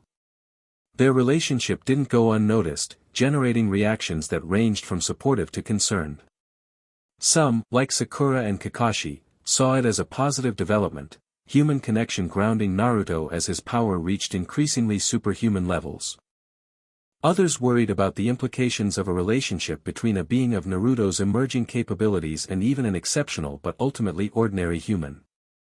"They're afraid I'll hurt you," Naruto admitted one evening as they walked along the camp perimeter. "Not intentionally, but simply through the disparity in our physical capabilities." Hinata's response was characteristically direct. "Do you believe that's a valid concern?" "I don't know," he answered honestly.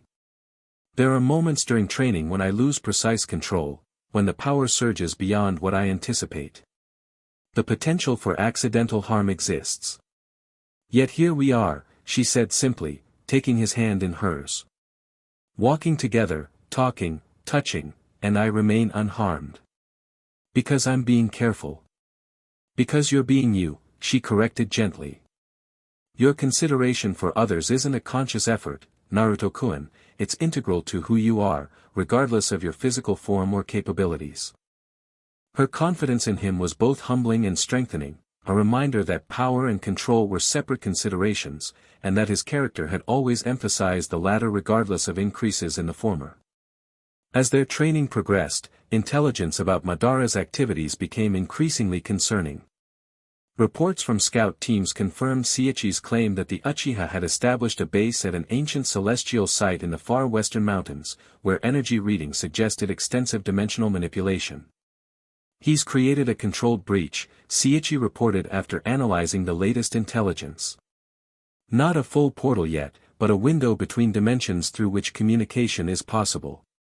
"Communication with what?" Shikamaru asked, voicing the concern everyone shared.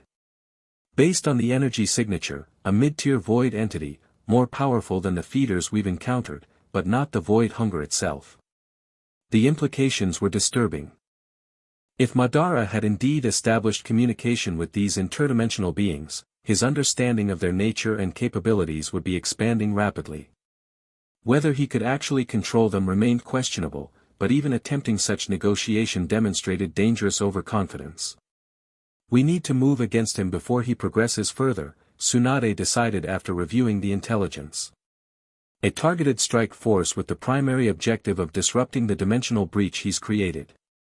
Plans were developed for a precision operation, a small team of elite specialists who could penetrate Madara's defenses and neutralize the dimensional manipulation equipment before he could complete whatever he was attempting.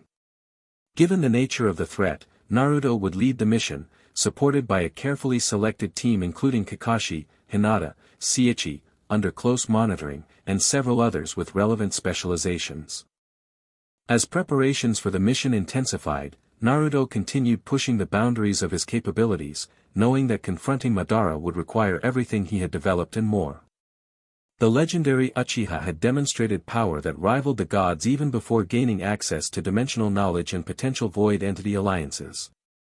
On the eve of their departure, a final training session produced unexpected results. Naruto and Sichi had been sparring at near maximum output, testing techniques that combined chakra and ki in ways neither energy system was conventionally used.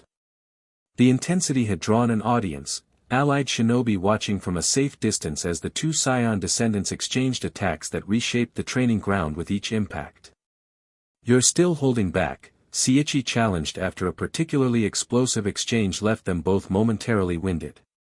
"Even now, you're limiting yourself." "We're training," not trying to kill each other, Naruto responded, though he recognized the truth in Saichi's observation. Despite the intensity of their match, he maintained careful constraints on his power output, partly from habit, partly from concern about collateral damage.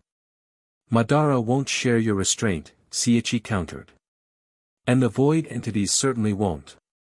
You need to break your limitations before they're tested in actual combat.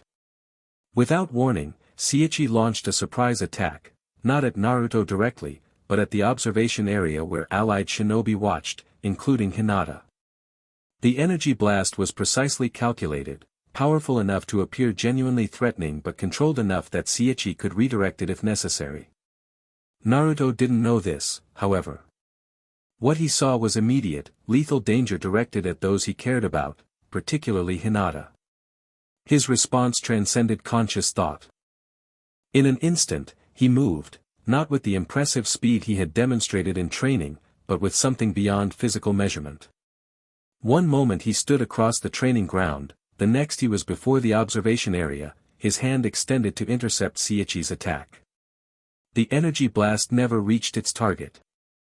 As Naruto's consciousness caught up with his body's movement, he realized he had not merely blocked the attack, he had caught it, compressing Saichi's energy sphere into a fraction of its original size, neutralizing its destructive potential through perfect ki control.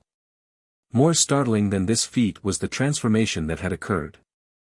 Silver light emanated from his body, his hair raised slightly with streaks of silver running through the blonde, and his eyes had shifted to that distinctive silver blue that characterized Ultra Instinct. Yet unlike his previous manifestation during the war, this transformation felt controlled, integrated, a state he had accessed by choice rather than desperate necessity. There it is, Sichi said with satisfaction, lowering his offensive stance. True Ultra Instinct, consciously manifested. Naruto realized with shock that the entire sequence had been orchestrated, a calculated risk designed to trigger the very transformation he had been working toward. Anger flashed through him at the manipulation, then subsided as he recognized the effectiveness of the approach, however questionable its ethics.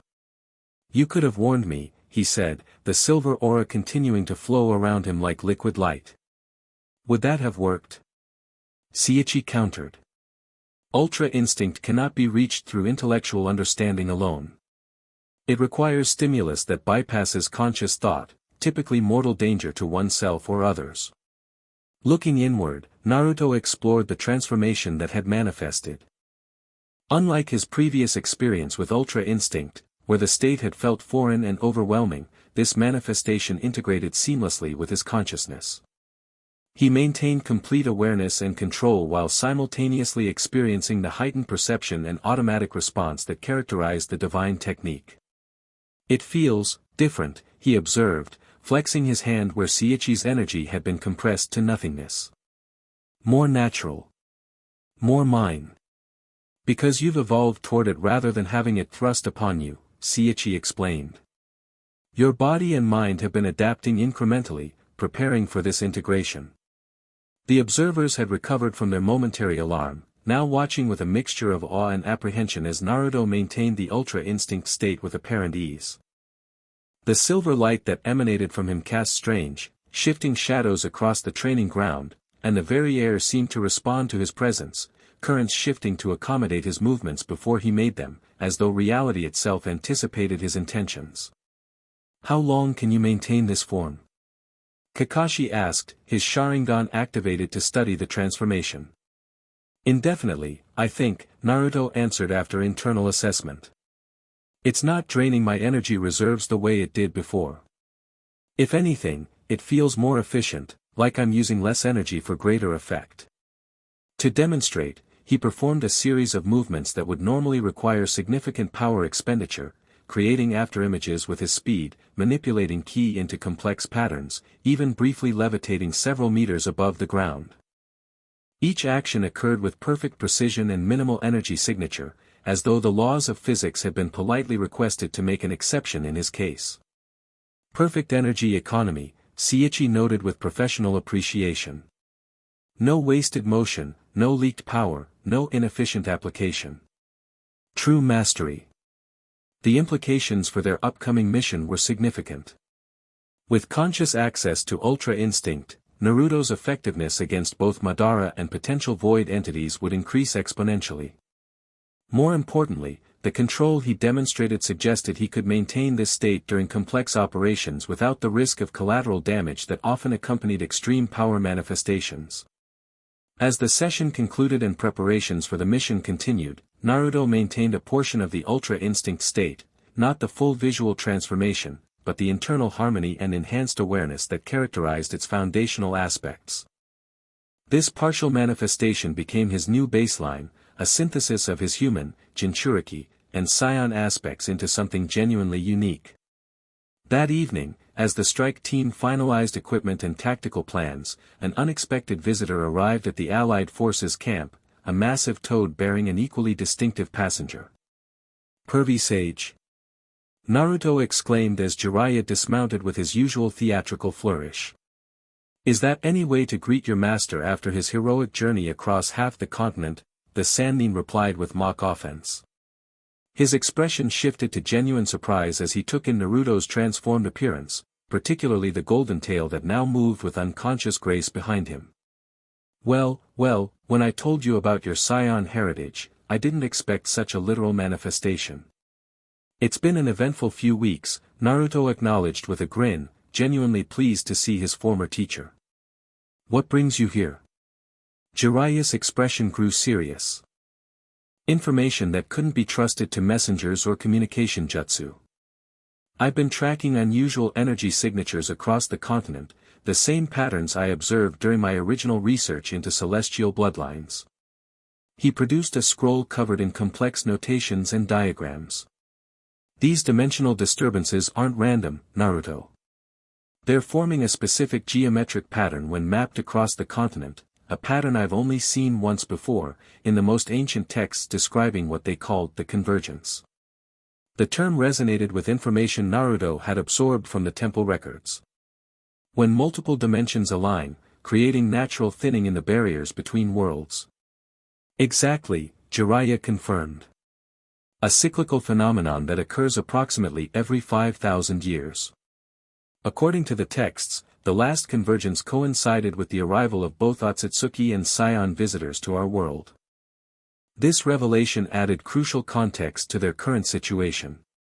If a natural convergence was indeed occurring, it explained why Sichi's artificial pathways had destabilized so rapidly. They had been created at precisely the moment when dimensional barriers were already at their weakest point in millennia. "Does Madara know about this?" Tsunade asked, immediately grasping the strategic implications. "Almost certainly," Jiraiya replied grimly. "My intelligence suggests he's been researching celestial phenomena for decades, gathering scrolls and artifacts related to interdimensional travel long before his apparent death and resurrection. This information necessitated adjustments to their mission planning. If Madara was indeed exploiting a natural convergence rather than simply manipulating artificial pathways, the dimensional breaches he created would be inherently more stable and potentially more dangerous."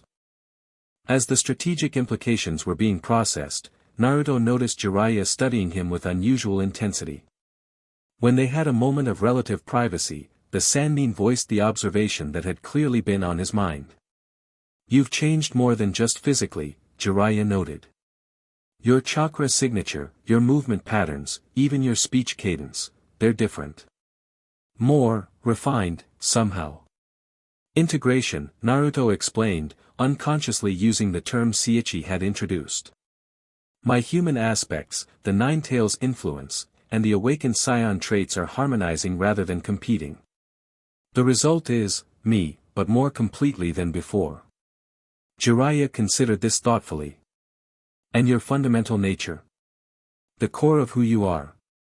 "Unchanged," Naruto answered without hesitation. "My values, my bonds, my promises, those remain my foundation, regardless of the power I now access." This seemed to satisfy the Sannin, who nodded with apparent approval. "Good. Power without anchoring principles leads to paths neither of us would want to see you walk." With Jiraiya's intelligence incorporated into their plans, final preparations for the mission against Madara accelerated. The strike team would depart at dawn, traveling at maximum speed to reach the western celestial site before the Uchiha could complete whatever ritual or technique he was preparing in conjunction with the convergence. As night fell over the allied camp, Naruto stood atop a tall observation post, gazing westward toward their coming objective. His enhanced senses, further amplified by the partial ultra instinct state he maintained, allowed him to perceive far beyond normal range, not just visual information, but energy patterns, dimensional fluctuations, and the subtle interplay between realities that characterize the convergence. In the distance, beyond physical sight but clear to his expanded awareness, a distortion was growing, a deliberate manipulation of the natural dimensional thinning, being shaped and directed by what could only be Madara's distinctive chakra signature. Whatever the Uchiha planned, it was approaching culmination. "We'll stop him," came Hinata's voice as she joined him on the observation platform. Together. Naruto turned to her, appreciating as always her quiet confidence and perceptiveness. "It's not just Madara that concerns me," he admitted. "It's what comes after. This convergence, it's changing everything. The barriers between worlds, the balance of powers, the very nature of reality as we've understood it. Change isn't inherently negative," she reminded him gently. "It simply is. How we respond to it determines its ultimate impact." Her wisdom, as usual, cut through his concerns to the heart of the matter. The world was indeed changing, had been changing since the moment of his transformation, perhaps even before. These changes brought threats, certainly, but also possibilities that couldn't yet be fully envisioned. As they stood together watching the stars that now seemed to Naruto's perception to pulse with information and connection to distant realities, he felt a sense of purpose crystallizing within him. Beyond stopping Madara, beyond sealing dimensional breaches, lay a greater responsibility, helping this world navigate its integration into a broader cosmic context, with all the challenges and opportunities that entailed. "Whatever comes next," he said quietly, "we'll face it together." Hinata's hand found his, her grip firm and reassuring. "Always." The night deepened around them, the camp gradually quieting as shinobi sought rest before the coming mission. But for Naruto, with his enhanced senses and the partial ultra instinct state maintaining his awareness, the world remained vibrantly alive with information and energy, a constant reminder of the expanded reality he now perceived and the responsibilities that came with such perception. Tomorrow would bring confrontation with Madara, a being whose ambition and power had shaped generations of conflict. Beyond that lay challenges even greater, dimensional entities seeking entry to their world, the natural convergence reshaping cosmic boundaries, and the long-term implications of celestial bloodlines awakening to their heritage. Yet as he stood beneath the star-filled sky, Naruto Uzumaki, Jinchuriki, Shinobi, and Scion Prince, felt not apprehension but readiness. Through training, growth, and the integration of his various aspects, he had reached a state of balanced power that transcended his earlier limitations. Whatever challenges awaited, he would meet them not as separate identities in conflict, but as a unified being whose strength flowed from that very unity. The limits had been broken. What remained was to define the new boundaries of possibility, not just for himself, but for the world he had sworn to protect. Chapter 5. Beyond gods, the western mountains loomed against the dawn sky, their jagged silhouettes like teeth against the blood-orange horizon. Naruto led the strike team in tight formation, his silver-tinged aura providing both propulsion and protection as they traversed the distance at speeds that would have been impossible for conventional shinobi travel. Behind him flew Hinata, Kakashi, Sichi, and 6 elite specialists selected for their unique skills and exceptional chakra control. Their faces remained grim but determined as the ambient energy around them grew increasingly distorted, visual evidence of the dimensional thinning that Jiraiya had identified as part of the convergence. "We're approaching the outer detection perimeter," Sichi warned, his voice carrying easily through the energy projection barrier that encompassed them all. "Madara will have established multiple layers of security, conventional traps for ordinary intruders, and more esoteric countermeasures for beings of our capability." Naruto nodded, his enhanced senses already mapping the invisible lattice of chakra strings, spatial distortions, and genjutsu triggers that surrounded the celestial site. "I see them. Three primary defense layers: the outer relies on chakra-triggered explosive seals, the middle on spacetime displacement, and the inner. He frowned. The inner defense isn't conventional chakra. It's something else. Void energy, Sichi confirmed grimly. He's already harnessed it for defensive purposes. That confirms his communication with entities beyond the dimensional barrier has progressed further than we anticipated. The implications were troubling. If Madara had indeed found a way to manipulate void energy, his capabilities would exceed even the formidable arsenal he had demonstrated during the war. More concerning was what such manipulation might cost, what bargains he might have struck with the interdimensional entities that controlled such power. Change of approach, Naruto decided, adjusting their trajectory to bring them higher into the atmosphere. We'll bypass the perimeter defenses entirely, entering from directly above the central temple structure.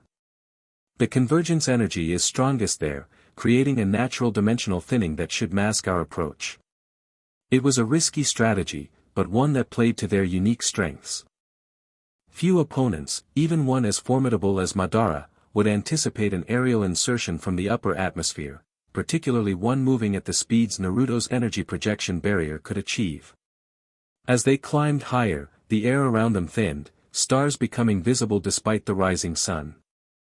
At this altitude, the curvature of the earth was plainly evident, the scale of their world suddenly humbling against the cosmic backdrop.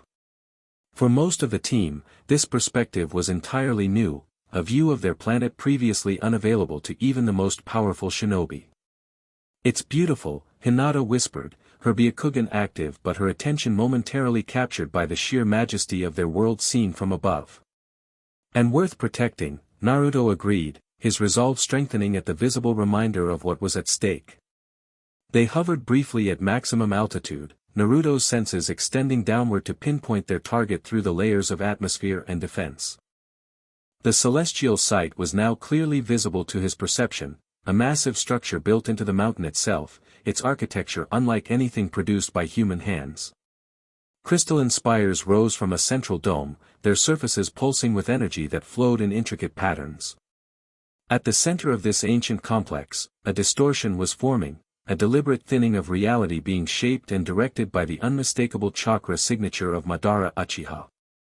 Surrounding him were what appeared to be white Zetsu constructs, modified to channel and amplify the dimensional energies he was manipulating. "He's creating a controlled breach," Sichi observed, his own sensory abilities allowing him to perceive the process. "Similar to what I attempted at the Eastern Temple, but with crude force rather than precision. He's using the natural convergence as a foundation, then forcing an opening with pure chakra output. Can you tell what's on the other side?" Kakashi asked, unable to perceive these details himself but understanding their tactical significance. "Not with certainty," Sichi replied. "But the energy signature suggests a realm adjacent to both the void dimension and what my people would call Universe 7, the primary Scion homeworld dimension." This information added urgency to their mission. If Madara was indeed attempting to access multiple dimensions simultaneously, the danger extended far beyond their immediate world. A destabilized breach could potentially affect countless realities, creating a cascade of dimensional failures that would feed the void hunger Sichi had described. "We go now," Naruto decided, compressing the energy projection barrier around them to minimize their profile. "Maximum velocity, direct insertion to the central chamber. Hinata will guide our precision with her Byakugan. On my mark, now." They dropped like a silver comet, plummeting toward the earth at speeds that turned the air itself into resistance.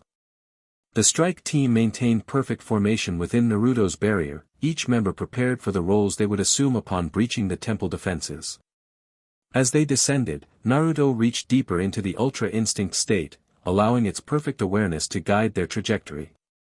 Time seemed to slow from his perspective, individual raindrops hanging suspended in the air as they passed through a thin cloud layer, the subtle movements of defense mechanisms below becoming clearly visible despite their velocity. They struck the crystalline dome with precision calculated to the millimeter, Naruto's barrier creating a momentary phase shift in the ancient material, not breaking it, but passing through it as though it had temporarily become permeable. The team manifested within the central chamber in perfect tactical formation, surrounding the ritual space where Madara stood before a swirling vortex of distorted reality. The legendary Uchiha didn't appear surprised by their dramatic entrance. He turned calmly from the dimensional portal, his Rinnegan eyes regarding them with mild interest rather than alarm. "Right on schedule," he commented, as though they were expected guests rather than attackers. "Though I admit, the aerial insertion showed more creativity than I anticipated." Naruto stepped forward, the silver aura of Ultra Instinct flowing around him like liquid moonlight. "Whatever you're attempting stops now, Madara. The dimensional barriers exist for a reason." "Of course they do," Madara agreed pleasantly. "To keep the powerful out as much as to keep the dangerous in. All barriers serve those who erected them, Uzumaki. The question is whether they serve the greater good or merely preserve a comfortable status quo." Despite the apparent casualness of the exchange, Naruto remained acutely alert. His enhanced senses detected subtle movements among the modified white zetsu, chakra building in precise formations throughout the chamber, and most concerning, a progressive thinning of reality around the vortex Madara had been cultivating. "You don't understand what you're tampering with," Sichi interjected, his own battle aura manifesting as deep blue energy crackling with black lightning. "The convergence isn't just a natural phenomenon, it's a cosmic pressure valve. Forcing it open prematurely risks dimensional collapse on a scale beyond calculation." Madara's gaze shifted to Sichi, assessing the other scion descendant with academic interest. "Ah, the traditionalist approach. Maintain the barriers, regulate the flow, preserve the separation between worlds." His expression hardened slightly. "How has that strategy served the multiverse so far? With dimensions isolated, vulnerable to threats they cannot comprehend, let alone combat." The philosophical debate was clearly a delaying tactic, though one with genuine conviction behind it. Naruto sensed energy continuing to build throughout the chamber. Madara was maintaining the conversation while some other process reached completion. Enough talk, Naruto decided, signaling the strike team to initiate their planned assault. "SEAL Team Alpha, secure the perimeter. Containment specialists, focus on the portal. Primary strike team with me." They moved with coordinated precision, each member executing their assigned role flawlessly. Barrier specialists began establishing sealing perimeters around the dimensional vortex, while combat experts engaged the white zetsu constructs that had begun to respond to Madara's unspoken command. Madara watched these efforts with apparent amusement. Impressive coordination. But ultimately futile. With a casual gesture, he activated whatever preparations he had completed before their arrival. The entire chamber resonated with suddenly unleashed power, reality itself seeming to warp around specific focal points where seals had been placed in the ancient stonework. Dimensional anchor points, Sichi realized with alarm. He stabilized the breach against external interference. The specialists attempting to seal the vortex found their techniques suddenly ineffective, the carefully calculated energy patterns disrupted by Madara's countermeasures. Worse, the vortex itself was expanding, its edges becoming more clearly defined as it transitioned from potential breach to active portal. "You're too late to prevent the opening," Madara informed them, his voice carrying easily despite the growing chaos. "But you've arrived precisely on time to witness what comes through." The battle erupted in earnest then, with Naruto, Kakashi, and Sichi launching a coordinated attack against Madara while Hinata and the remaining team members dealt with the white zetsu and attempted to establish secondary containment around the expanding portal. Fighting Madara was unlike engaging any other opponent. The legendary Uchiha had transcended conventional limitations through a combination of Hashirama's cells, the Rinnegan's power, and his own genius. He countered their multivector assault with perfect efficiency, his movements suggesting he could perceive attacks before they were executed. "He's reading our movements," Kakashi observed, his Sharingan spinning as he attempted to track Madara's responses. "Not just physically, but through some kind of dimensional perception." The Rinnegan, Sichi confirmed, launching a barrage of ki blasts that Madara deflected with disturbing ease. "It's evolved further through exposure to void energy. He's seeing probability patterns, not just current reality." This advantage made conventional tactics nearly useless. Even Naruto's partial Ultra Instinct state, which should have granted him unpredictability through pure instinctual movement, seemed partially countered by Madara's enhanced perception. Fascinating technique, Madara commented after evading a particularly complex combination attack. Ultra Instinct, isn't it? The divine movement state that even gods struggle to master. Impressive for a half-blood scion. His eyes narrowed slightly. But incomplete. You've accessed the form without fully surrendering to it. The assessment was uncomfortably accurate. Despite his progress, Naruto maintained certain mental barriers against the total surrender of conscious control that true mastery of Ultra Instinct required. This partial integration gave him exceptional abilities but fell short of the technique's full potential. I don't need the complete form to stop you, Naruto countered, pressing his attack with renewed intensity. His movements blurred even to enhanced perception, silver afterimages trailing his form as he executed combinations that should have been physically impossible. Madara matched him move for move, the Rinnegan's power allowing him to predict and counter with uncanny precision. Yet Naruto noticed something crucial. While Madara could anticipate physical attacks through his enhanced perception, energy-based techniques introduced an element of uncertainty to his calculations. Kakashi, Sichi, Naruto called, shifting strategies mid-combat. Energy Disruption Pattern 3. The three attackers immediately adjusted their approach, focusing on techniques that manipulated the energy fabric of reality itself rather than direct physical assault. Kakashi's Raikiri transformed from concentrated lightning into a dispersed field of electrical energy that interfered with chakra flow. Sichi generated complex ki patterns designed to create dimensional friction rather than direct damage. Naruto combined natural energy with his own unique chakra ki blend to establish resonance patterns that disrupted the spatial stability around Madara. For the first time, the Uchiha's perfect defense showed signs of strain. The Rinnegan could predict physical movements and conventional chakra techniques with near-perfect accuracy, but these manipulations of reality's fundamental fabric introduced variables beyond even its enhanced calculation capacity. Clever, Madara acknowledged, forced to actively defend rather than simply counter. Using dimensional instability against one who manipulates dimensions. The momentary advantage was short-lived, however.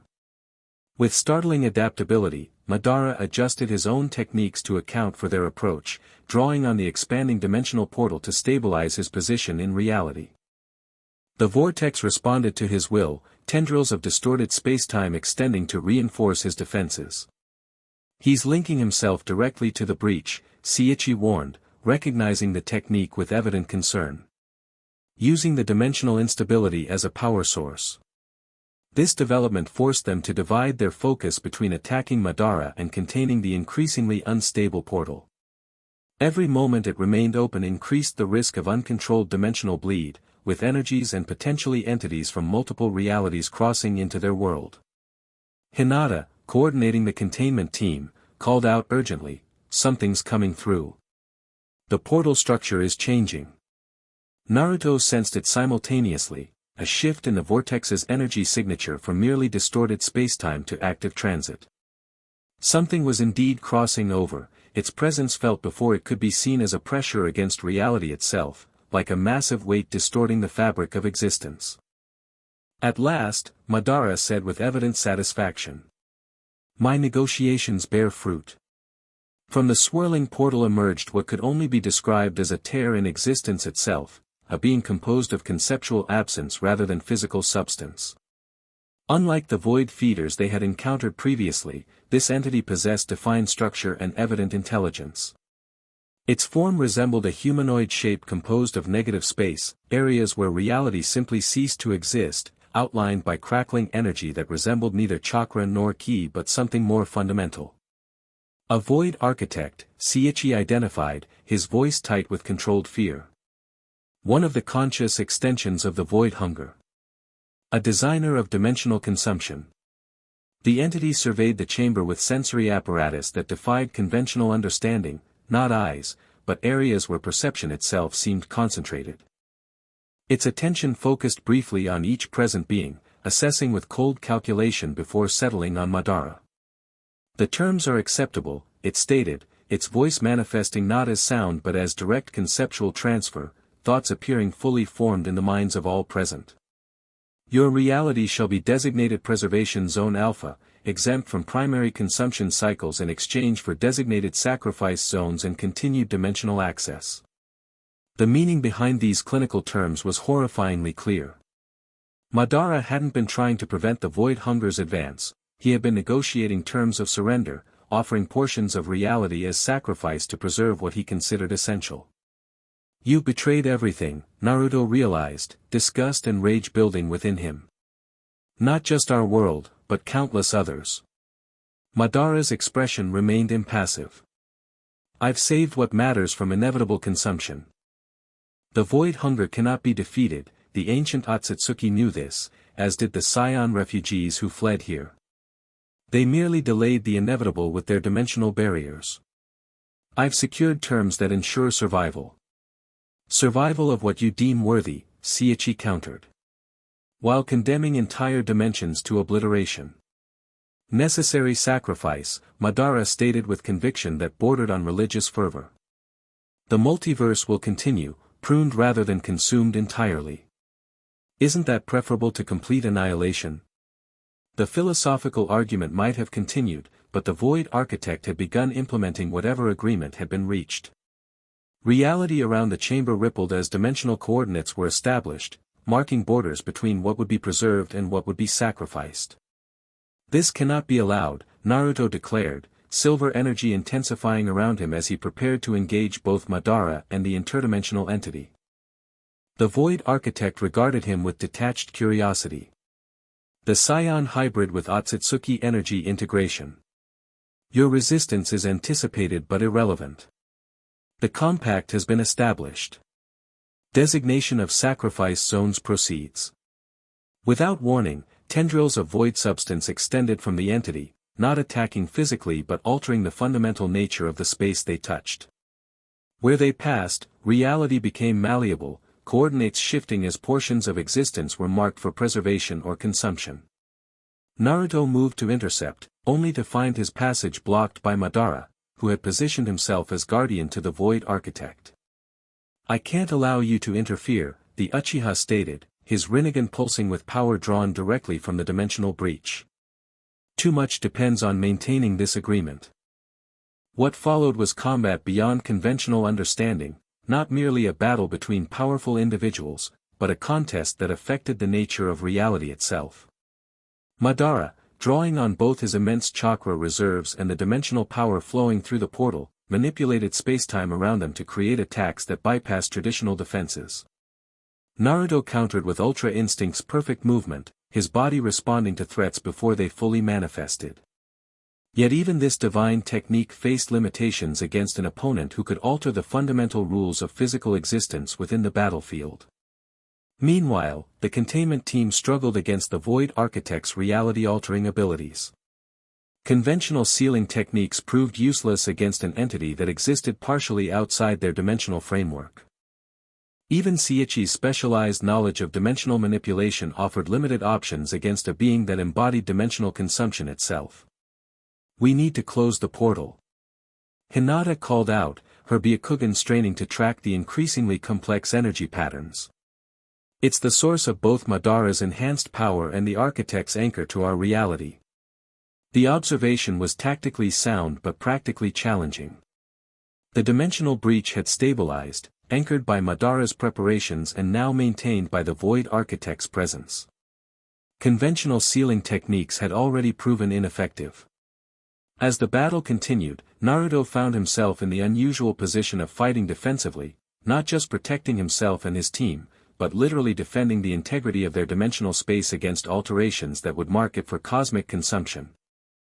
Every moment brought new challenges as Madara deployed techniques that combined Uchiha legacy, Rinnegan potential, and dimensional manipulation in unprecedented ways.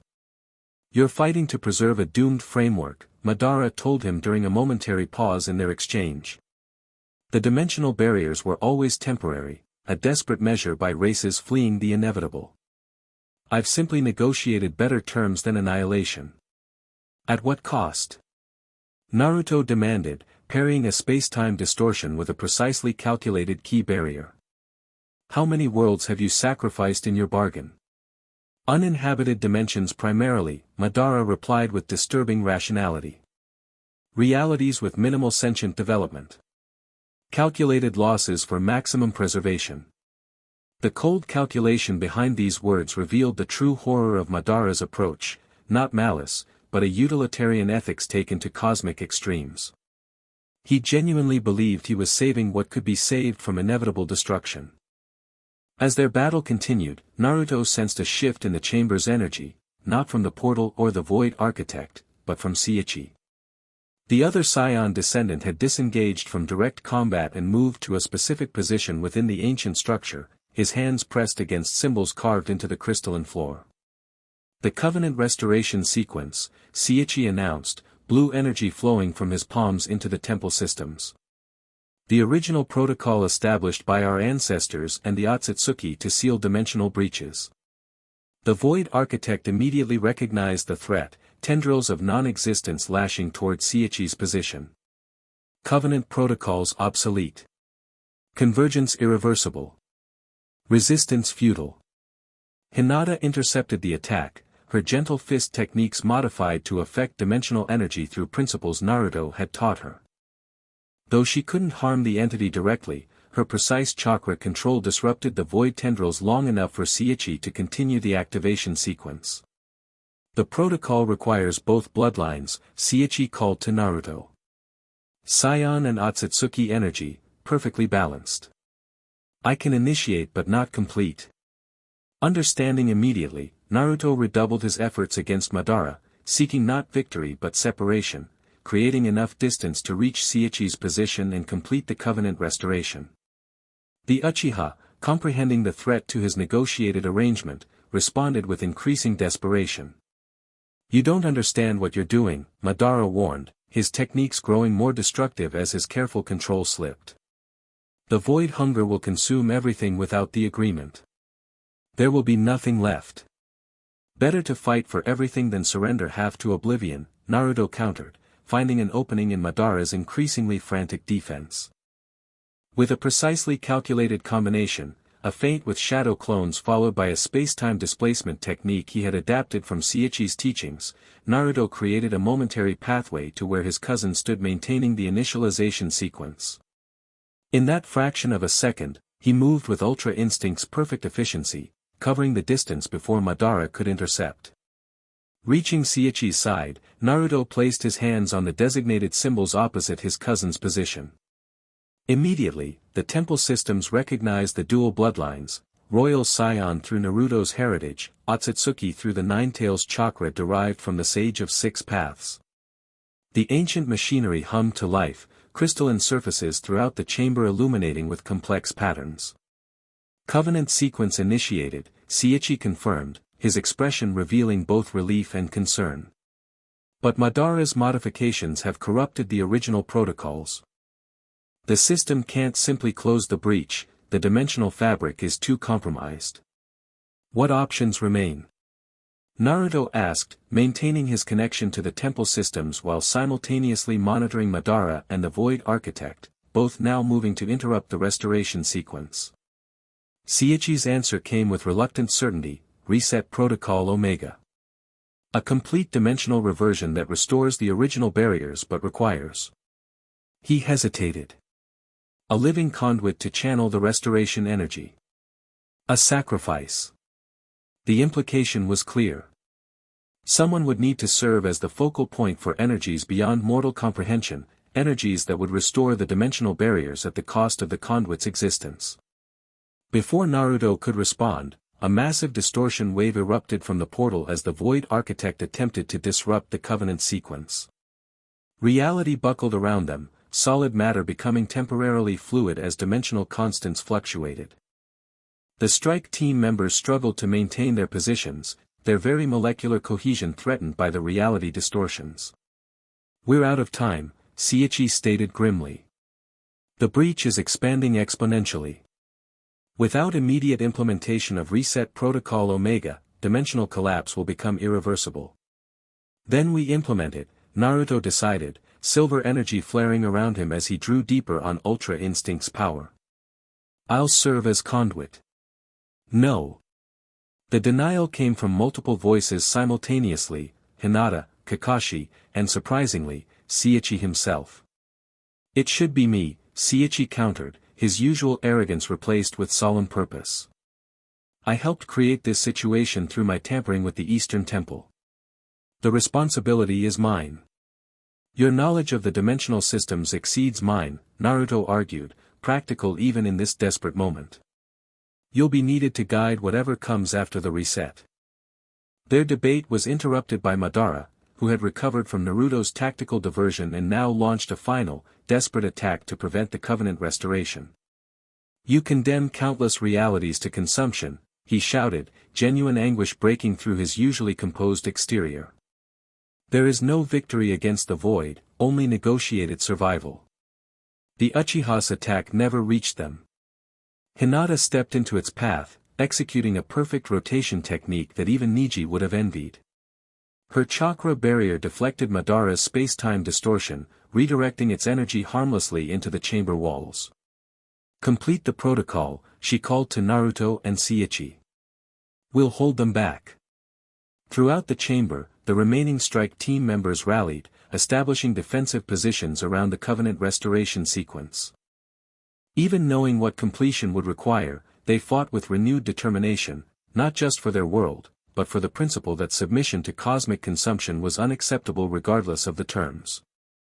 As Naruto and Sichi continued the complex activation sequence, the temple systems revealed the full nature of Protocol Omega through direct information transfer to their minds. The reset would indeed restore the original dimensional barriers, but with a crucial adaptation. Rather than static boundaries requiring constant maintenance, these renewed barriers would be dynamic, self-adjusting to cosmic pressures while maintaining essential separation between incompatible realities. A final evolution of the original design, Sichi realized, understanding flowing through their connection to the temple. What I attempted at the eastern site, but perfected through the convergence energy itself. The price remained unchanged, however. The conduit would absorb and redirect energies beyond mortal capacity, their individual existence becoming the template from which the new dimensional framework would be constructed. Not death in the conventional sense, but transcendence into cosmic infrastructure, individual consciousness expanded to universal scale and purpose. It should be me, Sichi insisted again, his reasons now clear to Naruto through their shared connection to the temple systems. My bloodline is purer, more closely aligned with the original Covenant creators. The integration would be more stable. But incomplete, Naruto countered, understanding flowing between them. The template requires both bloodlines in perfect balance. Your scion heritage is stronger, but you lack the Otsutsuki component that the Nine Tails provides me. The realization settled between them with inescapable logic, neither could serve as the perfect conduit individually. The optimal solution would require both, their energies combined to create the balanced template from which the new dimensional framework would emerge. A fusion, Sichi proposed, the concept transferring directly between their minds through the temple connection. Not physical, but energetic. Our separate consciousnesses merged into a unified conduit. The proposal was unprecedented but theoretically viable. The temple systems confirmed the possibility. A dual consciousness conduit would provide optimal stability for the dimensional reset while potentially allowing some portion of their individual identities to survive the transcendence process. Around them, the battle had reached critical intensity. The Void Architect, recognizing the existential threat to its purposes, had abandoned subtlety for direct assault. Reality itself weaponized against the defenders as portions of the chamber simply ceased to exist, erased from dimensional continuity. Madara fought with the desperation of absolute conviction, his techniques growing increasingly reckless as he sought to prevent what he viewed as cosmic suicide.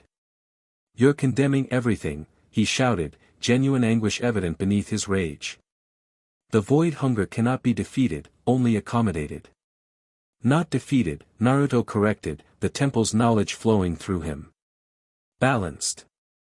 That was always the purpose of the original covenant, not victory over the void, but harmony between fundamental cosmic forces.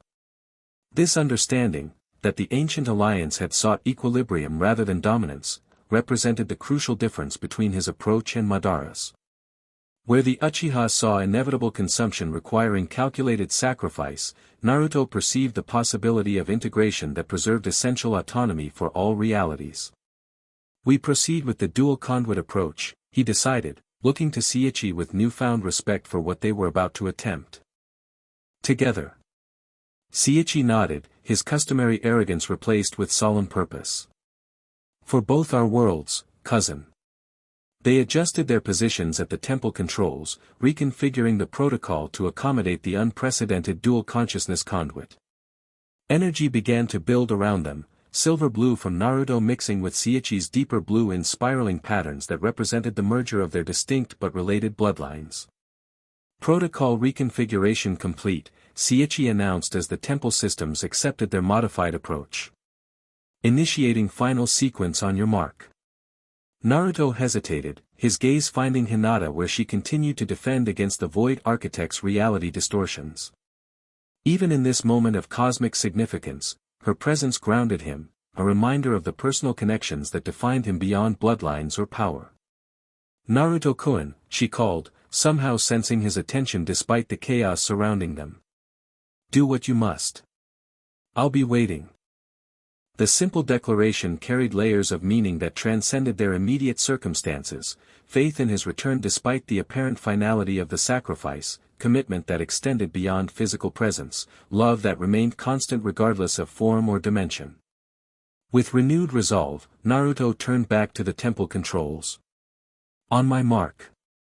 3, 2, 1, initiate.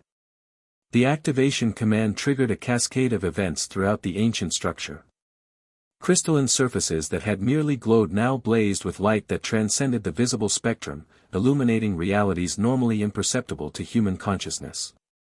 The very foundation of the temple revealed its true nature, not merely a building, but a cosmic junction point where multiple dimensions intersected in carefully regulated patterns. Energy surged through Naruto and Sichi, their separate auras merging into a unified field that expanded to encompass the entire chamber. Within this field, reality itself began to reconfigure, fundamental constants adjusting to patterns specified by the reset protocol. The Void Architect recognized the existential threat to its purpose, abandoning its attack on the defenders to focus entirely on disrupting the protocol activation. Unacceptable alteration to cosmic framework. Void primacy non-negotiable. Consumption cycle inviolate. Its desperate assault met the expanding field of merged Saiyan Otsutsuki energy, and found itself contained rather than victorious. The unified aura neither attacked nor destroyed the entity, but integrated it into the emerging dimensional framework, its fundamental nature respected but its consumption directive modified. Madara, witnessing this unexpected development, ceased his resistance. The Rinnegan allowed him to perceive what was occurring on a cosmic scale, not the defeat of the void hunger he had so feared, but its incorporation into a balanced system where consumption and creation existed in sustainable equilibrium. A third option, he murmured, understanding dawning. Neither surrender nor futile resistance, but harmony. Within the merged energy field, Naruto and Sichi experienced consciousness expansion beyond conventional understanding. Their individual awareness extended across dimensions, perceiving the cosmic tapestry in its entirety, the multiple universes connected by the convergence, the void hunger's purpose within the greater balance, the dimensional barriers not as walls but as regulatory interfaces between fundamentally different but complementary realities. The protocol continued its implementation, restoring dimensional boundaries with crucial modifications. Rather than rigid separation, the new framework established regulated exchange, controlled pathways that allowed beneficial interaction while preventing destructive interference. The void hunger remained, its consumption directed toward cosmic waste products rather than sentient realities, its function acknowledged as essential within the greater balance. Throughout this transformation, Naruto maintained his core identity despite the overwhelming cosmic awareness flooding his consciousness. Anchored by his human connections, particularly his bond with Hinata, but also his relationships with all those who had shaped his journey, he preserved the essential Naruto Uzumaki amidst the expansion to universal scale. Sichi similarly maintained his distinct consciousness, though the experience affected him more profoundly, challenging assumptions that had guided his previous manipulations of dimensional barriers. Through their merged awareness, each gained perspective previously unavailable, Naruto understanding the greater cosmic context that had motivated Sichi's actions, Sichi appreciating the human values that grounded Naruto's approach to power. As the protocol reached completion, the unified energy field began to contract, cosmic awareness gradually returning to individual scale. The process wasn't a simple reversal, however. Both emerged fundamentally changed by the experience, their consciousness forever expanded by glimpsing reality from a universal perspective.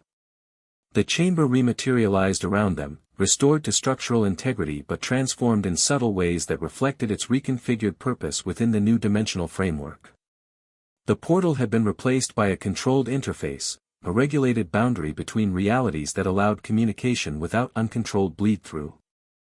Naruto and Sichi stood at the center of this transformed space, their merged aura gradually separating into distinct silver blue and deep blue energies. Physical forms remained intact, but their eyes reflected the cosmic awareness they had briefly shared, a depth of perception that transcended ordinary vision. It worked, Sichi stated, wonder replacing his usual confidence. The reset implemented successfully, but with adaptations I hadn't considered possible. Balance rather than dominance, Naruto confirmed, his voice carrying harmonics that suggested continued connection to larger realities. The original covenant's true purpose, restored and evolved. Around them, the strike team members recovered from the reality distortions that had threatened their molecular coherence. Kakashi was the first to approach, his Sharingan active but struggling to comprehend the energies that continued to flow through the transformed temple. What happened? He asked simply. The portal, the void entity. Integrated, Naruto explained, finding words inadequate for concepts he had experienced directly. Not destroyed or banished, but incorporated into a sustainable framework. Consumption balanced with creation. Hinata joined them, her Byakugan perceiving more of the transformation than ordinary vision could capture. You've changed, she observed, studying Naruto with the perceptiveness that had always characterized her regard for him. Not just energetically, but fundamentally. Expanded, he confirmed, grateful that she could perceive the distinction. Still me, but with awareness beyond previous limitations. Madara remained at the chamber's edge, the fight gone from him as the Rinnegan allowed him to perceive the cosmic reordering that had occurred. His expression reflected complex emotions, disappointment at the failure of his negotiated arrangement, but also reluctant acknowledgement of an alternative he hadn't considered viable. You've merely postponed the inevitable, he stated, though without his previous conviction. The void hunger's nature is to consume. This balance you've established cannot last eternally. Nothing does, Naruto acknowledged. But we've created a framework that can adapt rather than merely resist. Evolution instead of stagnation or surrender. Something in this perspective seemed to reach the Uchiha in ways that combat could not. The ancient weariness that had driven his pursuit of the infinite Tsukuyomi, his conviction that conflict was the inescapable nature of existence, met a cosmic perspective that offered neither naive optimism nor fatalistic surrender, but continuous, creative adaptation to emerging challenges. Perhaps, Madara conceded, the simple acknowledgement representing a profound shift from his previous absolute certainty. With that statement, he turned and walked toward the transformed portal, not in escape, but in apparent contemplation, his purpose temporarily suspended by concepts that required re-evaluation. No one moved to stop him, recognizing that the immediate threat had been neutralized and that pursuit would serve little purpose in the transformed context of their situation. The dimensional crisis that had driven their mission had been resolved, albeit in ways none had anticipated. As the team regrouped and assessed their status, Sichi approached Naruto with uncharacteristic humility. I misjudged you, he admitted. I saw your human connections as limitations rather than foundations. I believed pure scion approach would prove superior to your integrated identity. And now? Naruto prompted, sensing the genuine reassessment behind his cousin's words.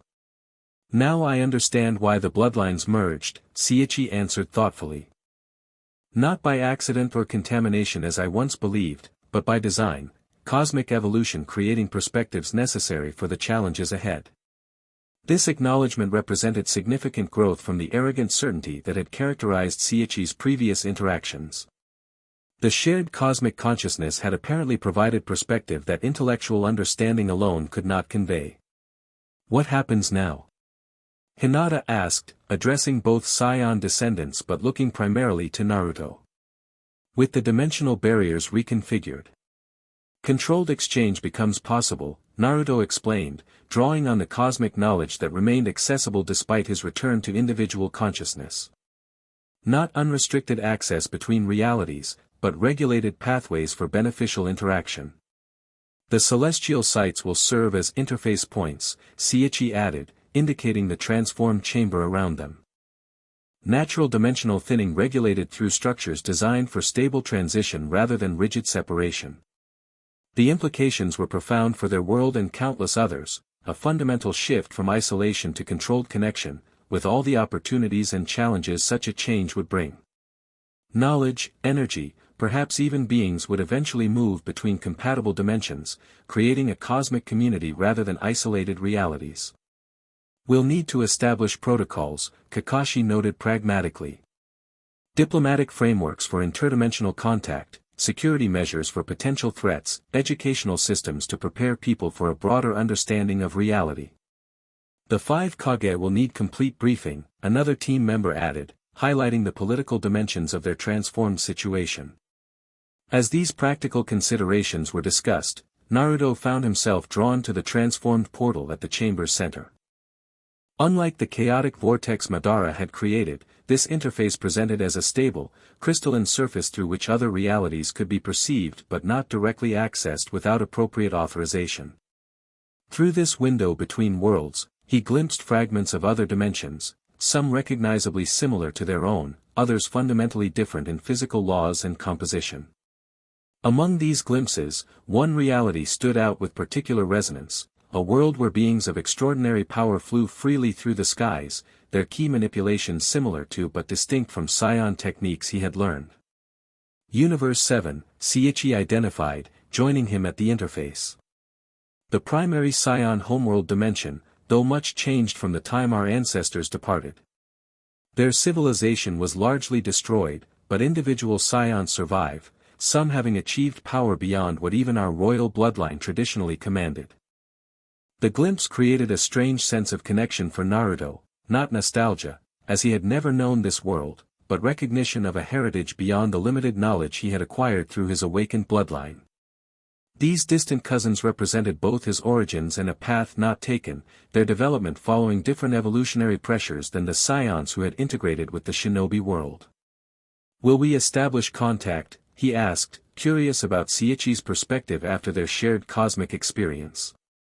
Eventually, Sichi replied thoughtfully.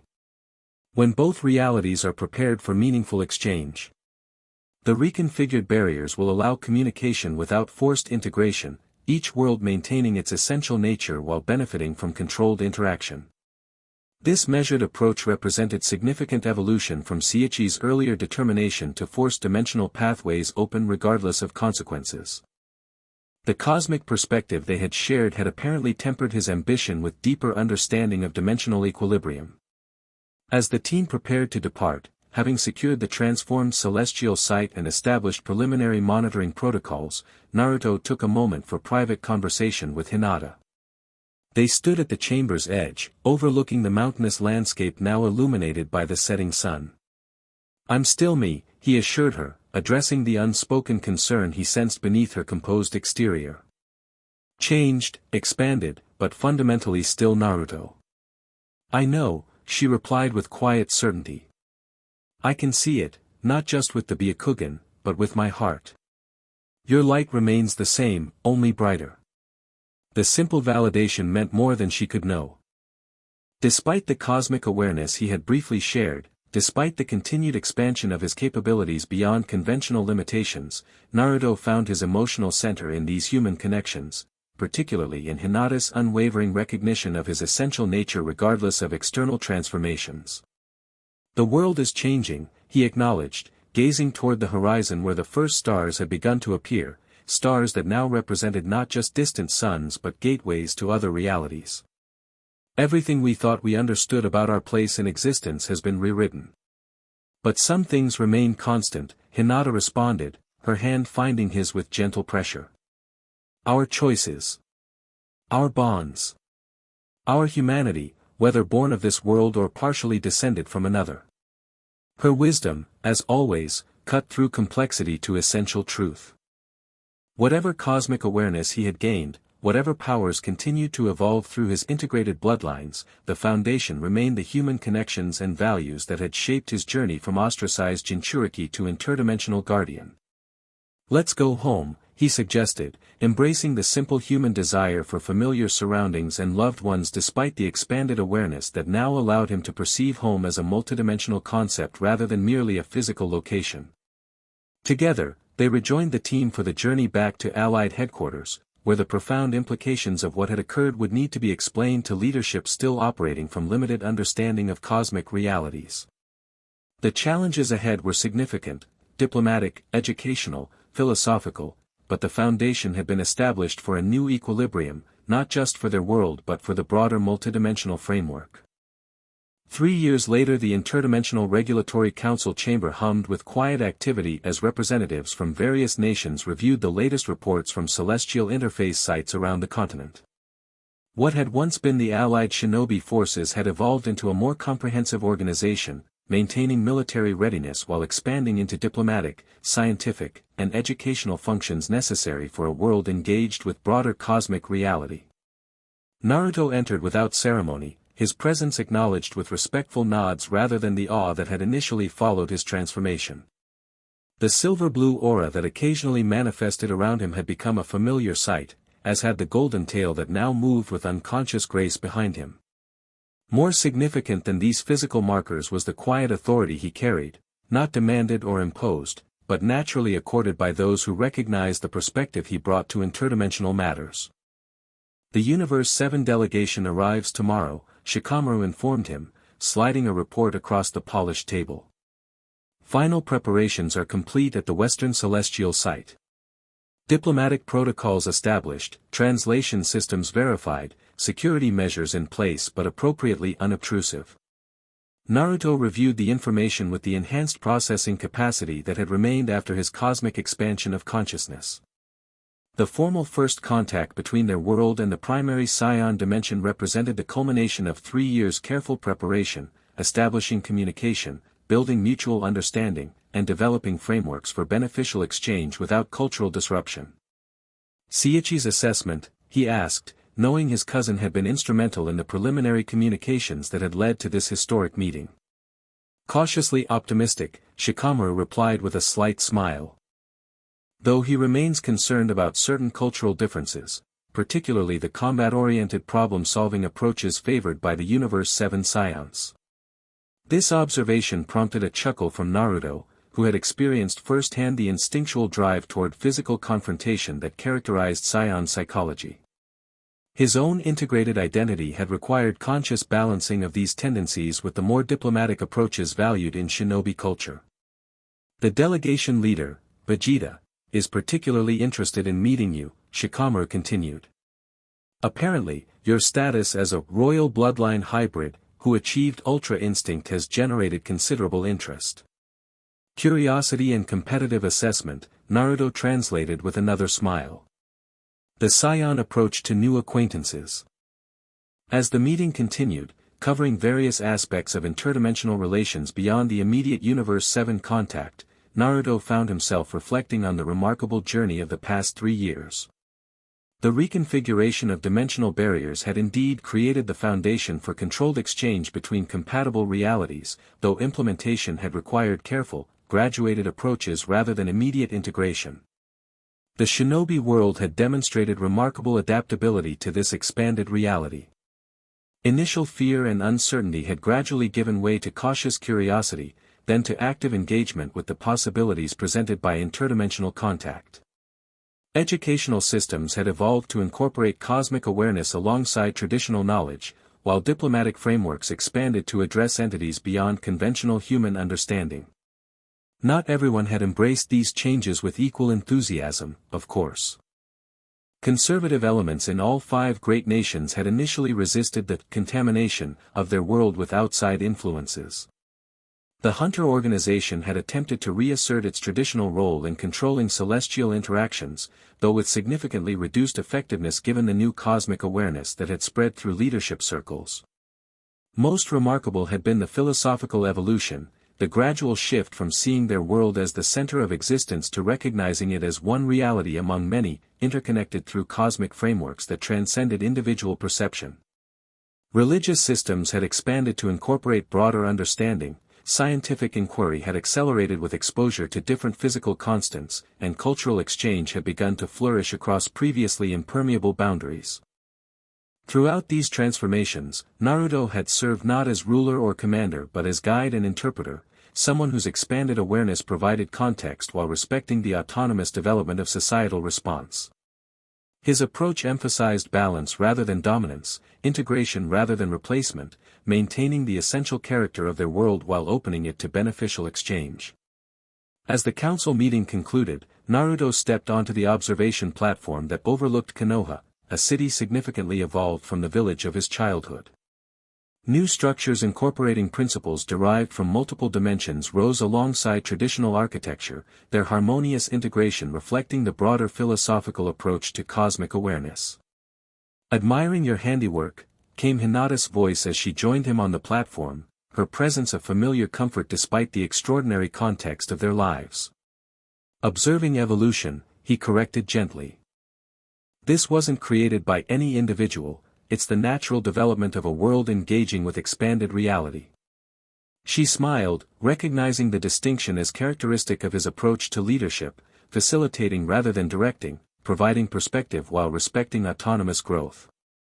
Their relationship had similarly evolved, deepening through shared experiences both ordinary and extraordinary. Marriage had formalized what had already been established through countless moments of recognition and support. "The children are excited about tomorrow's delegation," she mentioned, referring to the academic program where young shinobi were being prepared for a world of interdimensional contact. Particularly the possibility of seeing actual full-blooded scions from the original homeworld dimension. "They'll be somewhat disappointed," Naruto predicted with amusement. "Physically, they look essentially human except during transformational states. The distinctive tail that most people associate with scions was actually eliminated from their mainstream population generations ago."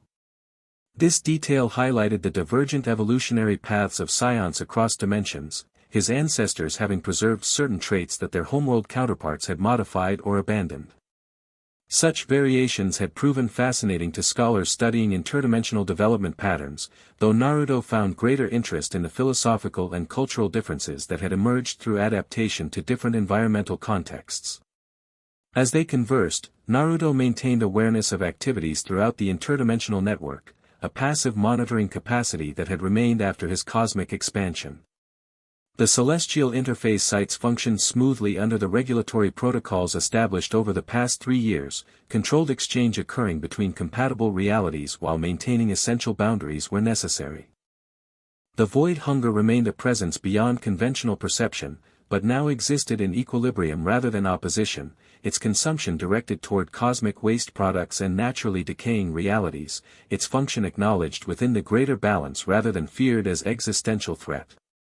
Understanding had replaced fear, regulation had succeeded suppression, and harmony had been established where conflict once seemed inevitable. "Any word from Madara?" Hinata asked, the question reflecting not fear but genuine curiosity about the legendary Uchiha who had disappeared through the transformed portal 3 years earlier. "Occasional indirect contact," Naruto confirmed. "He's exploring dimensional frameworks, apparently reassessing fundamental assumptions that guided his previous actions. Not exactly redemption, but perhaps evolution toward more balanced perspective." This development represented perhaps the most unexpected outcome of the dimensional reset, Madara's apparent shift from absolute certainty toward philosophical exploration. Whether this would eventually lead to his return remained uncertain, but the cosmic reconceptualization had clearly affected him as profoundly as it had others present during the transformation. Their conversation was interrupted by a familiar energy signature approaching at high velocity, Sichi arriving with his characteristic dramatic flare, blue aura visible long before his physical form could be distinguished. He touched down on the observation platform with practiced grace, his formal attire suggesting diplomatic engagements rather than his previous combat-oriented presentations. Final confirmation received, he announced without preamble.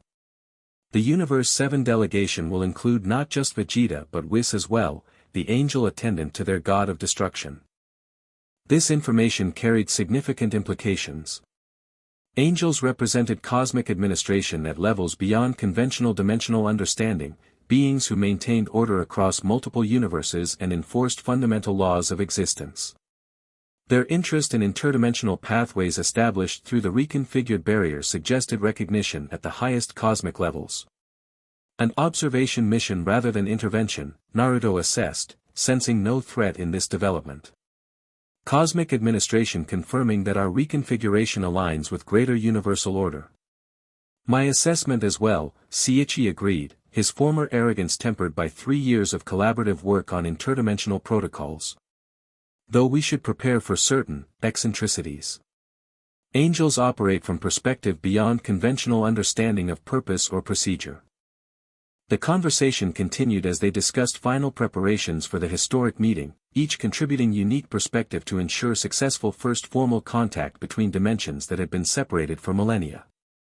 Their complementary approaches, Naruto's integrated wisdom, Hinata's perceptive insight, Sichi's technical knowledge, represented the balanced framework that had guided interdimensional relations since the reset. As evening approached, Naruto excused himself from official functions, returning to the home he and Hinata had established on the outskirts of Konoha, a space that balanced traditional design with subtle incorporations of interdimensional principles. Here, away from cosmic responsibilities and diplomatic protocols, they maintained the simple human connections that grounded expanded awareness in tangible reality. Later that night, as Hinata slept peacefully beside him, Naruto stepped onto their private garden terrace, gazing at stars that now represented not distant suns but gateways to realities he had briefly experienced directly. The cosmic awareness that had expanded his consciousness remained accessible but integrated, not overwhelming his human identity but complementing it with broader perspective. His tail moved thoughtfully behind him as he considered the journey from ostracized Jinchuriki to interdimensional guardian. The transformation had not erased his origins but built upon them, each stage of development incorporating rather than replacing what had come before. The loud, determined child remained within the balanced cosmic mediator, the passionate defender of precious people continued to motivate the interdimensional diplomat, the human heart still centered the expanded cosmic awareness. Tomorrow would bring new challenges, formal contact with beings from the dimension of his ancestral origins, discussions that would shape exchange between realities for generations to come, philosophical questions that transcended conventional understanding. Yet despite the extraordinary context, his approach remained fundamentally unchanged from the principles that had always guided him: protect what matters, respect autonomous development, seek balance rather than dominance, and maintain connection to the human foundations that give cosmic awareness meaningful purpose.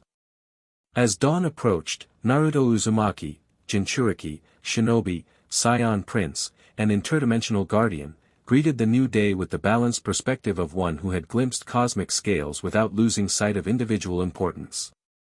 Whatever challenges emerged from expanding cosmic connections, he would face them not as separate identities in conflict, but as an integrated being whose unique perspective bridged worlds previously isolated.